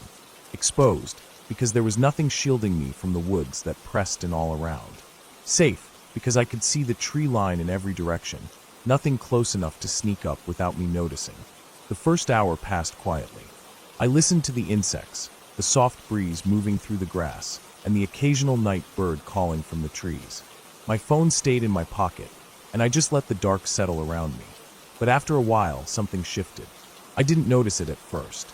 It wasn't sudden, like a loud noise or movement. It was more subtle. I realized that I was leaning forward in the chair, listening harder than before. My eyes kept drifting to the right, toward the far edge of the clearing. At first, I thought I was imagining it. A darker shape among the trees, something that didn't quite match the pattern of branches and shadows. I blinked, rubbed my eyes, and told myself it was just my brain adjusting to the dim light. But the longer I stared, the more I felt sure that something, or someone was standing there, just inside the tree line. I stayed frozen, my hand on the flashlight, but I didn't turn it on yet. I wanted my eyes to stay adjusted to the dark, because the beam of light might blind me for a few seconds when I turned it off again. I tried to focus on the spot, waiting for movement, but nothing happened. After a couple minutes, I convinced myself I was wrong. My mind had just built a shape out of the shadows, the way it does when you stare too long at the dark. I sat back again, but I didn't feel relaxed anymore. The quiet felt heavier now. I realized I couldn't hear any of the night insects that had been buzzing so loud before. The air felt still, like even the breeze had gone. I told myself that sometimes it happened, that the forest had its own rhythms. But my skin prickled, and my stomach twisted. I felt like the whole clearing was holding its breath, waiting for something. Then came the sound. It wasn't loud, but in the silence it felt sharp, cutting straight through everything. A footstep. Not the random snap of a branch from an animal, not the soft scurry of a raccoon. It was heavy, deliberate, and it came from the tree line to my right, the same spot where I thought I had seen the shape. My hand tightened around the flashlight. I turned it on, the beam slicing through the dark, flooding the grass and hitting the trees. For a second, all I saw were trunks, branches, and shadows. Then the beam caught movement. A shape shifted, pulling back, just out of reach of the light. I jerked the beam toward it, but whatever it was had already moved deeper into the trees. My chest tightened, and I could feel the pounding of my heart in my ears. I stood slowly, sweeping the light back and forth along the tree line. Nothing, just the still, waiting forest. I told myself it was an animal, but the sound had been too heavy, too human. I debated packing up right then and leaving, but a part of me didn't want to believe it. I didn't want to accept that someone else had been standing there, watching me. I waited, holding the light steady on the trees, but the forest stayed still. Finally, I shut it off, plunging the clearing back into darkness. My eyes adjusted slowly, and I sat back in the chair, trying to steady my breathing. For a while, nothing happened. My muscles started to loosen, and I almost convinced myself I had overreacted. But then I heard it again. Not from the right this time, but from directly across the clearing. Another footstep, slow, heavy, pressing into the ground. I stood up fast, swinging the flashlight across the clearing. My heart hammered in my chest as the beam lit up the opposite tree line. Again, I caught the faintest flicker of movement, something slipping back behind the cover of the trees, staying just out of full sight. That was enough. I shoved the chair down, grabbed my bag, and started for the path. My flashlight beam shook with my hands as I walked quickly, then faster, until I was nearly jogging. Every few steps, I swung the light behind me, half expecting to see someone following. Nothing, just the endless dark of the forest. The path twisted, and every shadow seemed to move. My breath came hard, and my skin was slick with sweat despite the cool night air. I kept telling myself not to run, that running would make me trip, but my body didn't care. By the time I saw the faint glint of my car through the trees, I was sprinting. I broke out of the woods, nearly throwing myself into the driver's side. I yanked the door open, tossed the bag inside, and slammed it shut behind me. My shaking hands fumbled the keys, and I dropped them once before jamming them into the ignition.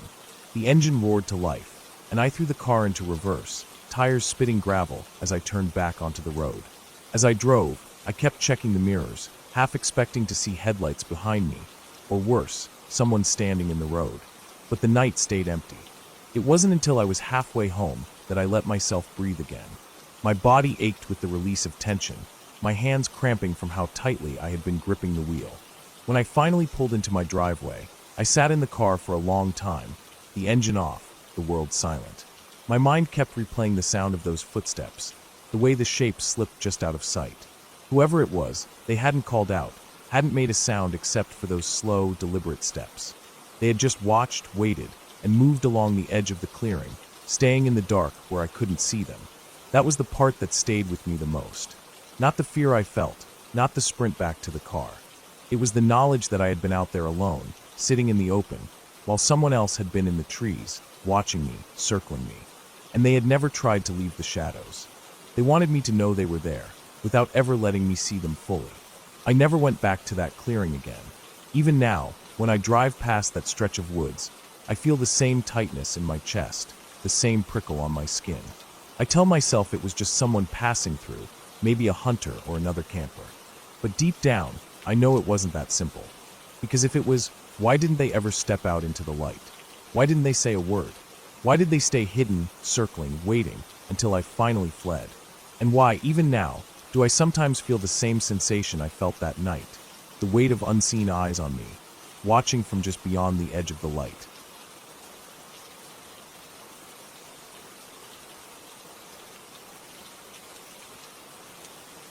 I had decided to take a short trip into the woods on a weekend when I didn't have much going on.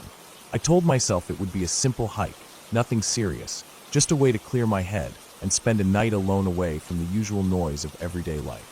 I packed my backpack with the things I thought I would need: a tent, sleeping bag, small cooking stove, a little bit of food, water, a flashlight, and a knife just in case.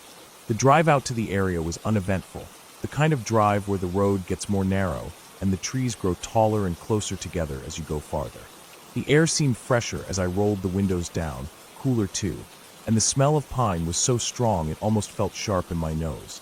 When I finally parked, there wasn't another car in sight. The gravel lot was small, uneven, and cracked, with weeds poking through. There was a small wooden sign, weathered and faded, that marked the trail. I shouldered my pack, locked the car, and started walking. The path started out wide, covered in a layer of dried leaves that crunched under every step. Sunlight still slipped through the branches, broken up into golden patches on the ground. My boots pressed down on them, each sound carrying farther than I expected in the quiet of the woods. I walked slowly, trying to adjust to the extra weight of the pack and get used to the silence. As I went deeper, the trees grew closer together, the path narrowing and twisting. It wasn't a hard hike, but the silence was thick. My breathing, the sound of my boots, and the occasional caw of a crow were the only interruptions. Time slipped by strangely, as if the forest swallowed up the hours. Eventually, I reached a small clearing just big enough for my tent. The ground was fairly even, and there was a fallen tree nearby that I could use as a kind of seat. It felt like the right spot. Setting up camp was simple. I laid down my pack, stretched my back, and began unrolling the tent. The earth was firm but damp beneath the top layer of leaves. I hammered the stakes in, pulled the rainfly over, and arranged my sleeping bag inside. It wasn't anything special, but it looked comfortable enough. I sat down on the log, pulled out some food, and ate slowly. The quiet of the woods made every crunch and bite sound too loud, like I was disturbing something that didn't want to be disturbed. As the sun dropped lower, the clearing dimmed quickly. The trees cut the light sharply, and shadows stretched across the ground. I lit my small stove, boiled some water, and made myself something warm. I could feel the temperature dropping already. A chill carried through the trees, brushing against my skin and making me pull my jacket tighter. After eating, I decided to collect some wood for a fire. Even though I had the stove, something about having a fire felt safer. I walked just beyond the clearing, searching for branches that were dry and not too thick. I gathered an armful and carried them back. On the second trip, I wandered a little deeper. The trees looked darker now, and the undergrowth tangled around my boots. At one point, I bent down to pick up a good piece of wood when I noticed how still the forest had become. The breeze had stopped, and I couldn't hear any birds or insects. For a moment, it was like standing in a room where everything had been muted. I shook it off, told myself it was nothing, and carried the wood back to camp. The fire started easier than I thought. The flames caught on the smaller twigs, then spread to the thicker branches. Soon, the fire was bright enough to push back some of the shadows around me. I sat close, feeling the heat, listening to the pops and cracks of the burning wood. Night came quickly, faster than I was ready for. The sky darkened into a deep blue, then black, with only thin cracks of stars showing through the canopy. As the night deepened, the forest seemed to change. The shadows thickened, the trees became looming shapes, and every sound carried differently. I sat by the fire, staring into the flames, when I first noticed movement just beyond the light. It wasn't clear at first, just the sense that something shifted between the trees. I squinted, leaned forward slightly, but couldn't see anything solid. My heartbeat quickened, and I told myself it was just my imagination. But then I heard it, a faint crunch of leaves. Slow, deliberate. Not the random sound of something falling, not the wind. This was the sound of weight pressing down. My skin prickled, and I stayed very still listening. The fire popped, and for a moment I thought maybe it was just a deer or some other animal. But the steps didn't sound like an animal moving casually. They were spaced out, heavy, as if whoever, or whatever, it was being careful not to make noise but failing to be silent. I stood slowly, the fire at my back, the knife in my hand now. My eyes tried to pierce the darkness, but it was impossible to see beyond the small circle of firelight. I turned in slow circles, watching, waiting, holding my breath at times to hear better. The steps had stopped. The forest returned to silence. I told myself to calm down, to sit back down and not overthink it. I forced myself onto the log again, staring into the fire, but my body was tense. My ears strained to pick up anything. And then, just when I had convinced myself it was nothing, I heard it again. Closer this time. A soft drag of a boot or a shoe across leaves. My mouth went dry. I got up again, this time moving toward the edge of the light, holding my flashlight in one hand and the knife in the other. I flicked the light on, aiming it into the woods. The beam cut through the dark, revealing the rough bark of trees, the uneven ground, the undergrowth. Nothing moved. Nothing shifted. I swept the light slowly, trying not to miss anything, but there was only emptiness. Still, the feeling of being watched pressed down hard on me. I backed toward the fire and sat again, this time with the flashlight resting across my lap. My chest felt tight, every muscle ready to spring. Minutes dragged by like hours. The fire burned lower, so I added more wood, forcing myself to move quickly, almost clumsily. The flames rose again, crackling, but I didn't feel safer. The steps came back later, faint but steady. Not rushing, not stumbling. Just careful, patient. I realized with a chill that whoever it was had circled me. The steps seemed to come from a different direction than before. My stomach twisted, and my breathing became shallow. This wasn't an animal. This was someone moving around me, keeping distance, waiting. I stayed awake the whole night, staring at the dark, the fire burning down, and then being fed again whenever it dropped too low. I never saw anyone, never caught a clear shape or figure, but the sound of footsteps circled, paused, and shifted again and again until the sky finally lightened in the east. When dawn finally came, the forest looked normal again. The trees stood quiet and still, the ground damp with morning dew. I felt sick with exhaustion but relieved. I decided not to stay another night. I packed everything as quickly as I could, my hands trembling from lack of sleep and nerves. When I went to collect the last few things, I noticed something that froze me in place. Just beyond the edge of my clearing, in the soft earth between the trees, were footprints. Human footprints. Not boots like mine, but worn-down shoes. The prints were fresh, pressed deep into the dirt, circling the clearing exactly as I had heard the night before. Some were so close to where I had been sitting by the fire that I could see the tread clearly. I didn't think, I just grabbed my pack and left.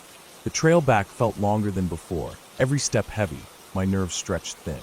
I kept looking over my shoulder, certain I was being followed, though I never saw anyone.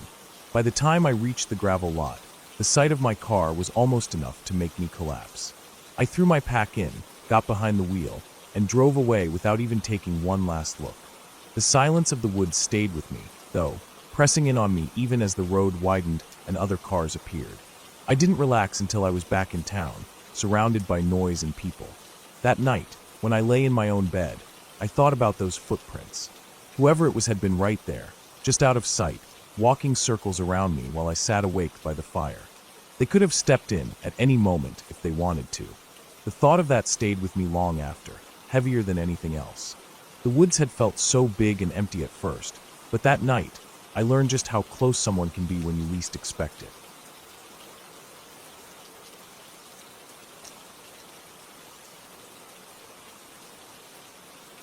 I never thought a simple trip out in the woods would end the way it did, but when I look back on it now, it all makes sense why every step of that day still plays over in my head. I can still feel the ground under my boots, the weight of the backpack digging into my shoulders, and the way the air changed when things started to go wrong. It wasn't supposed to be anything more than a quiet hike, just me and the trail, but it became something else entirely, something that still keeps me awake at night. The morning had started off calm. I parked my car near the trailhead where only a couple of other vehicles sat, probably belonging to hunters or other hikers who had gotten an earlier start. The forest stretched out in front of me, thick with pines, oaks, and underbrush that tangled so close it was like stepping into a wall of green. The air was cool, the kind that makes you pull your jacket tight, but feels refreshing after being in the car. The dirt lot behind me was quiet, no sound of traffic, just the distant calls of crows and the steady hum of insects. I slung my backpack over my shoulders, locked the car, and headed up the trail. The ground was soft from rain earlier in the week, but dry enough that my boots didn't sink. Each step made a muted crunch, and the deeper I walked, the more I noticed how the noises of the world faded away. No engines, no voices, not even the sound of planes above. Just me, my breathing, and the forest pressing in around me. For a long while it felt peaceful. I liked the way the sunlight filtered through the branches, painting shifting patterns on the ground. I noticed deer tracks pressed into the mud near the start of the trail, and even a set of raccoon prints cutting across toward a stream I could hear rushing nearby. I stopped to drink some water and just listened, breathing in the smell of damp leaves and pine needles. But somewhere around noon, something shifted. It wasn't anything big at first, just a slow awareness that I wasn't as alone as I thought.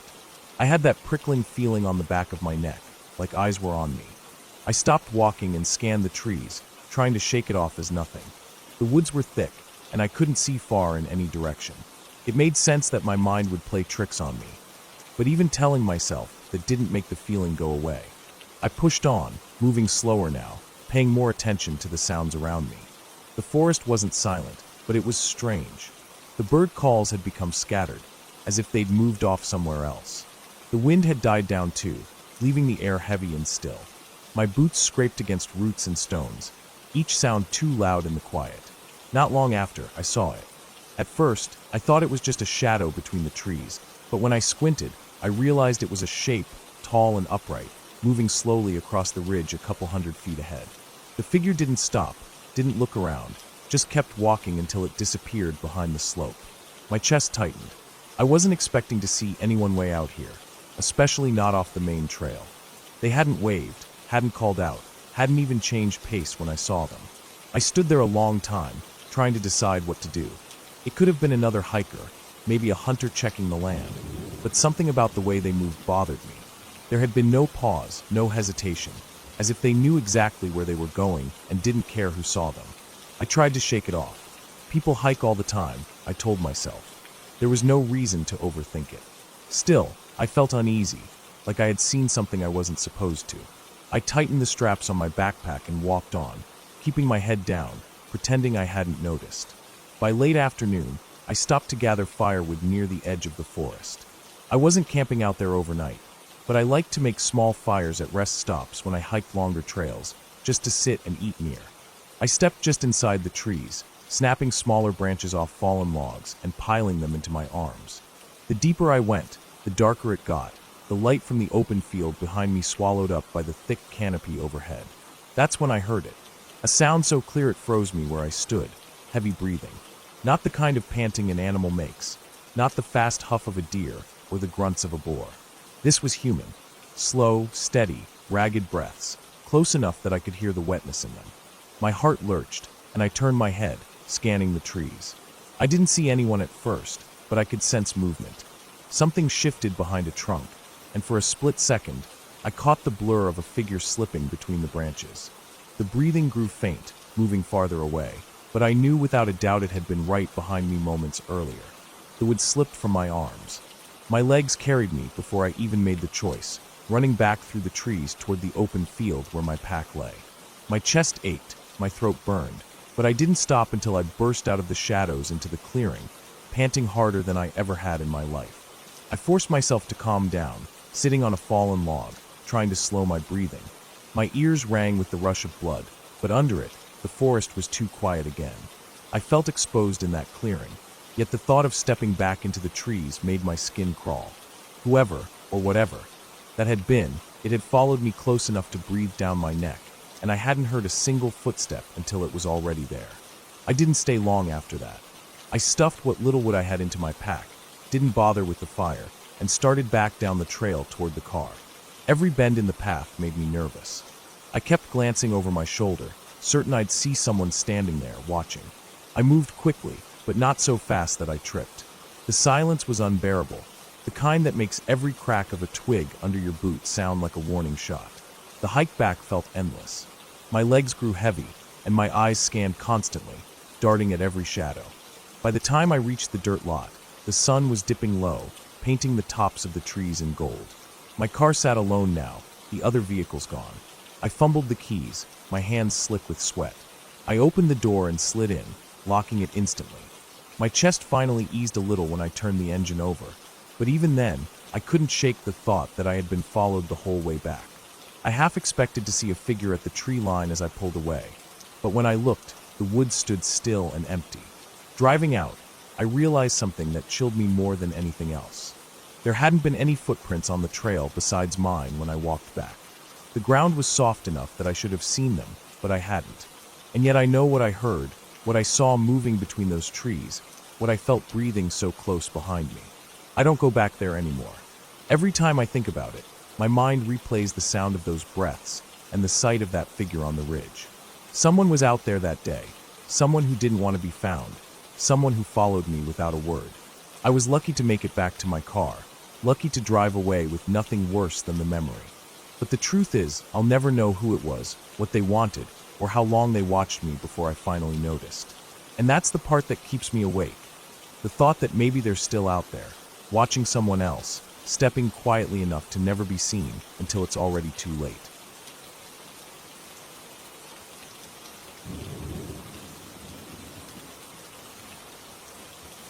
It started as a simple plan, nothing unusual or strange about it. I had been working all week, feeling drained and tired of the noise of the city, so I decided to head out for a quick trip alone. I wanted quiet, fresh air, and space to clear my head. There was a small cabin tucked into the woods about 2 hours from my place that I had rented before, and I knew it was the kind of spot where you rarely saw another person. The dirt road that led out to it wasn't marked well, and most people didn't even know the place was there. It was exactly the kind of isolation I wanted. At least that's what I thought at the time. The drive out was calm. The highway stretched for miles with barely any cars, and when I turned off onto the narrow roads that wound into the forest, the feeling of being far away from everything sank in. The road grew rougher the closer I got to the cabin, stones popping under the tires, trees pressing closer to the edges. I kept rolling down the windows to smell the pine and feel the cool air. By the time I pulled into the small clearing where the cabin sat, the sun was dipping low. The light caught the wooden frame of the cabin and the trees around it, making everything look golden for a moment. I unpacked slowly, taking my bag inside, and then coming back out for the cooler I had stuffed with food. The cabin was simple. One room, a wood stove, a small table, a bed, and some shelves with old supplies left behind by whoever managed the place. No electricity, no phone signal. The silence was heavy but good at first. I made a small fire outside as the last light drained from the sky. I cooked a simple meal and sat near the fire until the night settled in fully. The woods became a wall of black around me, broken only by the glow of the flames. I kept catching myself staring into the tree line. It wasn't that I heard anything in particular. It was just the kind of darkness that makes you think too much. Every shape seemed like it could be something else. Every sound stretched longer than it should. I went inside after a while, locked the door, and sat at the little table with a lantern burning. The cabin walls creaked now and then as the wood cooled. I tried to relax, but something in me felt restless. I told myself I just wasn't used to the silence after so much noise in my daily life. Still, I lay in bed staring at the ceiling for what felt like hours before finally drifting off. Sometime in the night, I woke up. At first, I didn't know why. The lantern had burned out, and the cabin was pitch black. I listened and thought maybe it was just the wind against the trees, but then I heard it again. A sound that didn't fit. It was faint, but clear enough. Footsteps outside in the dirt. Slow, dragging steps circling around the cabin. My chest tightened instantly. I held my breath and tried to convince myself it could be an animal. But the weight of the steps, the uneven rhythm of them, it wasn't an animal. It was someone moving deliberately, slow and steady, as if they didn't care if I heard them. I stayed completely still, waiting, my ears straining. The steps paused on one side of the cabin, then started again, moving along the wall. I thought about grabbing the small hunting knife I had brought, but I didn't move. The wooden door didn't feel like much protection. My mind ran in every direction at once. Was it someone lost, someone camping nearby, or someone who had seen my car and decided to check the place out? None of those thoughts gave me comfort. After a while, the steps grew faint and seemed to fade into the woods. I stayed awake for the rest of the night, waiting to hear them again, but nothing came. When the first light of morning filled the cracks around the shutters, I finally let out the breath I'd been holding all night. I went outside slowly, checking the clearing.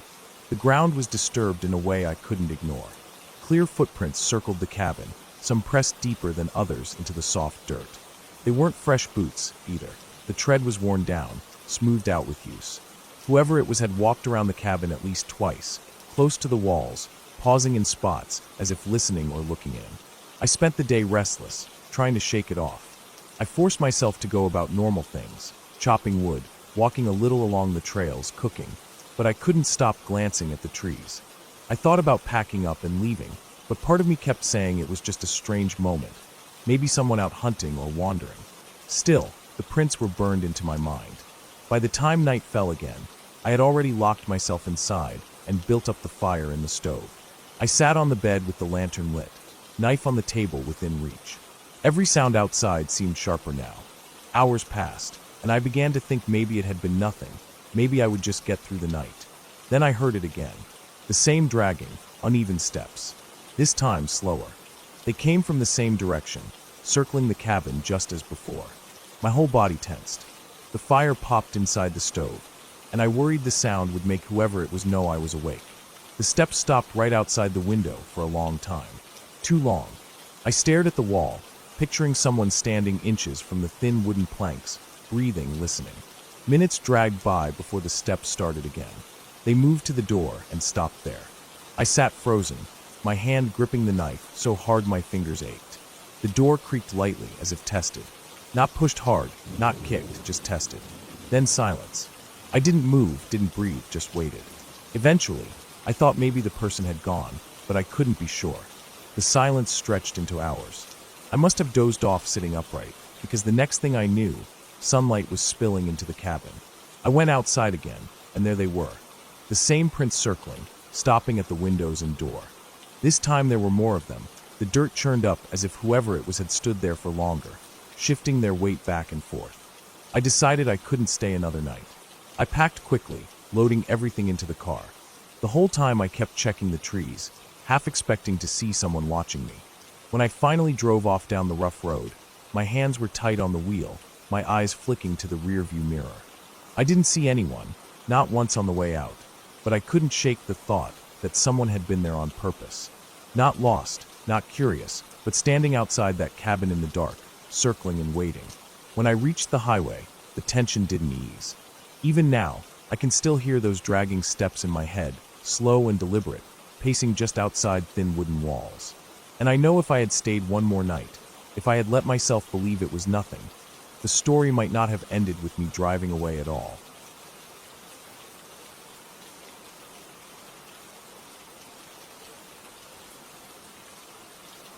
I remember the day so clearly because it began so normal, nothing strange about it at all, and yet it turned into something that has never left my mind. I had decided to go for a hike on my own, something I sometimes did when I felt restless. There was this old logging trail not too far from where I lived, tucked back behind farmland and fields, leading straight into miles of woods that seemed to stretch forever. It wasn't a popular place for people to go, which was part of the reason I liked it. The quiet always seemed heavier there, thicker than in other places, and it gave me space to think. That morning the sky was pale gray, not stormy but not sunny either, just that washed-out color that makes the day feel slower than it really is. I parked my car at the edge of a dirt road, packed a bottle of water and a snack into my small backpack, and started down the trail. The air smelled like damp leaves and soil, with that sharp coolness that comes from shaded woods. The path itself was wide at first, the remains of where trucks had once gone through years ago, but weeds and saplings had started taking it back.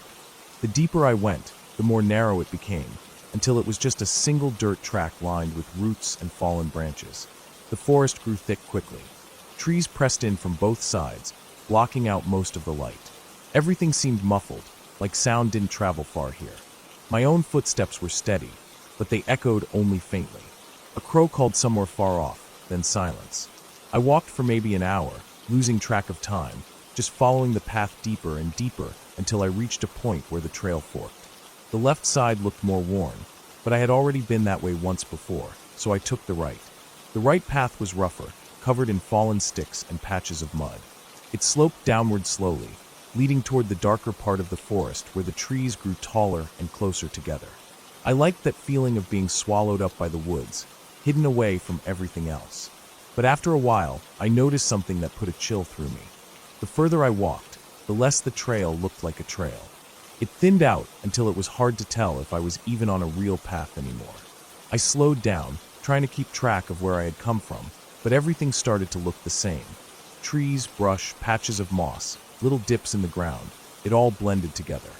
I told myself I'd just walk a little further and then turn back, but before long I couldn't even tell which way was back. I stopped and stood still listening. The forest was dead quiet. Not a single bird, not a squirrel moving, nothing.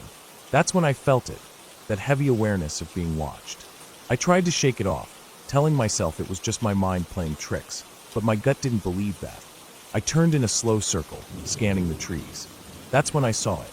At first it looked like just movement, something shifting between the trees about 50 feet away. Not fast, not loud, but enough to catch my eye.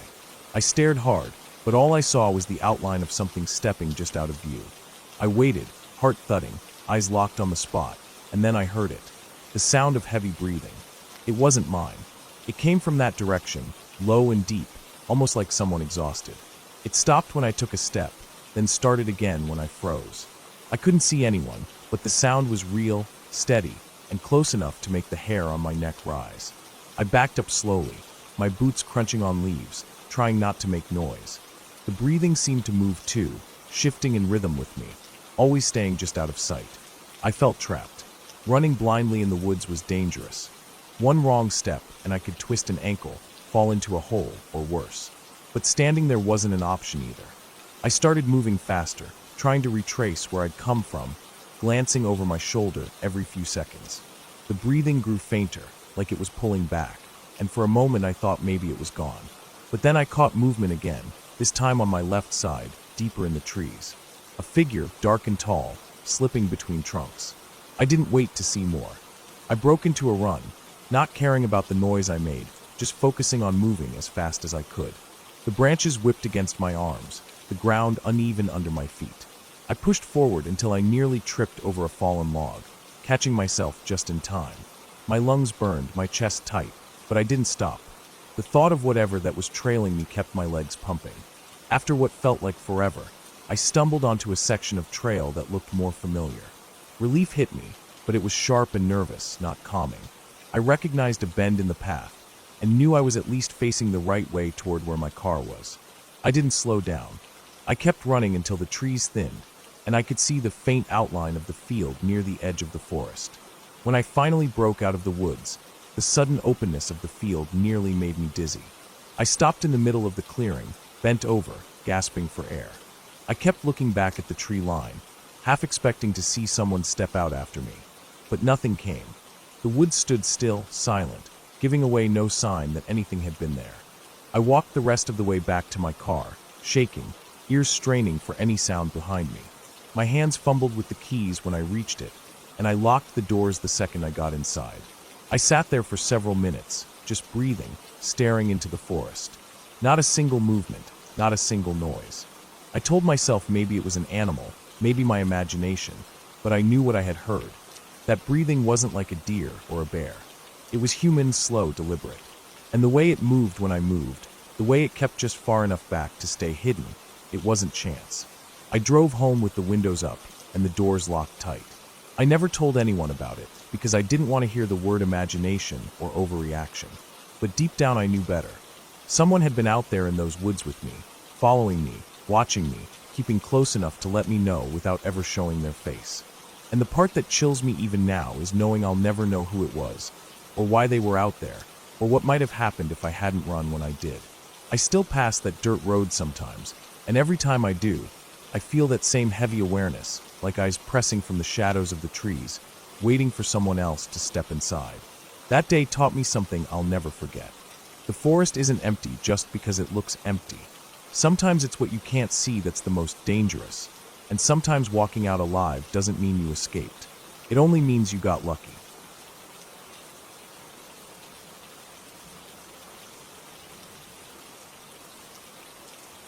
It started out as a normal plan, something that felt simple enough when I thought about it during the day. I had been craving some time away from everything, away from the noise, away from the constant routine. The idea of spending a night out in the woods felt right. I packed my bag with what I thought I would need, checked my flashlight twice, made sure I had a lighter, some food, a water bottle, and a blanket. I told myself it would just be a quick camping trip, one night to clear my head. The place I picked wasn't too far from home, just a few miles outside town. It wasn't a marked campground, but it was a spot I had noticed before when driving. A small dirt pull-off on the side of the road led into a clearing that sloped down toward a stretch of woods. The field was wide, flat, and covered in tall grass that swayed when the wind touched it. The forest on the far side stood like a wall, thick and dark, and once the sun went down, it turned into a solid black mass. From the road, you wouldn't even notice it was there unless you stopped. I parked my car along the dirt pull-off, slung the bag over my shoulder, and started walking down into the clearing. It was quiet, the kind of quiet where you notice how loud your own breathing is. There was a soft hum of crickets, and sometimes the faint sound of something moving in the grass, but I told myself it was just small animals. Rabbits, maybe. The grass brushed against my legs as I made my way to a spot where the ground leveled out. I could still see the faint glow of the road if I turned back, but ahead of me was only the black outline of trees.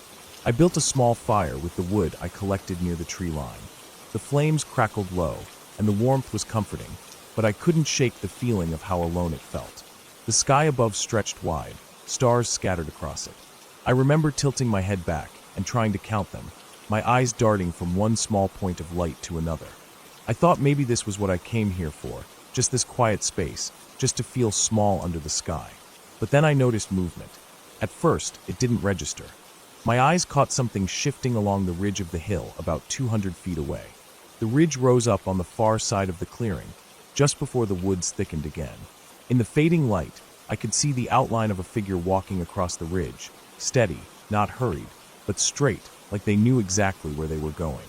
It wasn't the shape of an animal, it was upright, human. I stared hard, waiting to see if they would stop or look in my direction. But they didn't. They just kept walking until they reached the far edge of the ridge and disappeared behind it. I tried to convince myself it was nothing unusual. Maybe it was just someone out walking. Farmers sometimes checked their land, or maybe it was a hiker. But the way they didn't stop, didn't hesitate, just walked until they vanished. It left a weight in my stomach. I sat by the fire longer than I needed to, just listening, trying to hear if they were moving closer, but the night answered with nothing. Later, when the fire burned low, I decided I needed more wood. I grabbed my flashlight and walked into the edge of the forest. The air under the trees was cooler, damp, and carried the smell of earth. The ground was uneven, scattered with branches and leaves that cracked under my shoes. My flashlight beam cut through the trunks, pale light catching on the rough bark. I bent down to pick up a thick piece of wood, then froze. There was a sound behind me. It wasn't a branch breaking, not exactly. It was heavy, steady, like breathing. Slow and deep at first, then heavier, as though whatever was there had just exerted itself. I stood still, my hand tight around the wood, my heart thudding against my ribs.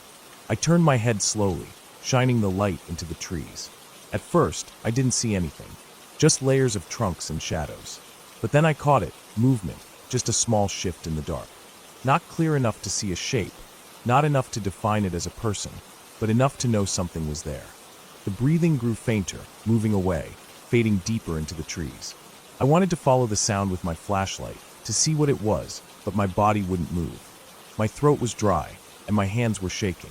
The sound of the breathing kept going until it was gone. I forced myself to collect the wood I had, clutching it against my chest, and walked quickly back out to the clearing. When I reached the fire, I piled the wood on and sat down, trying to calm myself. I told myself again it was probably an animal, maybe a deer, maybe something else. But the weight of the sound, the way it had felt like it was right behind me, close enough that if I had turned a second earlier, I might have seen it, that stayed heavy in my chest. The night dragged on. The fire's glow seemed smaller with every passing hour, the darkness around me stretching wider. I couldn't stop glancing toward the ridge, half expecting to see the figure again. I kept the flashlight close, switching it on and off, scanning the grass, the tree line, anywhere movement might show. Every sound carried weight, the rustle of leaves, the crack of something shifting in the grass, the sudden burst of an insect wing near my ear. At one point, I thought I saw something again near the trees. Just a flicker, the suggestion of movement between trunks. I told myself not to imagine things, but my body wouldn't believe my mind. My shoulders stayed tense, my eyes straining against the dark. I didn't sleep. I couldn't. I sat up the entire night, the fire long gone cold, my flashlight beam flicking across the clearing again and again. Sometimes I thought I heard the breathing again, faint, somewhere past the trees, but I never saw anything clear. Just shadows, always shifting, never still long enough to explain. When the sky finally started to lighten, the field slowly turning gray, I felt my whole body ease. The woods didn't look as heavy with daylight creeping back in. I stood, stretched my stiff legs, and walked back toward the car. The clearing felt empty, quiet in a way that was almost normal again. But I couldn't shake the feeling I had been watched. Not once, but all night. On the drive home, every time I looked in the mirror, I expected to see something sitting in the back seat. My hands gripped the steering wheel so tight my knuckles ached. By the time I pulled into my driveway, I swore I wouldn't do that again. Not alone. Not in that place. The memory of the figure on the ridge, the sound of that breathing behind me, the way it faded into the dark, it followed me. I tried to explain it away, but there was no way to erase how real it felt. I knew someone or something had been there, and I knew it hadn't wanted me to see it. Even now, when I think back to that night, what unsettles me most isn't the figure or the breathing. It's the silence that came after. The way it slipped back into the dark without a trace, as if it belonged there and I didn't. That was the moment I realized the woods didn't care that I was there. They belonged to something else, and for that one night, I had stepped into its place, and it let me leave.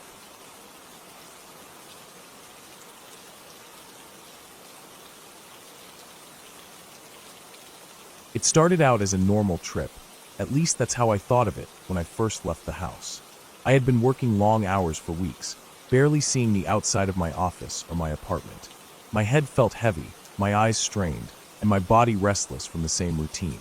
I wanted to get away, even if it was just for a single night, and I figured a short camping trip would help me breathe again. I didn't plan it with anyone else, because I didn't want company. I wanted quiet, fresh air, and space that wasn't crowded by walls. I packed my backpack with the usual things: a tent, sleeping bag, some food, water bottles, and a flashlight. I left in the late afternoon, driving out of town until the road narrowed and the trees grew taller, blotting out the horizon. The air was cool when I parked by the side of a dirt road, locked my car, and started walking into the woods. I had no exact spot in mind, just the idea of following the trail until I felt I was far enough to be alone. The path was uneven, covered in roots and rocks, and the deeper I went, the quieter it became. The sound of cars faded quickly, and all that was left was the crunch of my boots and the rustling of leaves high above me. Every step felt like I was shaking off the noise of the world, peeling away the weight of the city. I liked the silence. By the time the sun dipped behind the hills, I had found a small clearing just big enough to pitch my tent. It was near a slope, and not far from a thin line of trees that separated the clearing from a denser part of the forest. The grass was low, the ground firm, and I set my tent there without thinking too much about it. I gathered some sticks and built a small fire to cook a simple meal. As I sat there, chewing slowly, I realized how much I missed the simple act of hearing nothing but the crackle of fire and the occasional chirp of a bird or insect. Darkness settled quickly, thicker than it ever felt in the city. I could see the stars above, clearer than I had in years, and for a while, I just lay back on the ground staring at them. The fire burned lower until it was just glowing embers, and I crawled into my tent, tired but calm. The ground was cold under my sleeping bag, but I didn't mind. The forest around me seemed still. I drifted off, thinking I had finally found the peace I was looking for. Sometime in the night, I woke up. I don't know why exactly, but something pulled me out of sleep. The tent was dark, but my ears picked up faint noises outside. It wasn't the normal sound of branches swaying or leaves brushing against each other. It was heavier, more deliberate, like footsteps, slow, steady, circling. My chest tightened as I lay completely still, listening. At first, I thought maybe it was a deer or something similar, but the steps were too controlled. They stopped for long moments, then shifted again, moving just beyond the thin wall of fabric separating me from the night. I tried to convince myself it was nothing, maybe my imagination, maybe the forest shifting, but the sound was too real. Minutes dragged on like hours. I didn't move. I barely breathed. Then slowly, the sound faded, and the forest fell back into its regular stillness. I didn't dare check outside. I stayed inside the tent, staring into the dark, until exhaustion forced my eyes closed again. When I woke with daylight, I tried to brush it off. I told myself maybe it had been an animal, maybe I had dreamt half of it. I stepped outside, and the ground was damp with morning dew. I walked a slow circle around the tent, and that's when I noticed it. The grass was flattened in places, in shapes too close to footprints to be ignored. They weren't clear enough to see shoes, but I could tell something or someone had moved there during the night. My stomach sank. I thought about packing up and leaving, but the sun was shining, and the forest looked harmless again. Maybe I was overreacting. Maybe I was just on edge. I convinced myself to stay, at least for the day. I wanted to enjoy the time away. I collected firewood, wandered the area, and even found a stream not too far down the slope where the water was clear and cold. For hours, everything felt normal again, and I managed to shake off the unease. By evening, I had a stronger fire going and sat close to it as the sky darkened. The air grew colder, and the forest sounds returned. I ate, warmed myself, and finally crawled into the tent again when the fire was nothing but glowing coals. My body was tired, but my mind was restless, replaying the sounds from the night before. When it happened again, it was worse. I woke to the same slow crunching steps outside the tent. They were closer this time, not moving in wide circles, but pacing right beside where I lay. The sound of weight pressing grass and soil filled my ears. Then it stopped, and I could hear breathing. Heavy, steady, deliberate breathing, just beyond the fabric. I didn't move. My hands gripped the edges of my sleeping bag, my heart pounding so hard I thought it would burst. The breathing shifted, low and steady, as if whoever it was leaned closer. I wanted to grab the flashlight, to shine it, but I was frozen. I felt the press of fear like a weight on my chest. Time dragged. I couldn't tell how long it lasted, but eventually, the sound pulled away. The footsteps retreated, slow at first, then fading into the distance. I stayed awake until the first light of dawn filtered through the tent. When I finally stepped outside, my stomach twisted again. This time, there were clearer prints in the soft earth. Not animal prints. Shoe prints. Someone had been there. I stared at them, following the faint trail toward the tree line, but I didn't go far. My mind raced with questions I didn't want answers to. I decided to leave. I packed my things as quickly as I could, shoving everything into my bag without care. My eyes kept flicking to the trees, waiting for something to move, for someone to appear. The hike back to the road felt longer than when I came. Every step, I felt watched. The forest that had felt peaceful yesterday now pressed down on me, closing in. When I finally reached my car, my hands shook as I unlocked it and threw my gear inside. I sat for a moment, trying to steady my breathing before starting the engine. I didn't look back as I drove away, but I couldn't shake the image of the footprints outside my tent, the sound of breathing in the dark. That night, when I lay in my own bed, safe inside walls and under a roof, I realized how close I might have been to something far worse. I thought of the footsteps circling me, the breathing just outside, and the fact that whoever it was never revealed themselves. They didn't need to. They wanted me to know they were there. I never went camping alone again. Even now, years later, the memory sticks with me. The woods are wide and silent, but not empty. And sometimes, when I close my eyes at night, I still hear the slow, heavy steps outside the thin wall of my tent, waiting in the dark.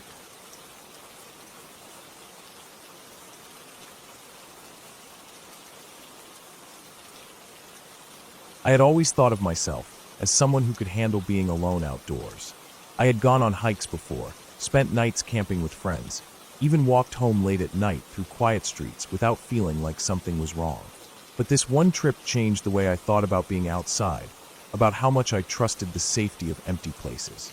It started with me deciding to spend a weekend by myself in the woods, something I had been thinking about for a while. I told myself it would be peaceful, a way to get away from everything for a couple of days. I brought a small tent, some food, water, and enough gear to last. I parked my car near a trail that led deeper into the forest, then carried my things in until I found a spot that felt private and quiet. The first day was calm. I set up the tent, gathered firewood, and cooked a simple meal as the sun began to sink. The forest had that strange quietness it always gets in the evening, where the air feels heavy and still. I remember sitting on a log near the fire, listening to the sounds of birds going silent, the soft rustling of branches when a breeze passed through, and the distant crack of twigs somewhere deeper in the trees. None of it bothered me then. It just felt normal. I thought about how nice it was to be away from noise, away from people, away from all the distractions I was used to. But as night came on, the place began to feel different. The woods seemed to close in, the shadows stretching longer between the trees, making the spaces between them look like endless black corridors. The fire was small, but enough to light the little clearing I had chosen, though everything outside that circle of light looked darker than it had in the day. I could hear the forest still, but the sounds were harder to place now. Twigs snapping somewhere, something moving through the undergrowth, leaves shifting even when there wasn't wind. I tried to ignore it, telling myself it was just animals, maybe deer, maybe raccoons. When it was finally time to sleep, I climbed into my tent, zipped the flap closed, and lay on top of my sleeping bag. For a long time, I couldn't relax. I lay there staring at the thin fabric above me, listening. Every little sound seemed louder in the silence of the night. The distant call of some bird, the steady chirping of insects, and then, once in a while, the faint crack of something heavier moving across the forest floor. I told myself it was nothing. I tried to breathe slow, tried to calm down, but it felt like my ears were wide open, searching for something they didn't want to hear. At some point, I must have dozed off, because when I woke again the fire had burned out, and the tent was colder than before. The woods were completely silent now. That silence wasn't natural. It wasn't like the calm before. It was the kind of silence that makes your body tense without knowing why. I held my breath, listening, and then I heard it, slow steps in the leaves outside. They weren't heavy enough to sound like a bear or something that large, but they weren't quick or skittish like a small animal either. They were deliberate, slow, measured, like someone walking carefully just outside my tent. My heart started pounding. I stayed perfectly still, afraid to even move inside the sleeping bag. The steps moved around the clearing, slow crunches of leaves, pausing every so often. It was too steady to be an animal searching for food. It felt like someone was circling the tent. I didn't breathe until the sound faded, moving further into the trees. Even then, I couldn't relax. I lay awake the rest of the night, staring into the dark, waiting for something else to happen. When morning came, I was exhausted, but the sunlight made me feel safer. The forest didn't look as threatening in the day. I got up, checked around the clearing, and saw nothing unusual.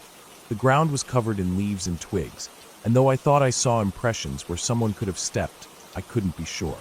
I tried to tell myself I had imagined it, that it was probably just a deer.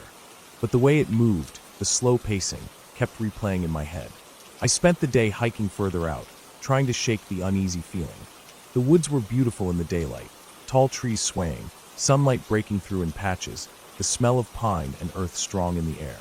I tried to enjoy it, but I couldn't get rid of the sense that I wasn't alone.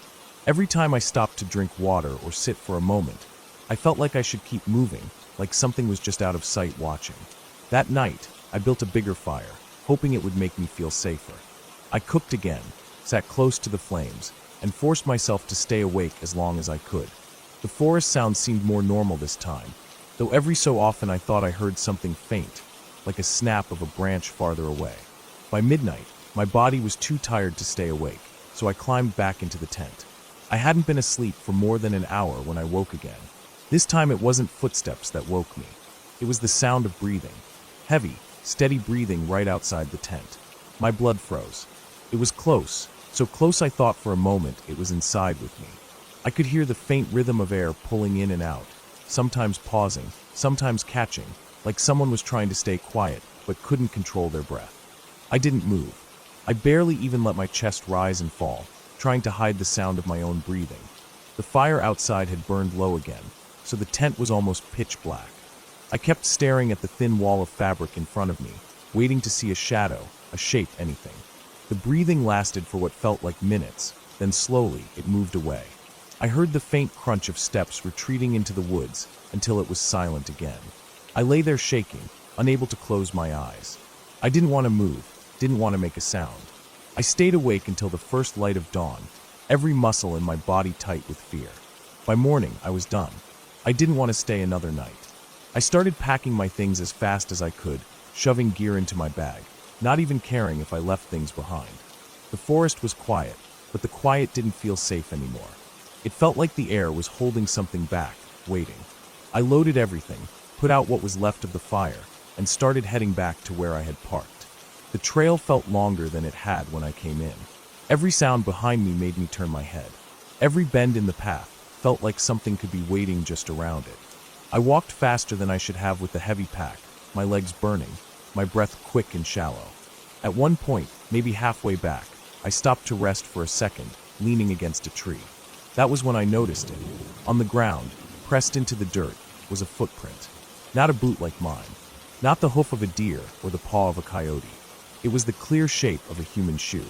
And it was fresh. The edges were sharp, the soil still moist from where it had pressed down. It was facing the same direction I was going. I didn't stay to look at it longer. I forced myself to keep moving, faster now, almost running in parts of the trail, even with the heavy pack. The The woods around me felt like they were closing in, every tree a place for someone to hide, every rustle in the leaves proof that I wasn't alone.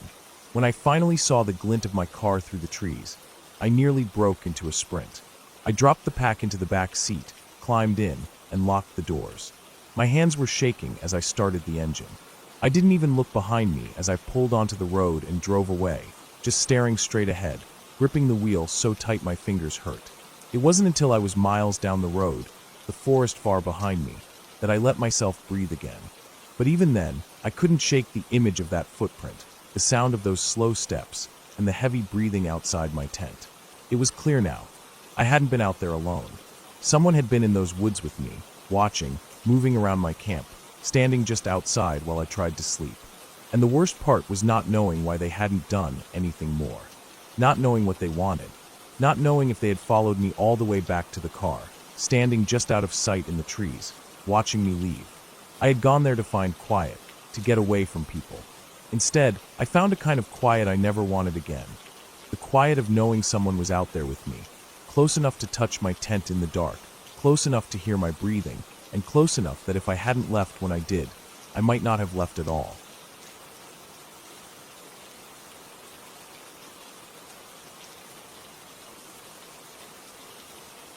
I remember the night air feeling thick, heavy, almost suffocating even though it wasn't hot. The kind of air that presses against your skin and makes every breath feel just a little slower, a little harder. I had gone out there alone, choosing to camp by myself in a small clearing near a stretch of woods I didn't know too well. I had walked most of the afternoon, carrying my pack and taking in the silence of the trail until I came across the opening. It wasn't much, just a patch of grass surrounded by trees, with a faint path leading deeper into the woods on the far side. Something about it seemed quiet enough, isolated enough, that I figured it would do for the night. I laid my gear down, put up the tent, and started setting things in order. The sun was still dropping behind the trees, leaving that dim orange glow that stretches shadows long across the ground. I could hear a few birds somewhere in the distance, but otherwise it was mostly still. No cars, no voices, no buzzing of electricity, just the muted sounds of the forest winding itself down for the night. At first it was calming. There's something about being away from everything that makes you feel like you can breathe a little deeper, even if the air feels heavier than normal. I gathered firewood just around the edges of the clearing, not wanting to go too far in. I noticed how quickly the forest swallowed light, the trees standing close enough together that the path between them turned into a black wall after only a few steps. I told myself I'd stay close until I had a proper fire going. It didn't take long before I had a decent pile of branches stacked beside the stones I had arranged in a ring. By the time I sparked it to life, the sun was nearly gone, and the flames leapt higher, casting a shifting circle of light around the clearing. The fire made the shadows seem alive. Every time I looked up, I caught myself glancing at the edges of the light, seeing shapes move where there was nothing, only the flickering of branches against the glow. I tried to ignore it, focusing on boiling some water for food. The sound of the fire crackling kept me company, but behind it, I started noticing other sounds. At first it was faint, like something brushing against leaves. Then it was the crunch of what might have been a footstep. Not close, but not far either. My head turned sharply, and the woods looked the same as they always had, dark, endless, silent except for the faint ringing in my ears. I tried to calm myself. Animals moved through the trees all the time. Deer, raccoons, foxes, anything could have made that noise. I forced myself to eat, even though every bite felt like chewing on stone. My stomach twisted as I swallowed, my eyes darting back to the tree line again and again. The firelight wasn't enough to push back the darkness far. The woods seemed thicker than they had during the day, as if they had crept closer while I wasn't looking. By the time I cleaned my small pot and set it aside, the sky had gone completely black. The stars above the clearing were sharp and cold, but they barely reached into the trees. I decided I'd sit up a while longer by the fire before going into the tent. My chair creaked as I leaned back, staring into the flames, trying to settle my nerves. That's when I heard it again. Not just one sound this time, but a rhythm. A slow, deliberate pacing. The crack of a branch breaking under weight. The dry swish of something brushing against another tree. I froze. My chest tightened, and I held my breath, straining to listen. The steps didn't come closer at first. They moved sideways, circling, dragging out the silence between each one. My mind scrambled for explanations. A bear? A large animal? But the way it moved, the careful spacing of the steps, it felt different.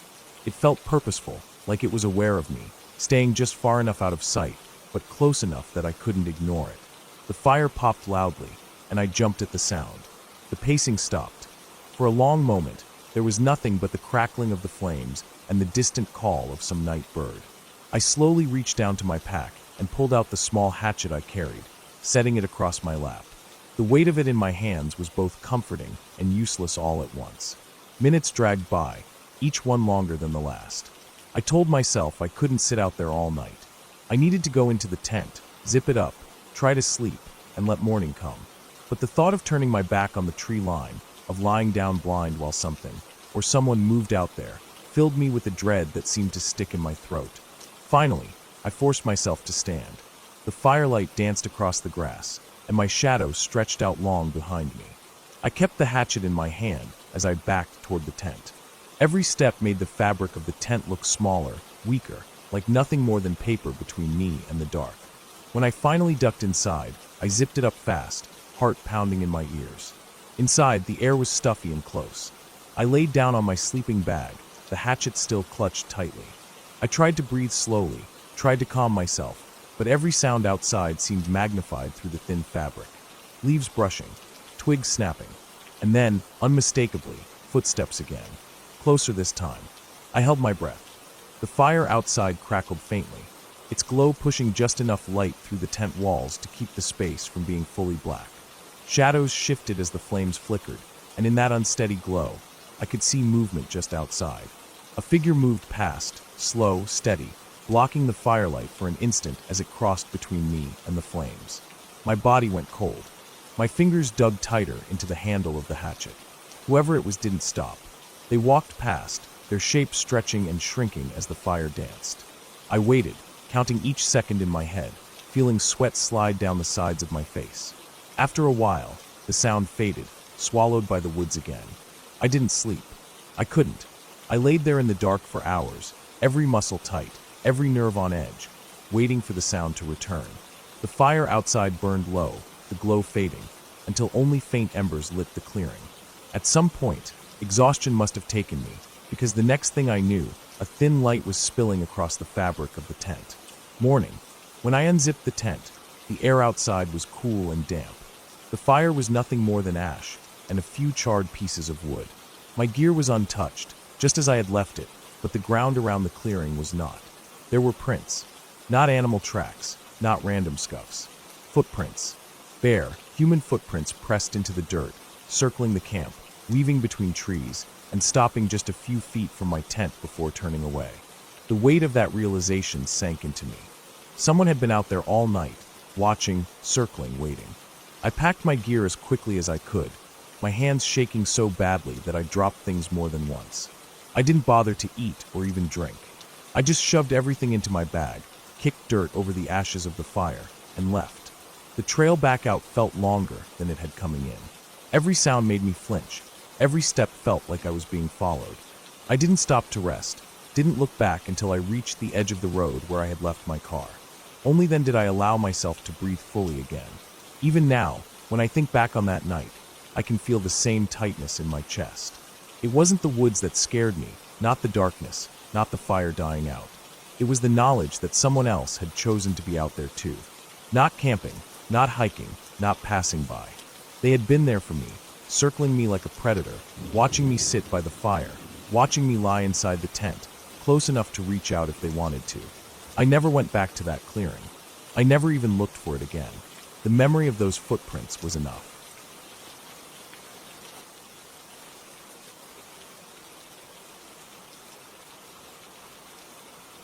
I remember the way the air felt that evening, heavy and damp, the kind of air that presses on your chest without you noticing until you try to breathe deeply. I had decided to spend a weekend by myself at a small cabin tucked away at the edge of the woods. It wasn't really far from town, maybe a 40-minute drive, but once you got there it felt like another world. The dirt road leading in was narrow, with tree branches hanging low and scraping along the side of my car as I drove. The cabin itself was nothing fancy, just 4 wooden walls, a porch with a single chair, and an old wood stove inside. I had brought supplies with me: food, water, a lantern, a flashlight, a small axe for cutting wood, and a sleeping bag. I wanted to clear my head, to step away from everything. I thought being alone would make me feel lighter, calmer. For the first few hours, it did. I walked the edges of the clearing, noticing the silence except for the constant hum of insects. The forest loomed on all sides, dark and crowded with trees that seemed to lean inward, watching. When the sun began to drop, the clearing shifted. The light bled out of the sky and shadows stretched until they blended into the wall of trees. I built a small fire in the ring of stones beside the cabin, using what I'd brought with me. The fire crackled, sparks shooting upward, but the darkness around me seemed thicker than what I was used to. Every time I looked into the forest, I felt like something would be there if I stared long enough. I tried to distract myself by making food. I heated a can of soup on the fire and ate straight from it, the metal warm in my hands. I kept glancing toward the tree line, feeling that uncomfortable prickle on the back of my neck. The longer I sat outside, the more aware I became of how alone I really was. There was no cell service this far out. If anything happened, I would have to deal with it myself. It was around 9 when I heard the first sound that didn't belong to the usual forest background. It was faint at first, a steady rustle of movement. Not the random scatter of a squirrel, not the quick burst of a rabbit darting through underbrush, but a slow and steady push of something moving deliberately. I froze, spoon halfway to my mouth. My eyes fixed on the line where firelight ended and the forest began. The noise stopped the moment I tried to focus on it. I stayed by the fire a while longer, listening. The insects had gone quiet. It was strange how heavy the silence became when even the crickets refused to fill it. My ears strained for anything, and finally, I heard it again. This time it was clearer. The sound of weight shifting on leaves, something stepping carefully, but still heavy enough that it couldn't disguise itself completely. I told myself it was probably a deer, maybe even a stray dog, but the thought didn't calm me. I stayed by the fire until the wood began to burn down. Then I reluctantly went inside the cabin. I closed the wooden door, set the latch, and lit the lantern on the small table.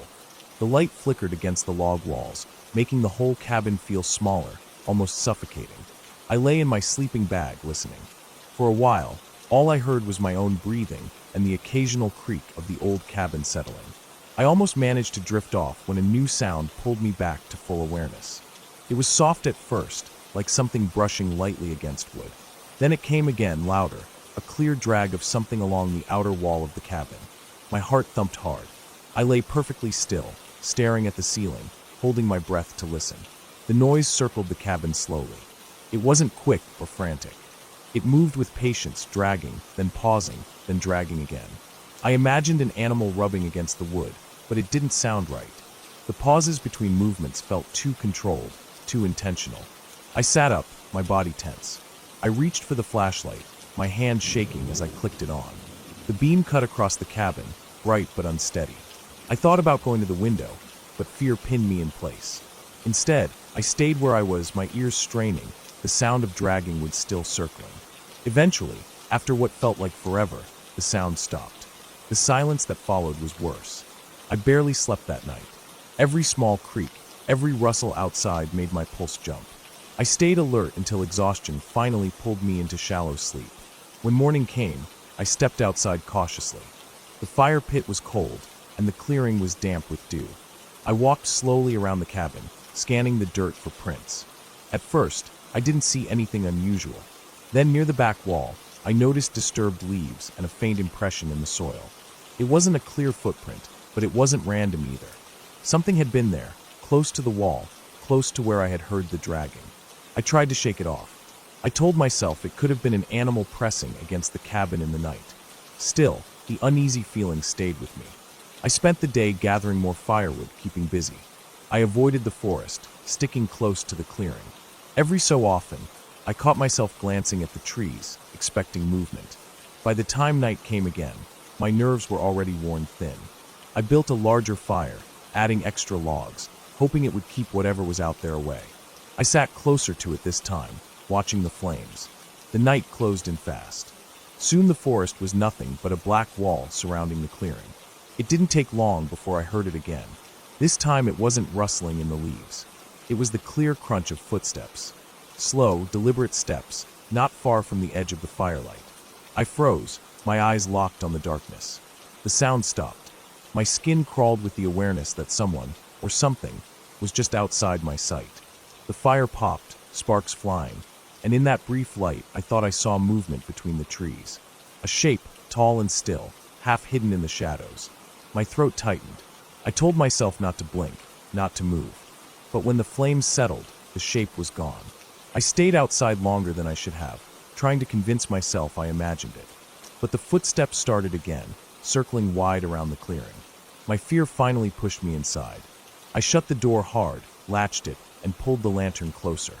I sat in the chair by the table, gripping the flashlight, staring at the door. The dragging sound returned. It moved slowly along the walls, then paused. The silence was so heavy I could hear the blood rushing in my ears. Then came the sound of weight pressing lightly against the wooden boards, as if something, or someone, was leaning against the wall, testing it. I stayed awake the entire night, too afraid to close my eyes. When morning light finally crept through the window, I went outside again. This time, the marks were clearer. Not animal prints, but impressions too large and spaced too evenly to be anything but human. They circled the cabin, stopping at the door, then continuing. That was the moment I decided I wouldn't stay another night. I packed quickly, stuffing my things into bags without caring about the order. My hands shook as I carried everything to the car. The whole time I felt eyes on me, as if the trees were hiding something that refused to step into the daylight. When I finally drove away, the dirt road felt endless. Every glance in the rearview mirror showed only dust rising behind me, but I couldn't shake the feeling that if I slowed down, I would see someone standing there at the edge of the road, watching me leave. Even now, when I think back to that weekend, I remind myself there were no ghosts, no monsters. It was something real, something human, and that makes it worse. Someone had been out there, circling the cabin, watching me in the dark, and I'll never know why.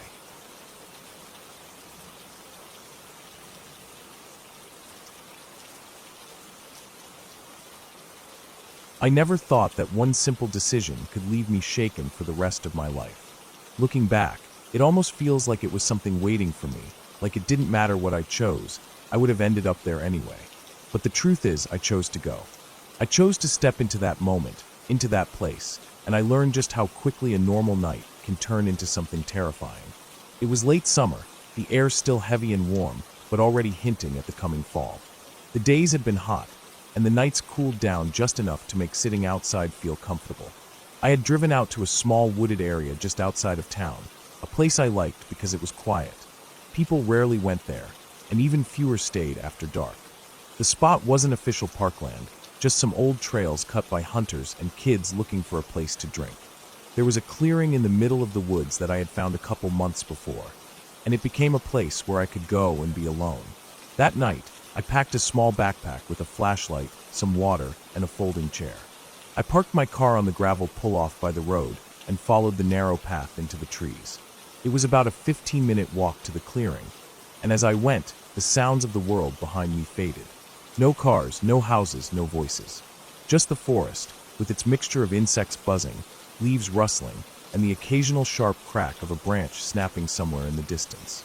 I always tried not to think too much about those noises, because if you thought too hard about them, your mind would start inventing reasons for them. Every small sound could turn into footsteps. Every shadow could hide something waiting. I told myself it was just raccoons or deer, maybe even a stray dog moving around. Still, I kept my flashlight in hand, thumb on the switch, ready to snap it on if I had to.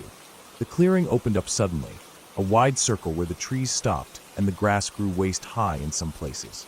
I had flattened down a small area for my chair and kept a few stones around from when I had once made a small fire pit.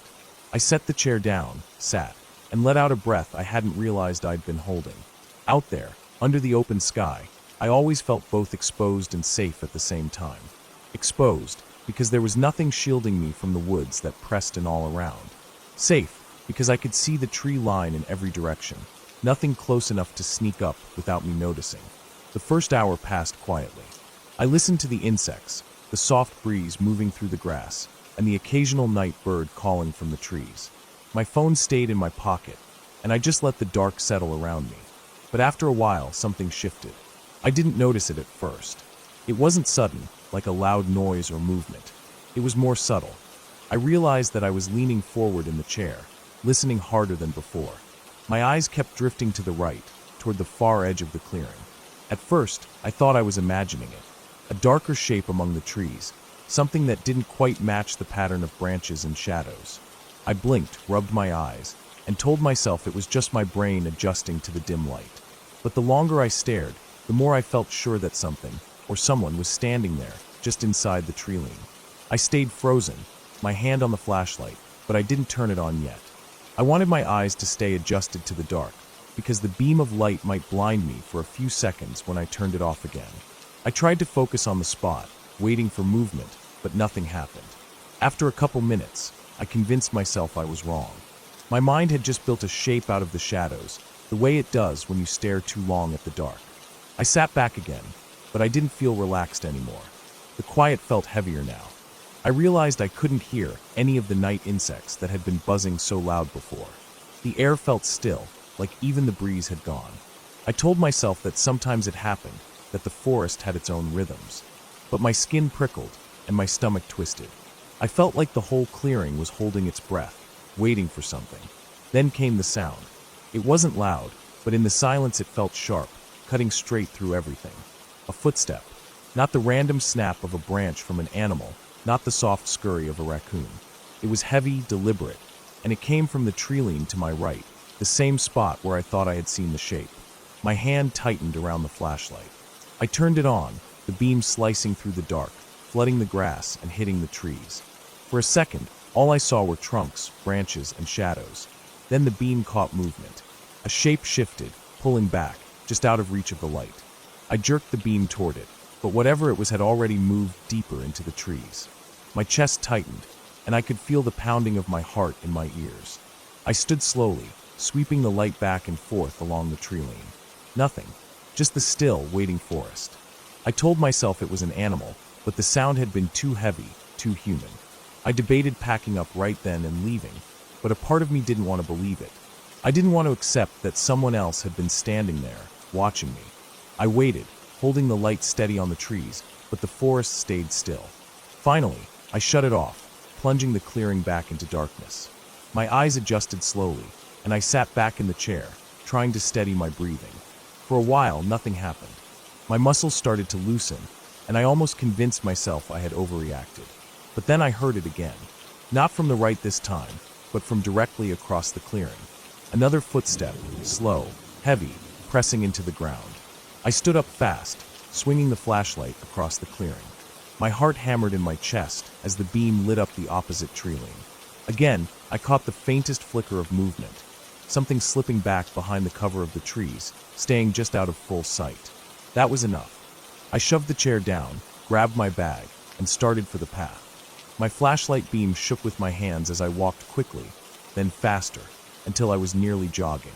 Every few steps, I swung the light behind me, half expecting to see someone following. Nothing, just the endless dark of the forest. The path twisted, and every shadow seemed to move. My breath came hard, and my skin was slick with sweat despite the cool night air. I kept telling myself not to run, that running would make me trip, but my body didn't care. By the time I saw the faint glint of my car through the trees, I was sprinting. I broke out of the woods, nearly throwing myself into the driver's side. I yanked the door open, tossed the bag inside, and slammed it shut behind me. My shaking hands fumbled the keys, and I dropped them once before jamming them into the ignition. The engine roared to life, and I threw the car into reverse, tires spitting gravel as I turned back onto the road. As I drove, I kept checking the mirrors, half expecting to see headlights behind me, or worse, someone standing in the road. But the night stayed empty. It wasn't until I was halfway home that I let myself breathe again. My body ached with the release of tension, my hands cramping from how tightly I had been gripping the wheel. When I finally pulled into my driveway, I sat in the car for a long time, the engine off, the world silent. My mind kept replaying the sound of those footsteps, the way the shape slipped just out of sight. Whoever it was, they hadn't called out, hadn't made a sound except for those slow, deliberate steps. They had just watched, waited, and moved along the edge of the clearing, staying in the dark where I couldn't see them. That was the part that stayed with me the most. Not the fear I felt, not the sprint back to the car. It was the knowledge that I had been out there alone, sitting in the open, while someone else had been in the trees, watching me, circling me. And they had never tried to leave the shadows. They wanted me to know they were there, without ever letting me see them fully. I never went back to that clearing again. Even now, when I drive past that stretch of woods, I feel the same tightness in my chest, the same prickle on my skin. I tell myself it was just someone passing through, maybe a hunter or another camper. But deep down, I know it wasn't that simple. Because if it was, why didn't they ever step out into the light? Why didn't they say a word? Why did they stay hidden, circling, waiting, until I finally fled? And why, even now, do I sometimes feel the same sensation I felt that night? The weight of unseen eyes on me, watching from just beyond the edge of the light.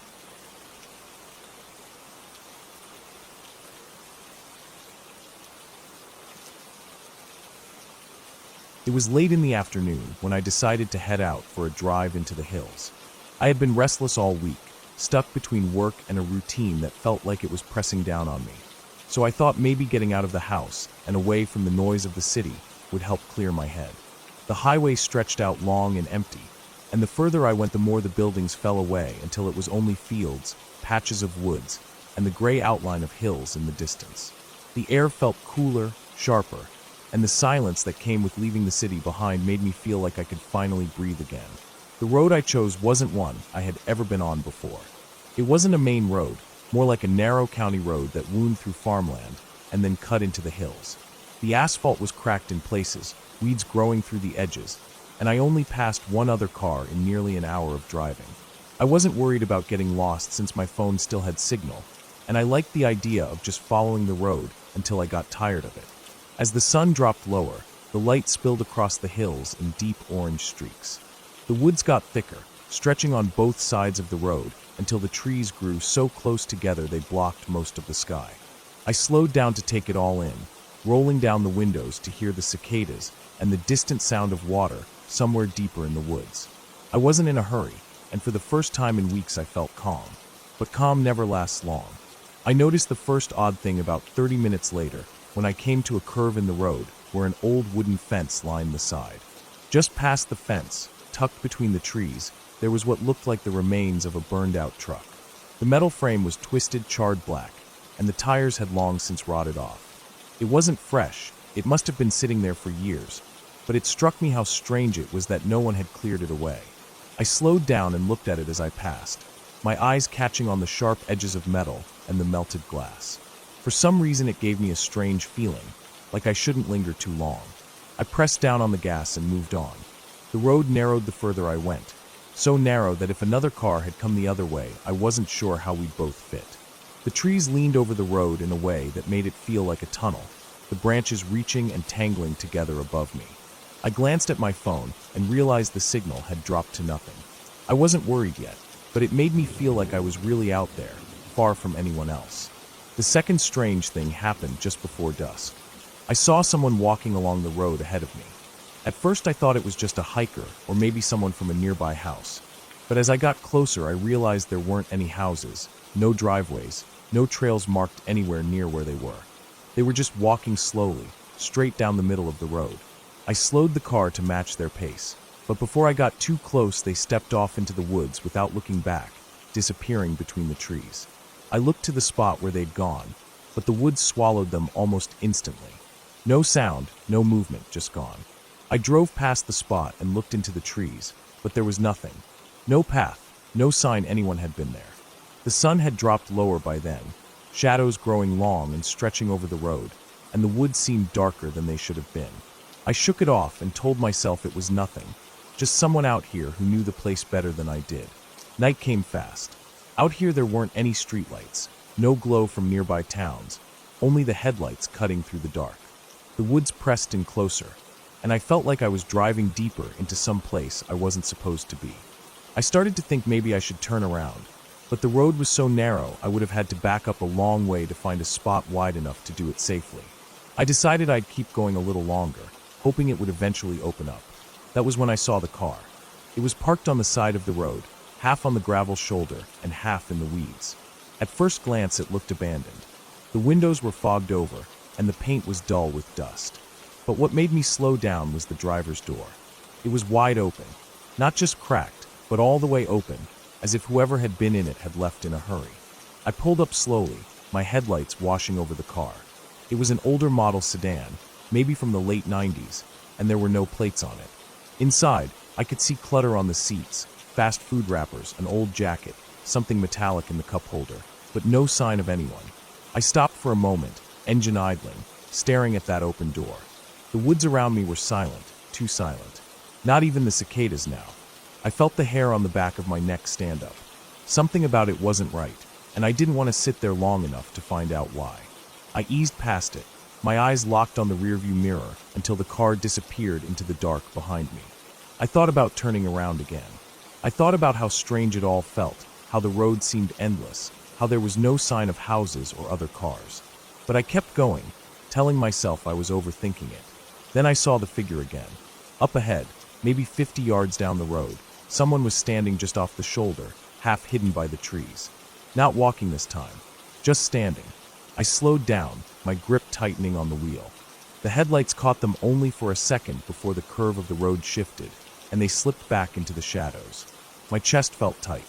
I pressed harder on the gas, telling myself I just wanted to get out of there faster, but my hands were shaking on the wheel. I kept glancing into the woods, every shadow looking like it could move, every gap between the trees feeling like a doorway. I drove for what felt like hours, though it couldn't have been more than 30 minutes. The woods didn't thin, the road didn't widen, and my phone stayed dead. My fuel gauge dipped lower than I was comfortable with. I started to wonder if the road ever ended, if I had somehow gotten myself onto some forgotten stretch of asphalt that just wound through the hills forever. When I came to the clearing, I almost didn't believe it at first. The trees broke apart suddenly, the road opening into a wide dirt lot that looked like an old rest area. There were cracked picnic tables, a rusted metal trash barrel, and a wooden sign so faded I couldn't make out what it once said. I pulled over and shut off the engine, the sudden silence pressing in heavy and thick. That was when I heard it. Movement. Not loud, but enough. Leaves shifting, a branch snapping somewhere just beyond the tree line. I sat frozen in the driver's seat, my eyes locked on the dark woods. The sound came again, closer this time, the unmistakable rhythm of footsteps moving slowly across the ground. Not an animal. Too heavy. Too deliberate. I turned the key and the engine sputtered back to life. But in that moment I caught sight of something in the headlights. A shape. Just for a second. Tall, still, standing at the edge of the clearing, watching. I didn't wait to see more. I slammed the car into gear and tore out of there, the tires kicking up dirt as I swung back onto the road. I didn't stop again. Not for the woods, not for the shadows, not even when I thought I saw movement pacing me between the trees. I kept driving, hands locked on the wheel, my eyes fixed on the narrow strip of asphalt illuminated in front of me. It felt endless, the road twisting and curling deeper into the dark, until finally, after what must have been another hour, I saw lights. They weren't headlights. They were streetlights. Faint at first, then brighter as the road widened and spit me out into a small town I had never heard of. Just like that, the woods were gone, the silence broken by the hum of neon signs and the sound of cars parked along the curb. I pulled into a gas station and shut off the car, my body shaking so hard I could barely keep the keys in my hand. I sat there for a long time, staring at the bright lights of the station, listening to the familiar noise of traffic on a nearby road, trying to calm myself down. When I finally stepped out, the air smelled of gasoline and fried food from the diner next door. It felt real again, normal again, and yet I couldn't shake the weight pressing in my chest. I didn't know what I had seen back there, or why the road felt the way it did, but I knew I never wanted to drive it again. I filled my tank, got back in the car, and pulled onto the main highway, heading home. But even as the miles rolled away, even as the city lights grew closer, I couldn't stop checking the mirrors. Every shadow that flickered past made my heart pound. Every glimpse of dark woods along the roadside made me grip the wheel tighter. I told myself I had made it out, that it was over, but some part of me couldn't believe it. Some part of me felt like the road hadn't really let me go. Like somewhere out there, in the dark hills and the endless woods, someone was still standing just beyond the trees, waiting for me to come back.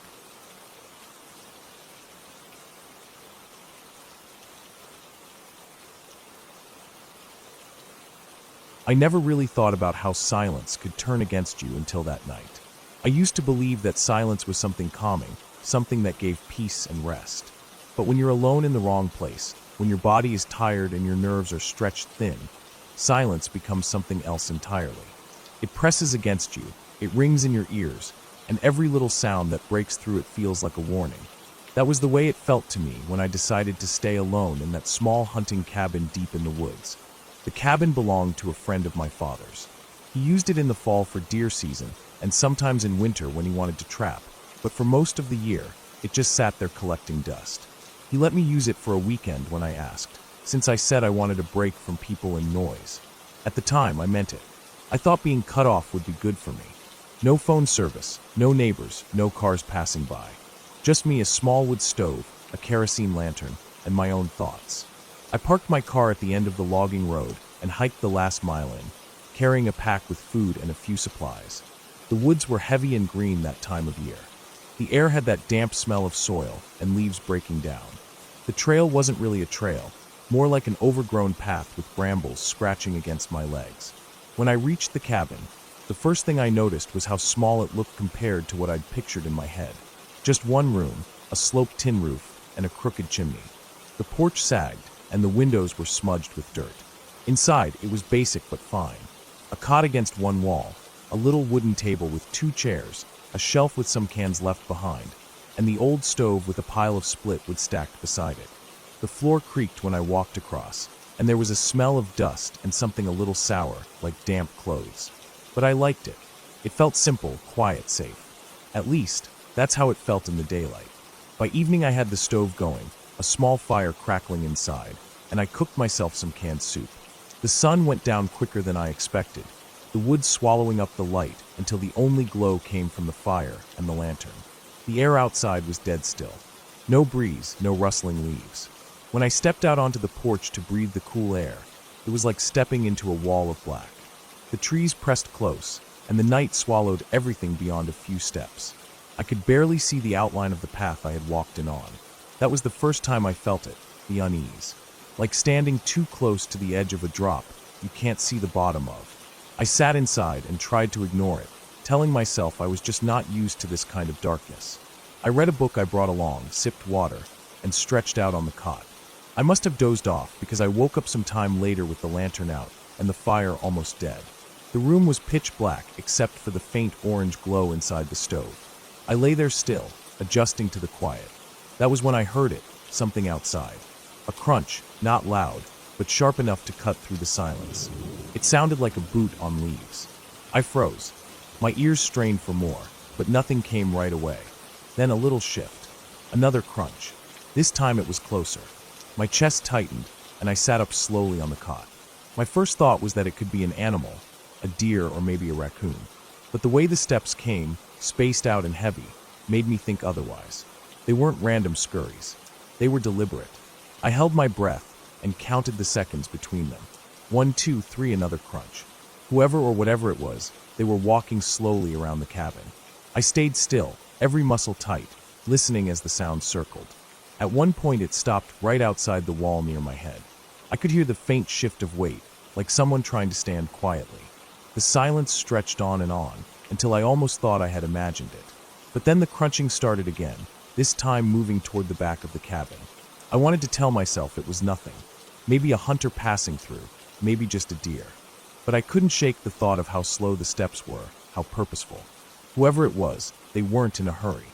They were moving like they had all the time in the world. I stayed awake for hours, clutching the flashlight I had beside me, until eventually exhaustion dragged me under. The next morning, I tried to brush it off. The light of day made it easier. I stepped outside and walked around the cabin, looking for tracks. The ground was mostly leaves, but here and there I saw depressions, long, narrow, like the shape of boots. They trailed off into the trees. My stomach turned, but I forced myself to believe it could have been from earlier. Maybe even my own, though they didn't line up exactly. I spent the day hiking a little, gathering more wood, trying to keep my mind busy. But all day, I couldn't shake the feeling that the woods weren't empty. Every time I stopped, I thought I heard something faint behind me. A twig snap, the sound of something brushing against branches. When I turned, there was nothing, just the endless green of the trees. That night was worse, much worse. The fire was burning steady, the lantern dimmed, and I had just started to drift off when it came again. The crunching, at first far off, then closer. Slow, steady, circling. My mouth went dry. My heart pounded so hard I could feel it in my throat. This time I knew it wasn't an animal. There was rhythm in those steps, a weight behind them. Human weight. I gripped the flashlight again, but I didn't turn it on. I didn't want to give away that I was awake. The steps drew closer, circling tighter around the cabin, stopping now and then. At one point I heard something scrape lightly against the wall. A dragging sound, like fingers or the tip of something hard. I pressed my back against the wall of the cot and stayed there, barely breathing. Hours seemed to crawl by before the sound faded. I don't know when I finally drifted off, but when I woke up, the light coming through the window was weak and gray. I stepped outside again. This time, the ground told more of a story. Clear boot prints, fresh, leading from the trees right up to the cabin walls and back out again. My chest went hollow. Someone had been right there in the night, circling me while I lay inside. I wanted to pack up and leave, but part of me felt stubborn. I told myself maybe it was just some local messing around. If I left, it would feel like running. So I stayed, even though my gut screamed at me not to. That evening, I forced myself to stay awake. I kept the lantern low, the fire burning small, and sat at the table with my ears tuned to every sound. The woods outside were dead quiet. Too quiet. I waited for hours, the air heavy, my nerves stretched thin. Then, sometime deep into the night, I heard it again. Not just crunching this time, but something more. The sound of weight shifting on the porch boards. A slow creak. My throat tightened. The porch was only a few steps from where I sat. I could picture the shape of the door, the thin wood between me and whoever stood there. Another creak followed, closer. I held the flashlight tight in my hand, ready to shine it, but I couldn't bring myself to move. Then came the faintest sound of breath, just on the other side of the door. Long, slow breaths. Someone was standing there, listening. Minutes stretched like hours. My hands shook, but I stayed frozen, waiting. Finally, the boards creaked again, this time moving away. The steps faded into the trees, and eventually the silence returned. By the time the first pale light of morning came, I had already decided. I packed my bag, shoved everything I could inside, and left. I didn't bother putting the fire out. I didn't bother looking for tracks. I just walked. I walked fast, almost running, down the path, not looking back. The woods felt alive all around me, like eyes followed me through every step. When I finally reached my car, my hands shook so badly I fumbled with the keys. I got in, slammed the doors shut, and started the engine. Only then did I let myself breathe fully again. I didn't stop driving until I was miles away. I never told anyone the full details.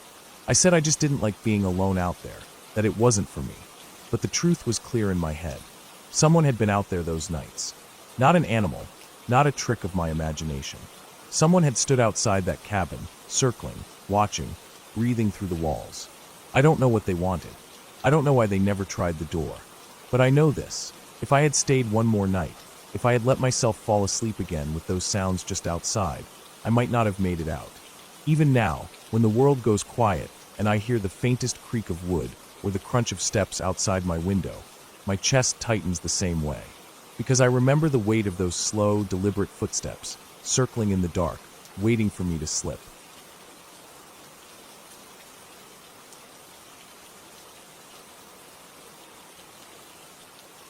It was late in the summer when I decided to spend a few days alone in the woods. I had been working nonstop for months, and my mind was restless. I thought a trip out into nature would calm me down, help me clear my head, and let me feel something different from the constant noise of daily life.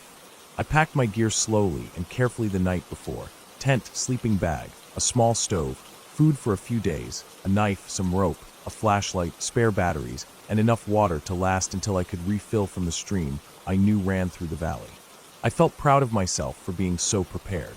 The drive out took nearly 3 hours, and I could feel the city fading away behind me as the roads narrowed and the trees thickened around the asphalt. The air grew heavier with the smell of pine and damp earth.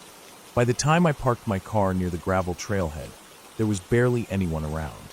A single truck stood in the lot, old and faded, and its owner was nowhere in sight. That gave me a strange feeling, knowing someone else was out here, but not knowing where. Still, I brushed it off. People came out here to camp and hike all the time. The trail started wide, worn down by years of use. but after half an hour of walking it narrowed into a path lined with roots and rocks. My pack was heavy, sweat rolled down my back, and insects buzzed around my face. The deeper I went, the quieter everything became. At first, I welcomed the silence, but soon it began to feel thick, as if the trees themselves were pressing closer around me, cutting me off from the world I had left behind. By late afternoon, I reached the small clearing I had planned to camp in. It was a flat patch of earth, a good 100 feet from the stream, with tall trees on every side. The grass was short and dry, and it looked like others had camped there before. I dropped my pack, stretched my sore shoulders, and set up the tent. I felt a little thrill at the thought of being alone out here. Nobody to bother me, no responsibilities, just me, the woods, and the long, quiet nights. After the tent was up, I gathered some branches and started a small fire. I sat with my knees pulled up, listening to the crackle and the occasional snap as sap boiled out of the wood. The shadows grew long and stretched out across the clearing, and the forest shifted with the evening. Birds grew silent. The wind faded. It was as if the world was holding its breath, waiting for the night. When darkness finally settled in, it came fast. I cooked a simple meal on the fire and ate slowly, looking into the trees. The light from the flames only reached so far, and past that point everything was swallowed in blackness. I tried to look away, but I kept finding my eyes drawn back to the dark. Every now and then, I thought I saw a movement between the trunks, a flicker, a shift, something sliding across the edge of my vision. I told myself it was just my eyes playing tricks. I slept poorly that night. The ground was hard, and the noises of the forest kept dragging me out of shallow dreams. I heard rustling, heavy steps that stopped as soon as I raised my head. My heart pounded every time. At one point, I was sure I heard breathing just beyond the thin nylon wall of my tent. Slow, steady, almost human. I held my breath, clutching the knife I had left beside me, until finally the sound faded. I lay awake for hours after, staring at the roof of the tent until the sky lightened. The next morning, I tried to shake off the unease. I walked down to the stream, knelt at the edge, and cupped water into my mouth. It was ice cold, and the shock of it helped wake me. I filled my bottles and washed my face, but I couldn't ignore the faint prints I noticed in the mud. They weren't animal prints. They looked like boots. Fresh ones, pressed deep into the wet earth. They weren't mine. I could see my own prints, lighter, leading in a different direction. These ones followed the stream, and they were new enough that water hadn't filled them yet. I told myself maybe they belonged to the man with the truck, but something about them didn't sit right with me. They were close to my camp, too close. I spent the day hiking further into the woods, trying to distract myself. The forest was endless. Every direction looked the same: tall trees, damp earth, fallen logs, and thick undergrowth. My feet ached, and sweat drenched my shirt. By late afternoon, I returned to camp, worn out. The fire pit was as I had left it, the tent still standing. But something was different. My pack had shifted. I had left it leaning against a tree, but now it was on its side, lying in the dirt. I felt my stomach drop. I knelt, opening it carefully, checking everything. Nothing was missing, but things had been moved. My food bag was at the bottom when I had left it on top. My flashlight was turned sideways.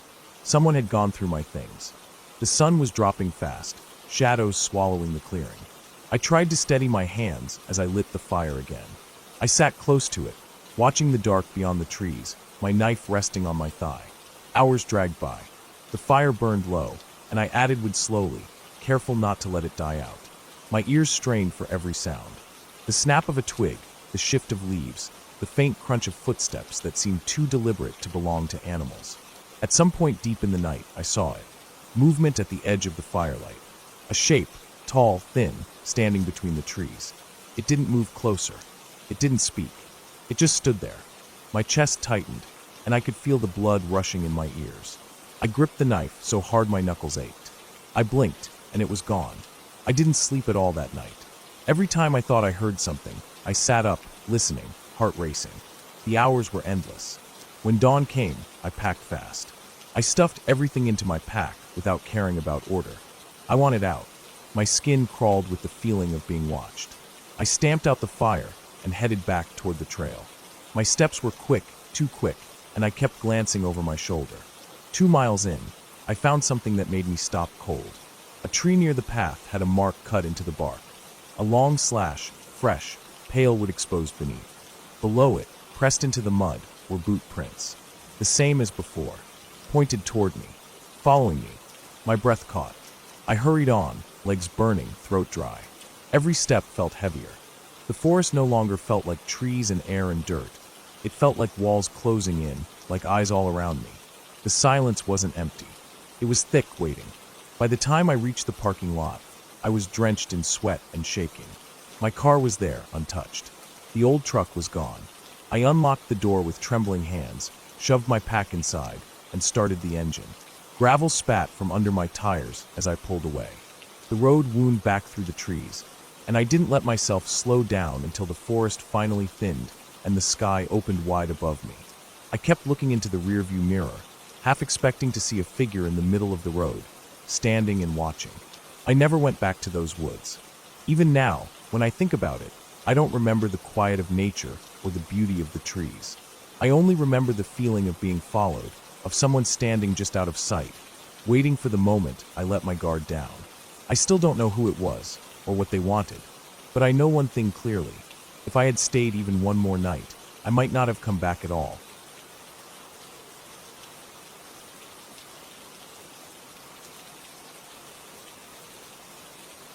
I never thought much about being alone in the woods. I had camped before, hiked plenty of trails, and even spent nights in cabins far from towns or roads, but there was always someone else nearby. This time was different.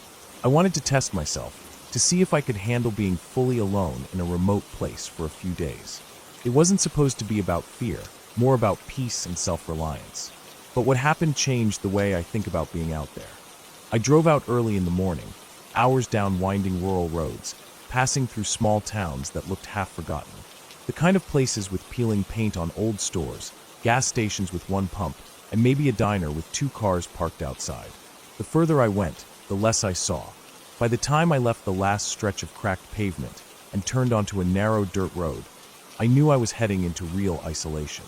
Dust followed me in the rearview mirror, hanging in the air before drifting into the trees. The road cut deep into the forest, pines and oaks leaning over, branches stretching almost a touch above the hood of my car. It was quiet enough that when I rolled down the window, I could hear insects buzzing and the distant cry of a bird. No traffic, no people, just the crunch of tires on gravel and the occasional jolt when I hit a rut. After about 20 minutes, the road widened into a rough clearing near a stream. That was where I planned to set up camp. I unpacked slow, taking my time. The sun was still high, a sharp white light filtering through the trees, making everything look alive with movement. I pitched my tent near the tree line, close to where the ground dipped slightly toward the water. The stream wasn't wide, but it had clear, moving water that would be good for cooking and cleaning. I gathered some fallen wood, stacked it neat, and set up a small fire ring with stones. It felt good, methodical, like the kind of routine that kept your mind calm. The afternoon passed with me walking the area, making mental notes of landmarks, listening to the forest's rhythm. The smell of pine needles under the sun, the way the air cooled slightly in the shade, the small rustlings of unseen creatures moving in the brush. It was peaceful. I cooked a simple meal, ate slow, and as the sun sank, I sat by the fire and listened. Darkness in a place like that doesn't come gradual. It feels like a sudden weight, shadows stretching long until they become the ground itself. I told myself it was fine. I'd seen dark woods before. I laid down in the tent, zipped the flap, and listened to the stream. But that night I didn't sleep much. Every small sound seemed louder. A snap of a twig somewhere to the left. The faint shuffle of something in the undergrowth. My mind pictured deer, maybe raccoons, but part of me stayed alert, ears straining in the dark. Morning brought relief. The sun spilled gold across the clearing, and the night's unease felt almost foolish. I brewed coffee over the fire, ate breakfast, and hiked deeper into the woods. The trail wasn't marked, but I followed a ridge that gave me a good view of rolling hills thick with trees. It was beautiful in that raw way, untouched and endless. I walked for hours, turned back when the light began to fade, and reached camp tired but calm. That second night, though, something changed. I was sitting by the fire, staring into the flames, when I heard movement just beyond the circle of light. It wasn't the soft scurry of a small animal. It was heavier, deliberate, leaves crunching slow like steps. I froze, trying not to move or breathe too loud.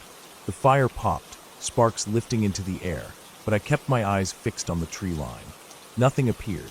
No glowing eyes, no animal shape. Just silence after the sound stopped. I waited, telling myself it was probably a deer. I had seen tracks earlier, big enough to belong to one. Still, I felt my heart hammering in my chest. I banked the fire lower than usual and retreated to the tent. Inside, with the flap zipped tight, I laid on my back and listened hard. At some point, I must have drifted into a light sleep because I woke up to another sound, this time closer. Something brushing against the nylon wall of the tent. A slow drag like a hand or paw sliding along the fabric. I held still, every muscle locked. The sound circled partway around before stopping. I waited in silence, afraid to even shift. Minutes crawled.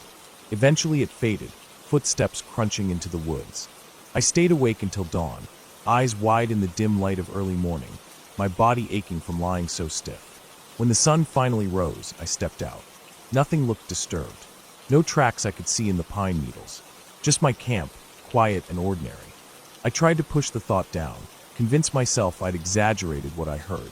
Maybe wind had moved the branches against the tent. Maybe an animal sniffed around and wandered off. I spent the day uneasy. I kept glancing over my shoulder while walking, ears tuned for anything out of place. I cut my hike short and returned earlier than planned. I built the fire high that night, sitting close, letting the heat push back the chill creeping in with the evening air. I stared into the woods more than into the flames. Sometime around midnight, I heard it again. Footsteps. Slow. This time clearer, crunching dry leaves, snapping twigs. I turned my head sharply, eyes straining past the firelight. I couldn't see a figure, but the sound was deliberate. Not wandering like an animal grazing. It was moving around me, keeping distance, circling. My throat went dry. I gripped the small hatchet I'd brought for chopping wood and sat frozen. The steps stopped. The woods fell silent again. My ears rang from the intensity of listening. After long minutes, I forced myself into the tent, clutching the hatchet. I didn't sleep at all. My mind spun with thoughts I couldn't stop. It wasn't a deer. Deer don't circle. And the sound against the tent the night before. Too controlled, too curious. By morning, I decided to leave. I didn't feel safe. I packed my gear fast, stuffing things haphazardly, not caring about neatness. My eyes kept darting to the trees, half expecting something to step out. I loaded the car, started the engine, and drove down that dirt road without looking back. But halfway out, I saw it. Through a gap in the trees, a figure standing still. Not close enough for detail, but clearly human. Facing the road. Watching. My hands tightened on the wheel, stomach dropping. I didn't slow down. I didn't stop. I drove until the forest thinned, until the dirt gave way to cracked asphalt, until I reached the safety of a town.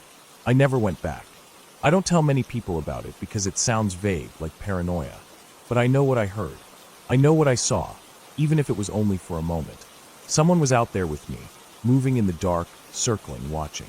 And the thought that keeps me awake sometimes isn't what they wanted that night. It's the fact that they never tried to show themselves. They were patient. They were content to stay hidden. And that means they had done it before.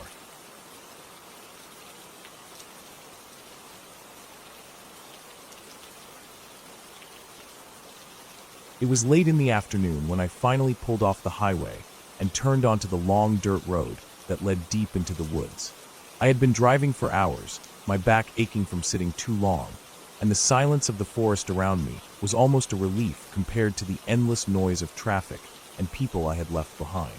The road was rough, with patches of mud from the rain earlier in the week, and every bump rattled the inside of the car. Dust rose behind me in the mirror, hanging in the air as if no one had traveled this way for days. I was heading toward a small cabin I had rented for a few nights.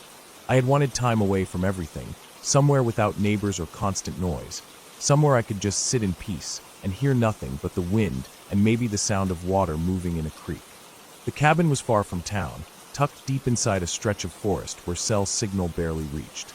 It was the kind of place where people rarely came unless they had a reason, and that was part of why I chose it. The sun was dropping lower when I finally saw the cabin. It was small and simple, sitting in a clearing with trees pressed tightly all around it. The wood was darkened with age, and the roof had a patch of green moss along one edge. A single dirt path circled around the cabin and disappeared back into the forest. I parked the car, stepped out, and was met with that heavy stillness that only deep woods can have. The air was damp, carrying the faint smell of pine and wet soil. Inside, the cabin was basic but clean. A wooden table stood near the window, a narrow bed was pushed against the wall, and a small wood stove sat in the corner with a neat pile of logs beside it. There was no electricity, just a lantern on the table and a box of matches. The water came from a pump just outside. It was exactly what I had expected, exactly what I thought I wanted. I unpacked slowly, putting away food I had brought in a small cooler, stacking a few books on the table, and laying out my sleeping bag on the bed. I could hear the forest settling as evening came on, the cries of birds fading, the wind whispering through branches, the occasional snap of something moving in the undergrowth far away. By the time the last light drained from the sky, I had lit the lantern and sat at the table listening to the faint creaks of the cabin adjusting to the cooling night. At first, everything was calm. I cooked a simple meal on the stove, ate, and then stepped outside to walk around the clearing. The night was clear, and stars showed through the gaps in the treetops. I stood there for a long time, breathing in the cool air, until I finally went back inside and prepared to sleep. The first sound came around midnight. I had been lying in bed half asleep when I heard something faint outside, a sound that didn't belong to the usual rhythm of the forest. It was a dull thud, almost like a footstep, followed by the faint crunch of dry leaves. My heart beat a little faster, but I told myself it could have been anything, a deer, a raccoon, maybe even a branch falling. I lay there waiting, holding my breath, but the sound faded and didn't return. Eventually, I drifted off to sleep. The next day was quiet. I spent the morning walking along a narrow trail that led deeper into the forest. The path wound between tall trees, their trunks thick and close together, their branches blocking much of the light. The deeper I went, the more I felt cut off from everything else. There were no signs of people, no litter, no footprints, just the packed dirt trail and the endless stretch of trees. I followed the path until I reached a small creek. The water was clear, and I sat by it for a while, watching it run over the rocks. It was peaceful, but there was an uneasiness under it, a sense that I wasn't completely alone. I kept glancing back at the trees, half expecting to see someone standing there, but there was nothing. By late afternoon, I returned to the cabin. I gathered wood for the stove, cooked dinner, and tried to relax. The silence seemed heavier now, like the woods were pressing in closer. I sat at the table reading by the lantern until my eyes grew tired. That night, the noises came back. I woke to the sound of movement outside, closer this time. It wasn't quick or random like an animal foraging. It was slow, steady, deliberate, something moving through the leaves with weight. I lay perfectly still, listening. The sound circled the cabin, stopping every now and then before continuing again. My skin crawled. I thought about getting up and checking, but the thought of looking out the window and actually seeing something filled me with dread. After what felt like hours, the sound faded again, and I eventually fell back asleep. In the morning, I went outside and walked around the cabin.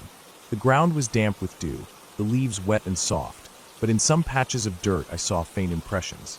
Shapes that could have been footprints, though blurred and hard to make out. I crouched down, studying them, but told myself I was just seeing patterns in the dirt. Still, unease settled deeper in my chest. The third night was worse. I had trouble sleeping, half expecting the sounds to return. And they did. Around the same hour, the crunch of leaves came again, louder now as if whoever, or whatever, it was no longer cared to hide. I could hear it moving close to the cabin walls, stopping just outside. My breath was shallow, my body tense. The lantern was dark, but a thin sliver of moonlight slipped in through the cracks of the shutters. Then I heard it, something brushing against the wood. Not scratching, not an animal clawing, but the sound of fabric or skin sliding slowly along the wall. My chest tightened, and every muscle in me was screaming to do something, but I stayed frozen, my eyes locked on the ceiling. After minutes that felt like hours, the sound moved away. When morning came, I was exhausted. I told myself I would leave, but part of me wanted to believe I was overreacting.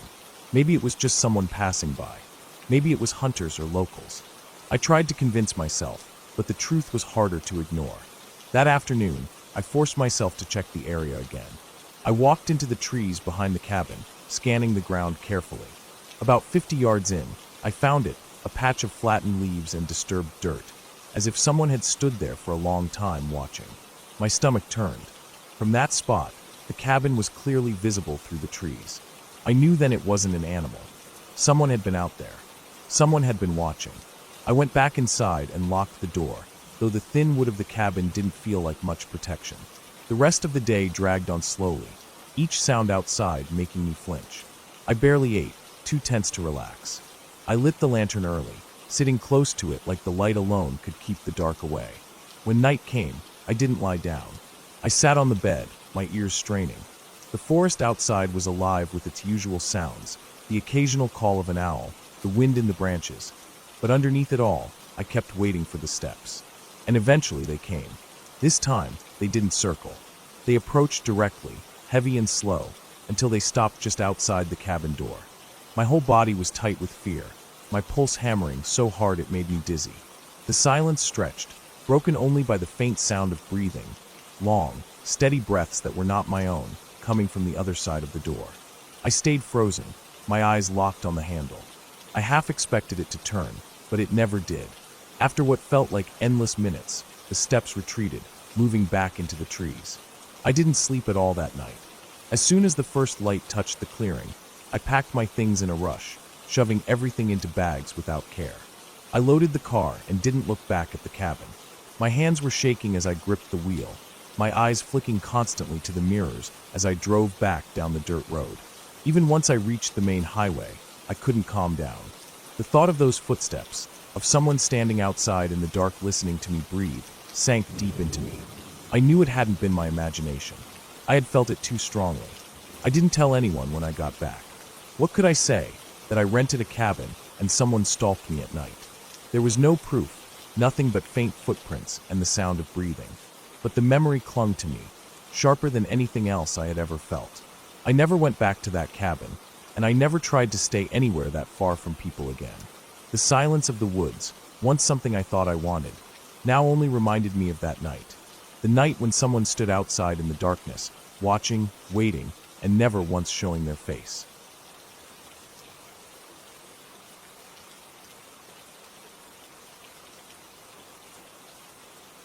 I remember the night clearly, even though years have passed, because it settled in my memory in a way that refuses to fade.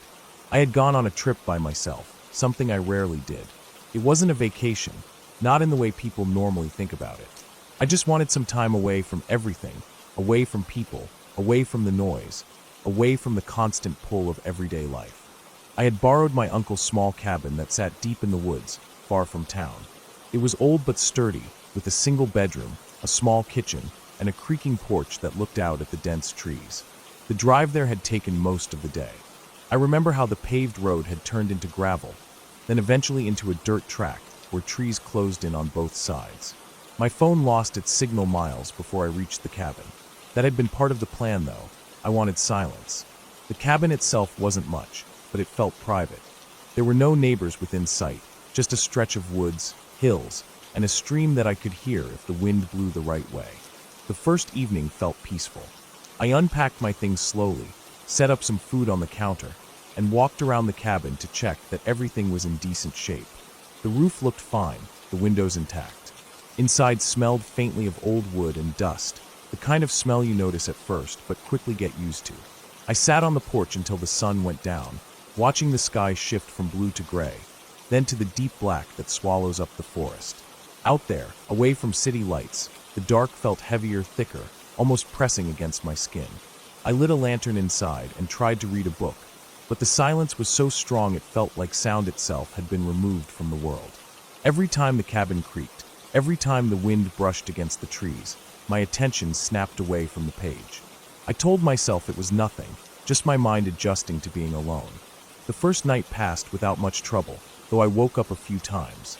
The stillness outside was so total that even the faintest sound, a distant snap of a twig, the scratch of branches against the siding, jolted me awake. I would lie there, staring at the ceiling, waiting to hear more. Sometimes nothing followed. Other times, I swore I caught the faint crunch of steps in the undergrowth, but it could have been animals. The next day, I decided to explore the woods around the cabin. I followed a narrow path that led downhill toward the stream. The trees were thick, branches woven so close in some places they blocked most of the light. The air was damp, cool, and filled with the smell of wet leaves and moss. I remember pausing by the stream, crouching down to watch the water twist around rocks. It felt untouched, wild. and I realized then how truly alone I was. On the way back, I noticed something odd. Just off the path, there was a section of the ground that looked disturbed. The soil was darker, pressed down unevenly, as if something, or someone, had walked over it many times. I crouched down, brushing away leaves, and saw what looked like a partial footprint in the dirt. It was faint, hard to tell if it was really from a person or just an odd shape left by rain and fallen branches. Still, it stuck in my mind. When I got back to the cabin, I tried to shake the feeling off. It could have been a hunter, maybe, or someone hiking. The woods weren't private property. Anyone could be out there. That night, though, I kept thinking about it. The cabin had no curtains in the main room, and when I sat at the small table eating dinner, I could see straight out into the dark woods. The lantern cast my reflection against the glass, but behind that reflection was nothing but blackness. I couldn't help but imagine someone standing just beyond the tree line watching.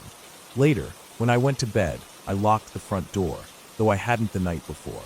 I even slid a chair under the knob, something I hadn't done since I was a kid. Sleep came in fits, and sometime past midnight, I woke to a sound. It was faint, but enough to stir me. I held my breath, listening. There it was again, the crunch of leaves, slow, deliberate. Not the quick scatter of an animal, not the random falling of branches. Steps. I didn't move. I just lay there, every muscle tense, staring at the ceiling. The sound circled the cabin, one slow step at a time. It wasn't close to the walls, more like someone was keeping just far enough away to stay hidden in the dark, walking around in a slow loop. After what felt like forever, the sound faded, blending back into silence. I barely slept after that. The next morning, I checked outside. There were no clear footprints on the ground around the cabin, just leaves and damp earth. I told myself maybe it had been a deer or a bear. Something large enough to make that noise, moving slow because it was sniffing around. That made sense, but it didn't sit right. The day dragged. I couldn't focus on reading or walking far from the cabin. Every time I stepped off the porch, I felt like eyes followed me. The disturbed patch of ground I'd seen near the stream replayed in my head. Maybe someone had been out there, someone I hadn't seen. By evening, my nerves were raw. I cooked a simple meal, but I barely touched it. The forest outside was already dim, and shadows bled into each other. I decided to keep the lanterns lit and stay inside. As night deepened, the silence grew heavier. Hours passed in that stillness until finally, it came again, the sound. This time it was closer. The steps weren't circling wide. They came right up to the side of the cabin, stopping now and then. I could hear the weight of each step pressing leaves and twigs into the soil. My heart pounded so loud I swore it might echo through the walls. I sat frozen in the chair by the window, staring at the black glass. My own reflection stared back, but I couldn't see what was outside. Then there was a scrape, soft but unmistakable, like something brushing against the siding.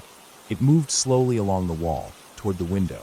I blew out the lantern in a rush of panic, plunging the cabin into darkness. My eyes adjusted slowly, and I sat there in the dark, holding my breath, listening. The scrape stopped. For a long moment, there was nothing.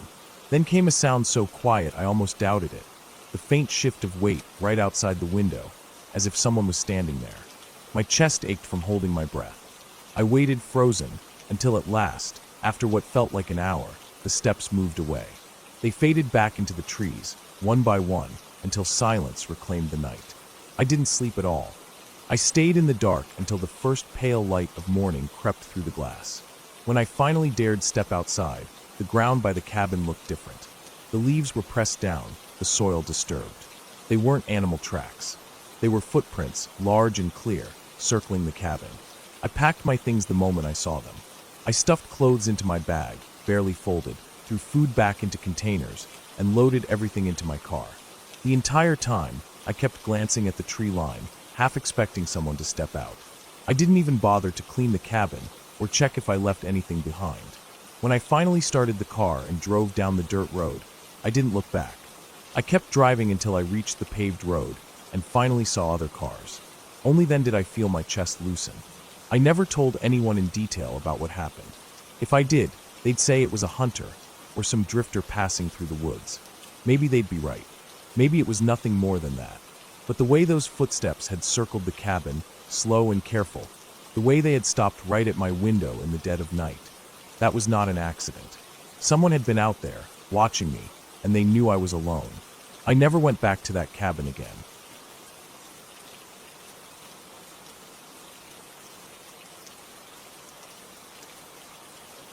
It started out as a normal trip, the kind of plan that doesn't feel like anything unusual at the time. But when I look back on it now, I can see how every little detail lined up to put me where I ended up that night. I had gone up into the hills outside of town, nothing wild or far from civilization, but just enough distance to make me feel like I was away from everything. I brought a small backpack, some food, a water bottle, and a flashlight.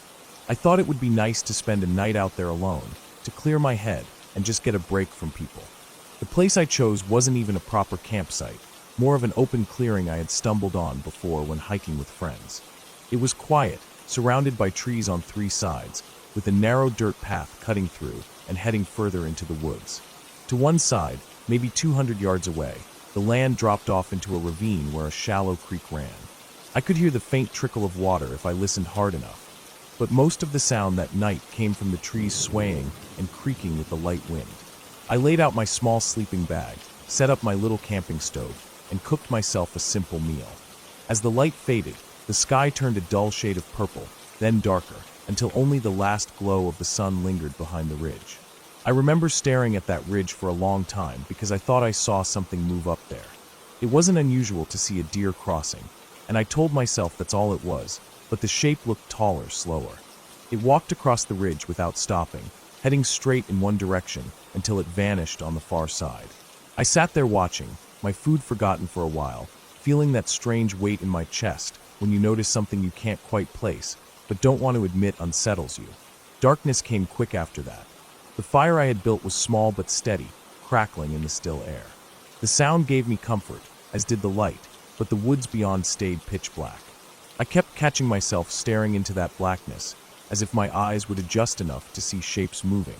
Every now and then, the wind would sweep through, carrying with it the dry rustle of leaves and the shifting creaks of old branches. My mind played tricks, turning those sounds into footsteps that never came any closer. After a while, I decided to walk just inside the tree line to gather a bit more firewood.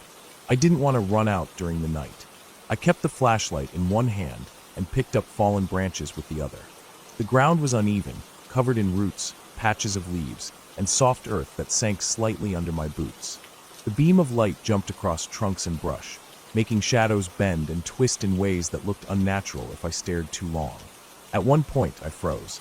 There was a sound behind me, faint but clear enough to separate from the usual noise of the forest. Breathing. Heavy, labored breathing, like someone just out of sight was trying to catch their breath.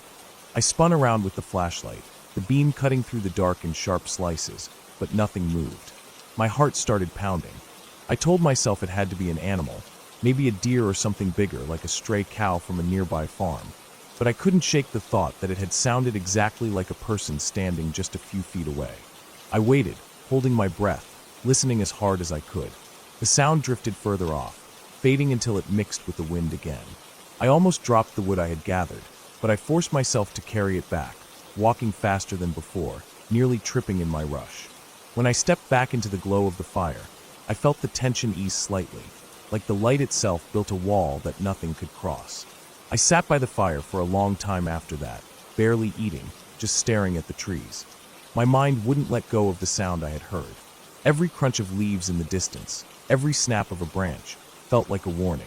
I kept thinking back to that figure on the ridge. Whoever it was, if it was a person, they had been walking in a straight line, without pause, like they had somewhere to go. I wondered if that somewhere was here, where I was now. By the time I finally lay down in my sleeping bag, the fire had burned low. The air had grown colder, the kind of cold that bites through layers and settles into your skin. I pulled the bag tight around my shoulders and tried to close my eyes, but sleep wouldn't come. I listened too closely to the night, waiting for something, anything, to happen. My ears felt sharper than ever, picking up distant noises that I'd normally never notice. Sometime past midnight, I heard it again. Breathing, faint but steady. This time it wasn't moving away, it was closer. The sound had weight, like lungs working harder than they should. My eyes shot open, and though the fire was just a bed of glowing embers now, there was enough light to see a faint outline beyond the circle of camp. I couldn't make it out clearly, but there was definitely movement between the trees. Not fast, not direct, but there, I stayed frozen in place, barely daring to move. The sound shifted, then faded again, the way it had before. I sat up slowly, pulling the flashlight from where I had left it at my side. My hand shook as I clicked it on, the beam spilling out and cutting across trunks, rocks, and brush. Nothing. Empty woods. But I knew I hadn't imagined it. That night stretched on endlessly. I didn't sleep at all. I kept the flashlight close and stirred the embers back into small flames when they threatened to go out. My body felt rigid, locked into a state of waiting. The woods had gone quiet, almost too quiet, the kind of silence that feels unnatural. When the sky finally started to lighten, I felt relief wash through me, but it didn't erase the unease. I packed up quickly, stuffing my gear into the bag with shaking hands. My eyes kept darting to the tree line. I wanted to believe the night was just my mind playing tricks, fueled by shadows and sounds, but deep down, I knew what I had heard. The walk back to the trailhead was slow. Every turn in the path felt dangerous. Every patch of undergrowth seemed like it could hide someone waiting. I kept looking over my shoulder, convinced I would see someone following at a distance, but the trail stayed empty. My footsteps sounded louder than normal, echoing through the early morning air. When I finally stepped out of the woods and onto the gravel lot where I had left my car, I felt my whole body relax for the first time in hours. I threw my bag in the back seat and sat behind the wheel, gripping it tightly. I looked back once more at the tree line. It stood there, silent and still in the morning light, hiding whatever had been there with me through the night. Driving away, I couldn't shake the feeling that if I had stayed one more night, something would have happened. I don't know what, and I don't want to imagine it, but I know with certainty that someone else had been in those woods with me. I hadn't imagined the breathing. I hadn't imagined the shadow on the ridge.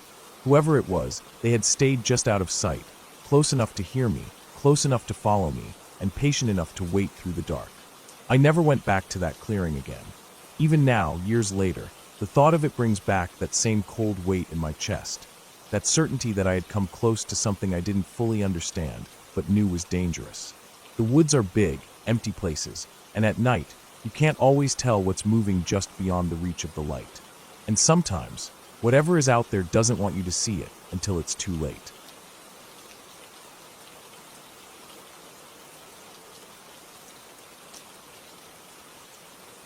I had been looking forward to the trip for weeks.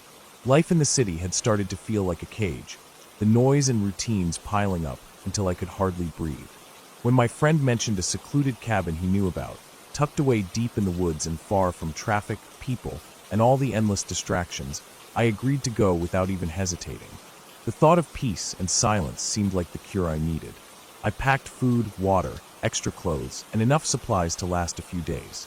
The drive itself took hours, the paved roads fading into gravel and then into narrow dirt paths that snaked through tall trees and endless stretches of green.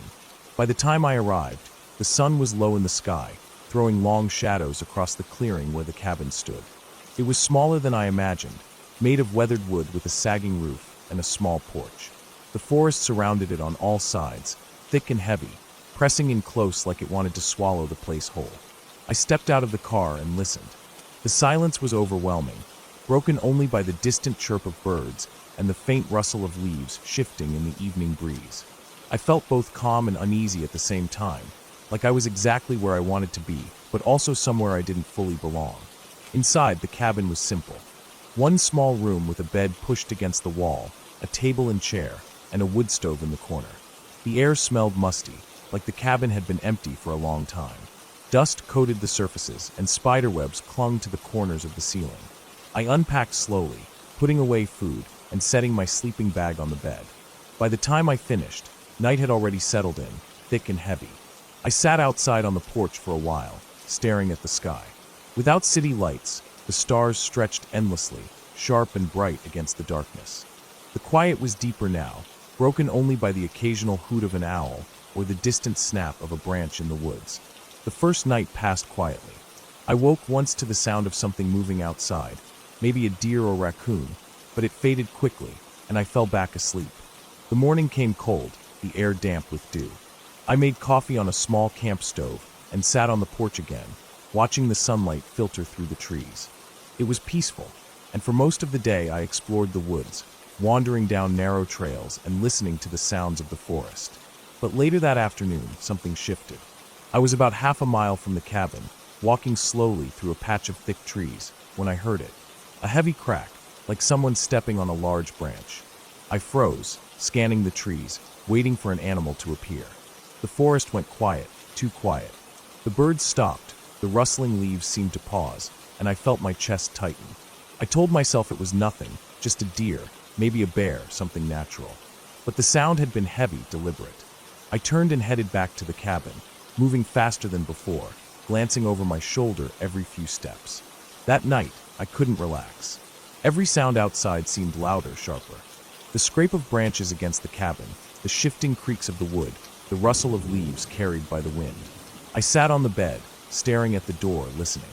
At some point, exhaustion pulled me under, but I woke again around 3 in the morning. This time, I knew I hadn't imagined it.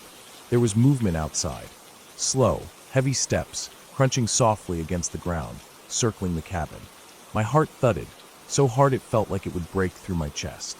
I stayed perfectly still, my eyes fixed on the door. The steps paused, then shifted again, moving past the windows. The cabin was too dark for me to see clearly, but I could make out the faintest suggestion of a shadow passing across the glass. My mouth went dry. I didn't breathe. I waited, straining to hear, but after a long moment, the sound faded.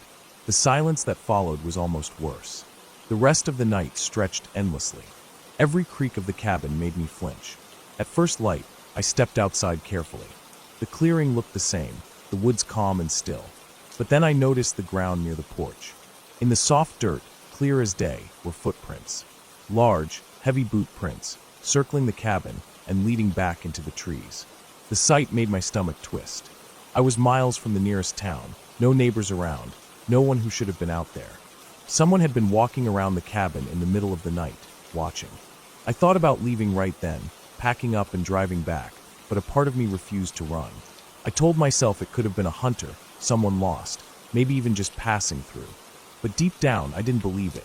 The second day dragged on. I couldn't focus on anything.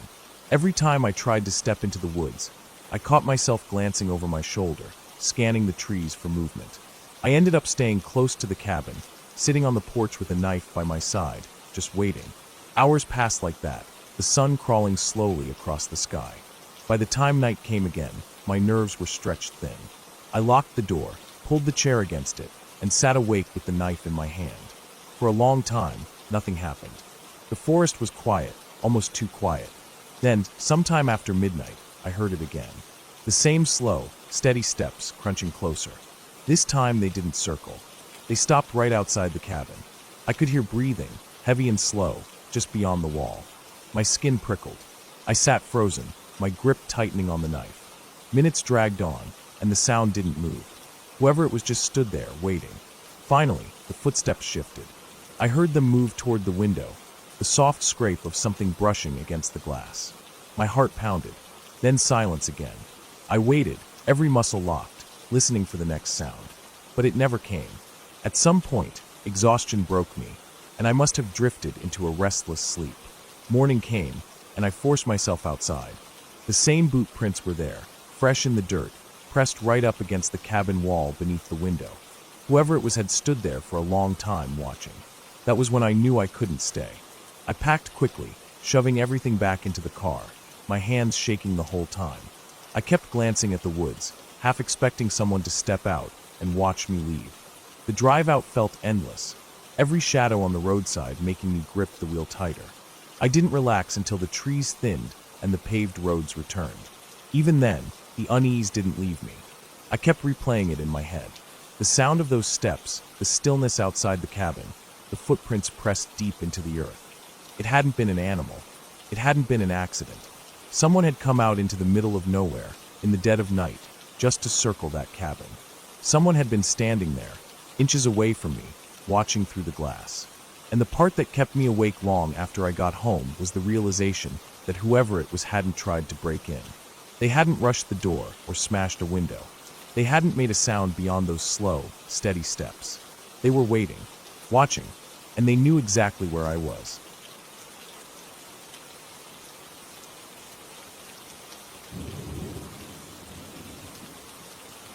I had not planned for the night to turn into something I would remember for the rest of my life. It was supposed to be simple, calm, uneventful.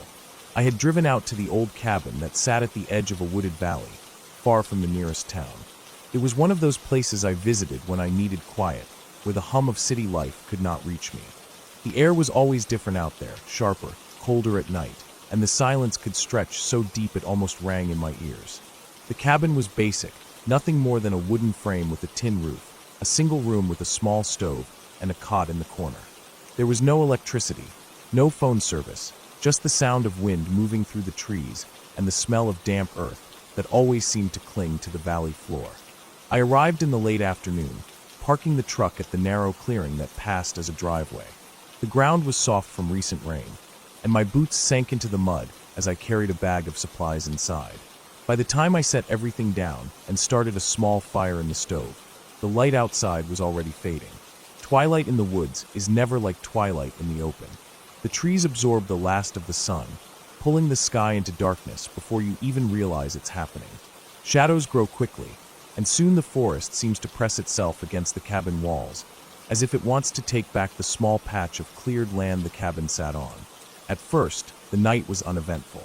I ate a simple meal of canned soup, warmed on the stove, and then stretched out on the cot, listening to the steady crackle of the fire. The roof ticked as it cooled, and now and then I heard the creak of wood shifting in the walls.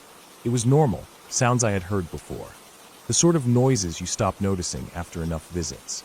But sometime after midnight, I woke up. My eyes opened in the dark, and I wasn't sure why at first. The fire had died down, leaving only a faint orange glow in the stove, not enough to light the room. The kind of glow that barely holds back the dark. My body felt tense, alert, as if it had woken itself out of instinct. My ears strained. That was when I realized the silence was too heavy. The usual night sounds, the rustle of leaves, the call of distant animals, the small tapping of branches against one another, were gone. The woods had gone completely still. I stayed on the cot for a long moment, my breath shallow, barely moving. Then I heard it. A sound that was so soft I thought at first I had imagined it. The crunch of footsteps on damp leaves, slow and deliberate. Not the scatter of an animal, not the light hop of a deer. This was heavy, careful, moving with a rhythm that only a person could make. My skin prickled, and a cold weight settled in my stomach. I sat up as quietly as I could, trying to control the creak of the cot frame beneath me. I could feel the sweat forming on my palms, even though the room was cold. The sound came again, closer this time, then stopped. The silence that followed was even worse, stretched tight and waiting. I moved slowly to the small window by the stove. The glass was old, cloudy, and in the faint light from the embers I could see little more than shapes outside. The trees stood in crooked lines, their branches shifting slightly in a weak breeze. Nothing else moved. I pressed my ear closer, straining for any sound. Then I heard it again, this time to the left, near the side of the cabin. Leaves pressing under weight, a branch snapping. Someone was out there. I knew it as clearly as I knew the beat of my own heart. I thought of the truck parked outside, but the keys were on the small table across the room.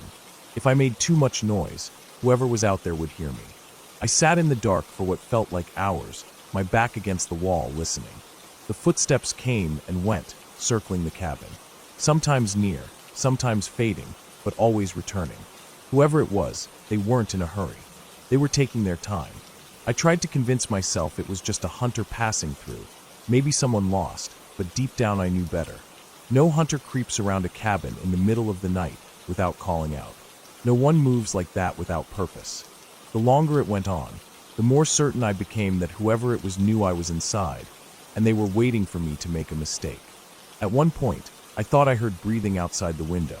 Slow, heavy, close enough that it felt like the glass might fog if I stared long enough. I didn't dare move. My muscles ached from holding still, my legs numb from sitting pressed against the wall, but I couldn't force myself to shift.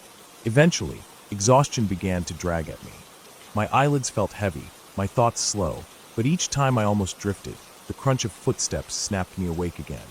The hours stretched endlessly, the darkness thick and suffocating. I checked the faint light of my watch when I could, but time seemed to move differently out there. What felt like a full night turned out to be only a couple of hours. Just before dawn, when the first pale light began to touch the trees, the sounds finally stopped. The silence outside was different this time, lighter, no longer weighed down by the presence of something unseen. I stayed frozen until the sky turned a dull gray, then finally stood, my legs weak and unsteady beneath me. I moved to the window again, peering out as the forest slowly revealed itself. Nothing stirred. No figure stood among the trees. But when I finally stepped outside, the ground told a different story. The mud around the cabin was full of prints, deep and clear. They circled the cabin again and again, pausing here and there. Some pressed right up against the walls as if the person had leaned close to listen. I followed them a few feet into the trees, but they faded quickly into the undergrowth, swallowed by the forest floor. My chest tightened as I realized how close they had been, how many times they had walked past as I sat inside listening, waiting. I went back to the cabin, locked the door, and gathered my things. I didn't bother making breakfast. I didn't even bother cleaning up.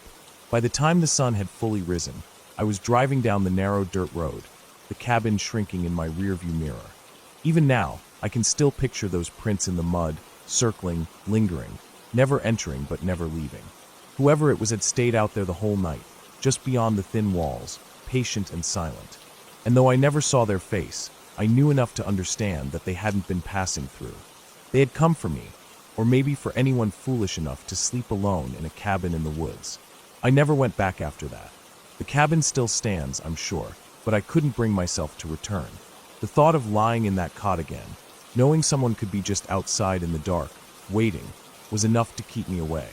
Sometimes I wonder if the person ever came back, circling the empty cabin, realizing it was vacant. Other times I wonder if they've found someone else since. Either way, the memory of that night is enough to remind me that the silence of the woods is never as empty as it seems.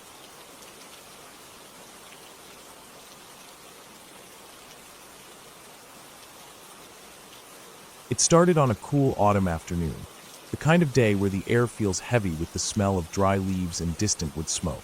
The sun was still out, but it was slipping lower in the sky, spilling an orange glow across the trees that surrounded the place I had decided to explore. I had driven out of town on a back road I didn't normally use, just looking for a quiet spot to walk, to clear my head, maybe take some pictures. I didn't have a real plan. That was always a mistake when you're heading into places you don't know well, but I wasn't thinking about that at the time. The road was cracked and narrow, swallowed on both sides by thick forest. The trees were tall and close, their branches leaning over the asphalt like they were trying to cage it in. I had the windows of the car rolled down, and I could hear nothing but the hum of my tires and the occasional cry of a crow. No other cars passed me, and I hadn't seen a house in miles. I spotted a small pull-off ahead where the ground opened into a gravel shoulder, so I slowed and turned in. There was a faint dirt path at the edge of the trees, half hidden by weeds, and it looked like it had been there for decades. I cut the engine, and the silence fell in around me almost instantly. Even the crows were gone now. I sat in the car for a minute, just listening to the nothingness, before I opened the door. The air was sharp and cold as soon as I stepped out, and I could hear the dry crunch of gravel under my boots. I grabbed my small backpack from the seat, slung it over one shoulder, and walked to the start of the trail. The ground was damp beneath the thin carpet of fallen leaves. My steps felt loud, almost too loud, in the stillness of the woods. The trail wound forward into the trees, twisting gently until it swallowed the view of the road. After about 10 minutes of walking, I realized the forest felt different than the woods I normally hiked. The trees were closer together, thicker, their bark dark and damp with moss. The air had a weight to it that clung to my skin, and the smell was sharper, like wet earth mixed with something stale. I kept walking because I wanted to see where it led. The trail narrowed as I went, dropping in and out of shallow dips in the earth, but it stayed clear enough to follow. The ground was uneven, covered with roots that pushed up through the dirt, forcing me to keep my eyes low so I wouldn't trip. I noticed that the further I went, the darker it seemed, even though the sun was still up. The trees knitted tighter overhead, blocking most of the light, and the forest floor felt strangely enclosed. After maybe half an hour, I came across what looked like an old stone wall running parallel to the trail. It was broken and half buried under vines, but it stretched far in both directions. I stopped and studied it, wondering why it was here, this deep in the woods. Someone had built it a long time ago, and judging by the size, it might have marked a property line or an old farm boundary. The thought of there being farmland out here, in a place now swallowed by forest, made me uneasy. I wondered how long ago people had abandoned it, and why. I pushed further down the trail, passing the wall until it finally veered off and disappeared. My boots sank into patches of soft earth, and once or twice I thought I heard movement in the underbrush off to my left. I froze when it happened, holding my breath, scanning the trees, but I never saw anything. The sound was faint, just the soft crack of twigs or a faint shuffle of leaves. Each time it happened, it felt closer. By the time I noticed how far I'd gone, it was too late to turn back without walking in the dark. The sun was sliding lower and the air was colder, heavy with dampness. I pulled out my phone to check the time, but the signal was gone. The battery icon showed it was draining faster than usual, like it always did in areas with no service. I put it back in my pocket and kept walking, figuring the trail had to loop somewhere, maybe toward another road. That was when I noticed the smell. It wasn't the earthy scent of wet leaves anymore. It was something sharper, sour, like rotting meat. It came in waves, faint at first, then stronger as I followed the curve of the path. My stomach turned as it hit me, and I pulled my jacket collar up over my mouth. I thought maybe it was a dead deer, caught somewhere in the brush, but the smell was too strong, too wide, like it wasn't just one spot, but hanging in the air all around. I slowed my steps, straining my ears. That was when I heard it again, the shuffle. Not in the distance this time, but close. Too close. It sounded heavy, dragging, like something moving with weight. I froze mid-step, trying not to make a sound, but my boot had already cracked a twig. The noise in the brush stopped. The silence after was worse than the smell. I could feel the hairs on the back of my neck prickling, my pulse hammering so hard it made my head throb. I told myself it was probably just an animal, a boar maybe, or even a bear. But the thought didn't make me feel better, because being alone with either of those in thick woods was no safer. I started walking again, faster now, not running but moving with urgency. My breathing grew louder in my ears, too fast, and the trail seemed narrower the further I went. I kept glancing over my shoulder, but all I could see were the trunks of the trees stretching back into darkness. Then the smell thickened, overwhelming, so strong it coated my tongue. I gagged and pulled my collar tighter. My eyes watered from it, but I forced myself to keep going. That was when I saw it ahead of me, a clearing. The trail spilled out into a flat space where the trees opened just enough for the last of the sunlight to filter through. I stepped into it cautiously, scanning the ground. That was when I saw the bones. They were scattered across the dirt and leaves, pale against the brown earth. Some were small, maybe from deer, but others were larger, longer, thicker than I wanted to admit. Some still had dark patches of dried flesh clinging to them. My throat tightened, and I felt bile rising as I forced myself to look closer. The bones weren't just scattered randomly. They were piled. A few were stacked, like someone had dragged them here. The sour smell was choking now, heavy in the air. I looked around the clearing and saw more, half buried in leaves, some snapped in half. The edges weren't chewed the way animals usually left them. They were split clean, sharp, like tools had been used. My chest was tight with panic. I didn't want to stay there another second, but as I turned back toward the trail, I heard it again. Movement. Slow, heavy, deliberate. This time it wasn't to the side. It was directly behind me, coming from the same trail I had just walked. I couldn't see anything in the dark trees. My heart slammed in my chest as I backed further into the clearing, my eyes locked on the path. I didn't want to move deeper, but I couldn't stand with my back to the forest either.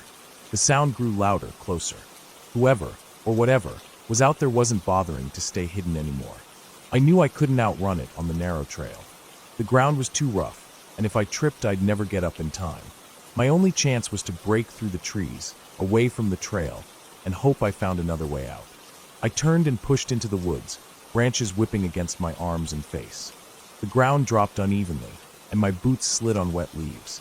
I stumbled, nearly fell, but kept moving. Behind me, I heard the heavy steps following, crashing through brush, not fast but steady, as if it knew I couldn't keep this up for long. I don't know how long I ran. My lungs burned, and my legs felt like they were filled with lead. The forest was darker now, almost black, and I could barely see where I was going. Every step was a risk, every branch a claw pulling at my jacket. I finally stopped, chest heaving, forcing myself to listen. The forest was silent again. I stood there, bent over, sucking in cold air that cut my throat, trying to hear past the hammering of my heart. For a moment, there was nothing. Then I caught it, a faint sound, distant but there. Breathing. Slow, heavy, steady, somewhere in the trees around me. I couldn't tell where it came from. It echoed in a way that made it impossible to pinpoint. I turned slowly, scanning the black trunks, but the forest all looked the same. I didn't dare call out. I didn't dare make a sound. I forced myself to move again, slower this time, pushing through the trees in the direction I thought the road might be. My phone was useless. My sense of direction was slipping. Every tree looked like the last, every slope of the ground identical. But I kept moving, one step at a time, until finally the ground slanted upward, and I broke out of the tree line onto a strip of gravel. It was the road. Relief flooded me so fast my knees nearly buckled. I staggered to the edge and looked both ways, trying to figure out which direction I had parked. My chest was still heaving, my throat raw, but the silence pressed in again. Too quiet. Then I heard it. Behind me. From the trees. That same slow, steady breathing. I didn't wait. I ran down the road, not caring which way, just running. The gravel crunched under my boots, sharp and loud in the night air. My legs screamed with every step, but I didn't stop until I saw the faint reflection of my car's windows down the curve of the road. I reached it and fumbled for my keys with shaking hands. My breath fogged in the cold air as I yanked the door open and threw myself inside, slamming it shut and locking it. My chest heaved as I started the engine, the sound shattering the silence around me. For a moment, I sat there with my hands tight on the wheel, staring into the rearview mirror. The trees stood dark and silent behind me. Nothing moved. No sound. Just stillness. I drove out of there fast, gravel spitting under the tires, not slowing until the trees thinned and I saw the open stretch of highway ahead. Only then did I let myself breathe, the shaking in my hands refusing to stop. I don't know what was in those woods. I don't want to know. But I know it was real, and it was close, and if I had stayed even a little longer, I might not have made it out. And I will never set foot on that trail again.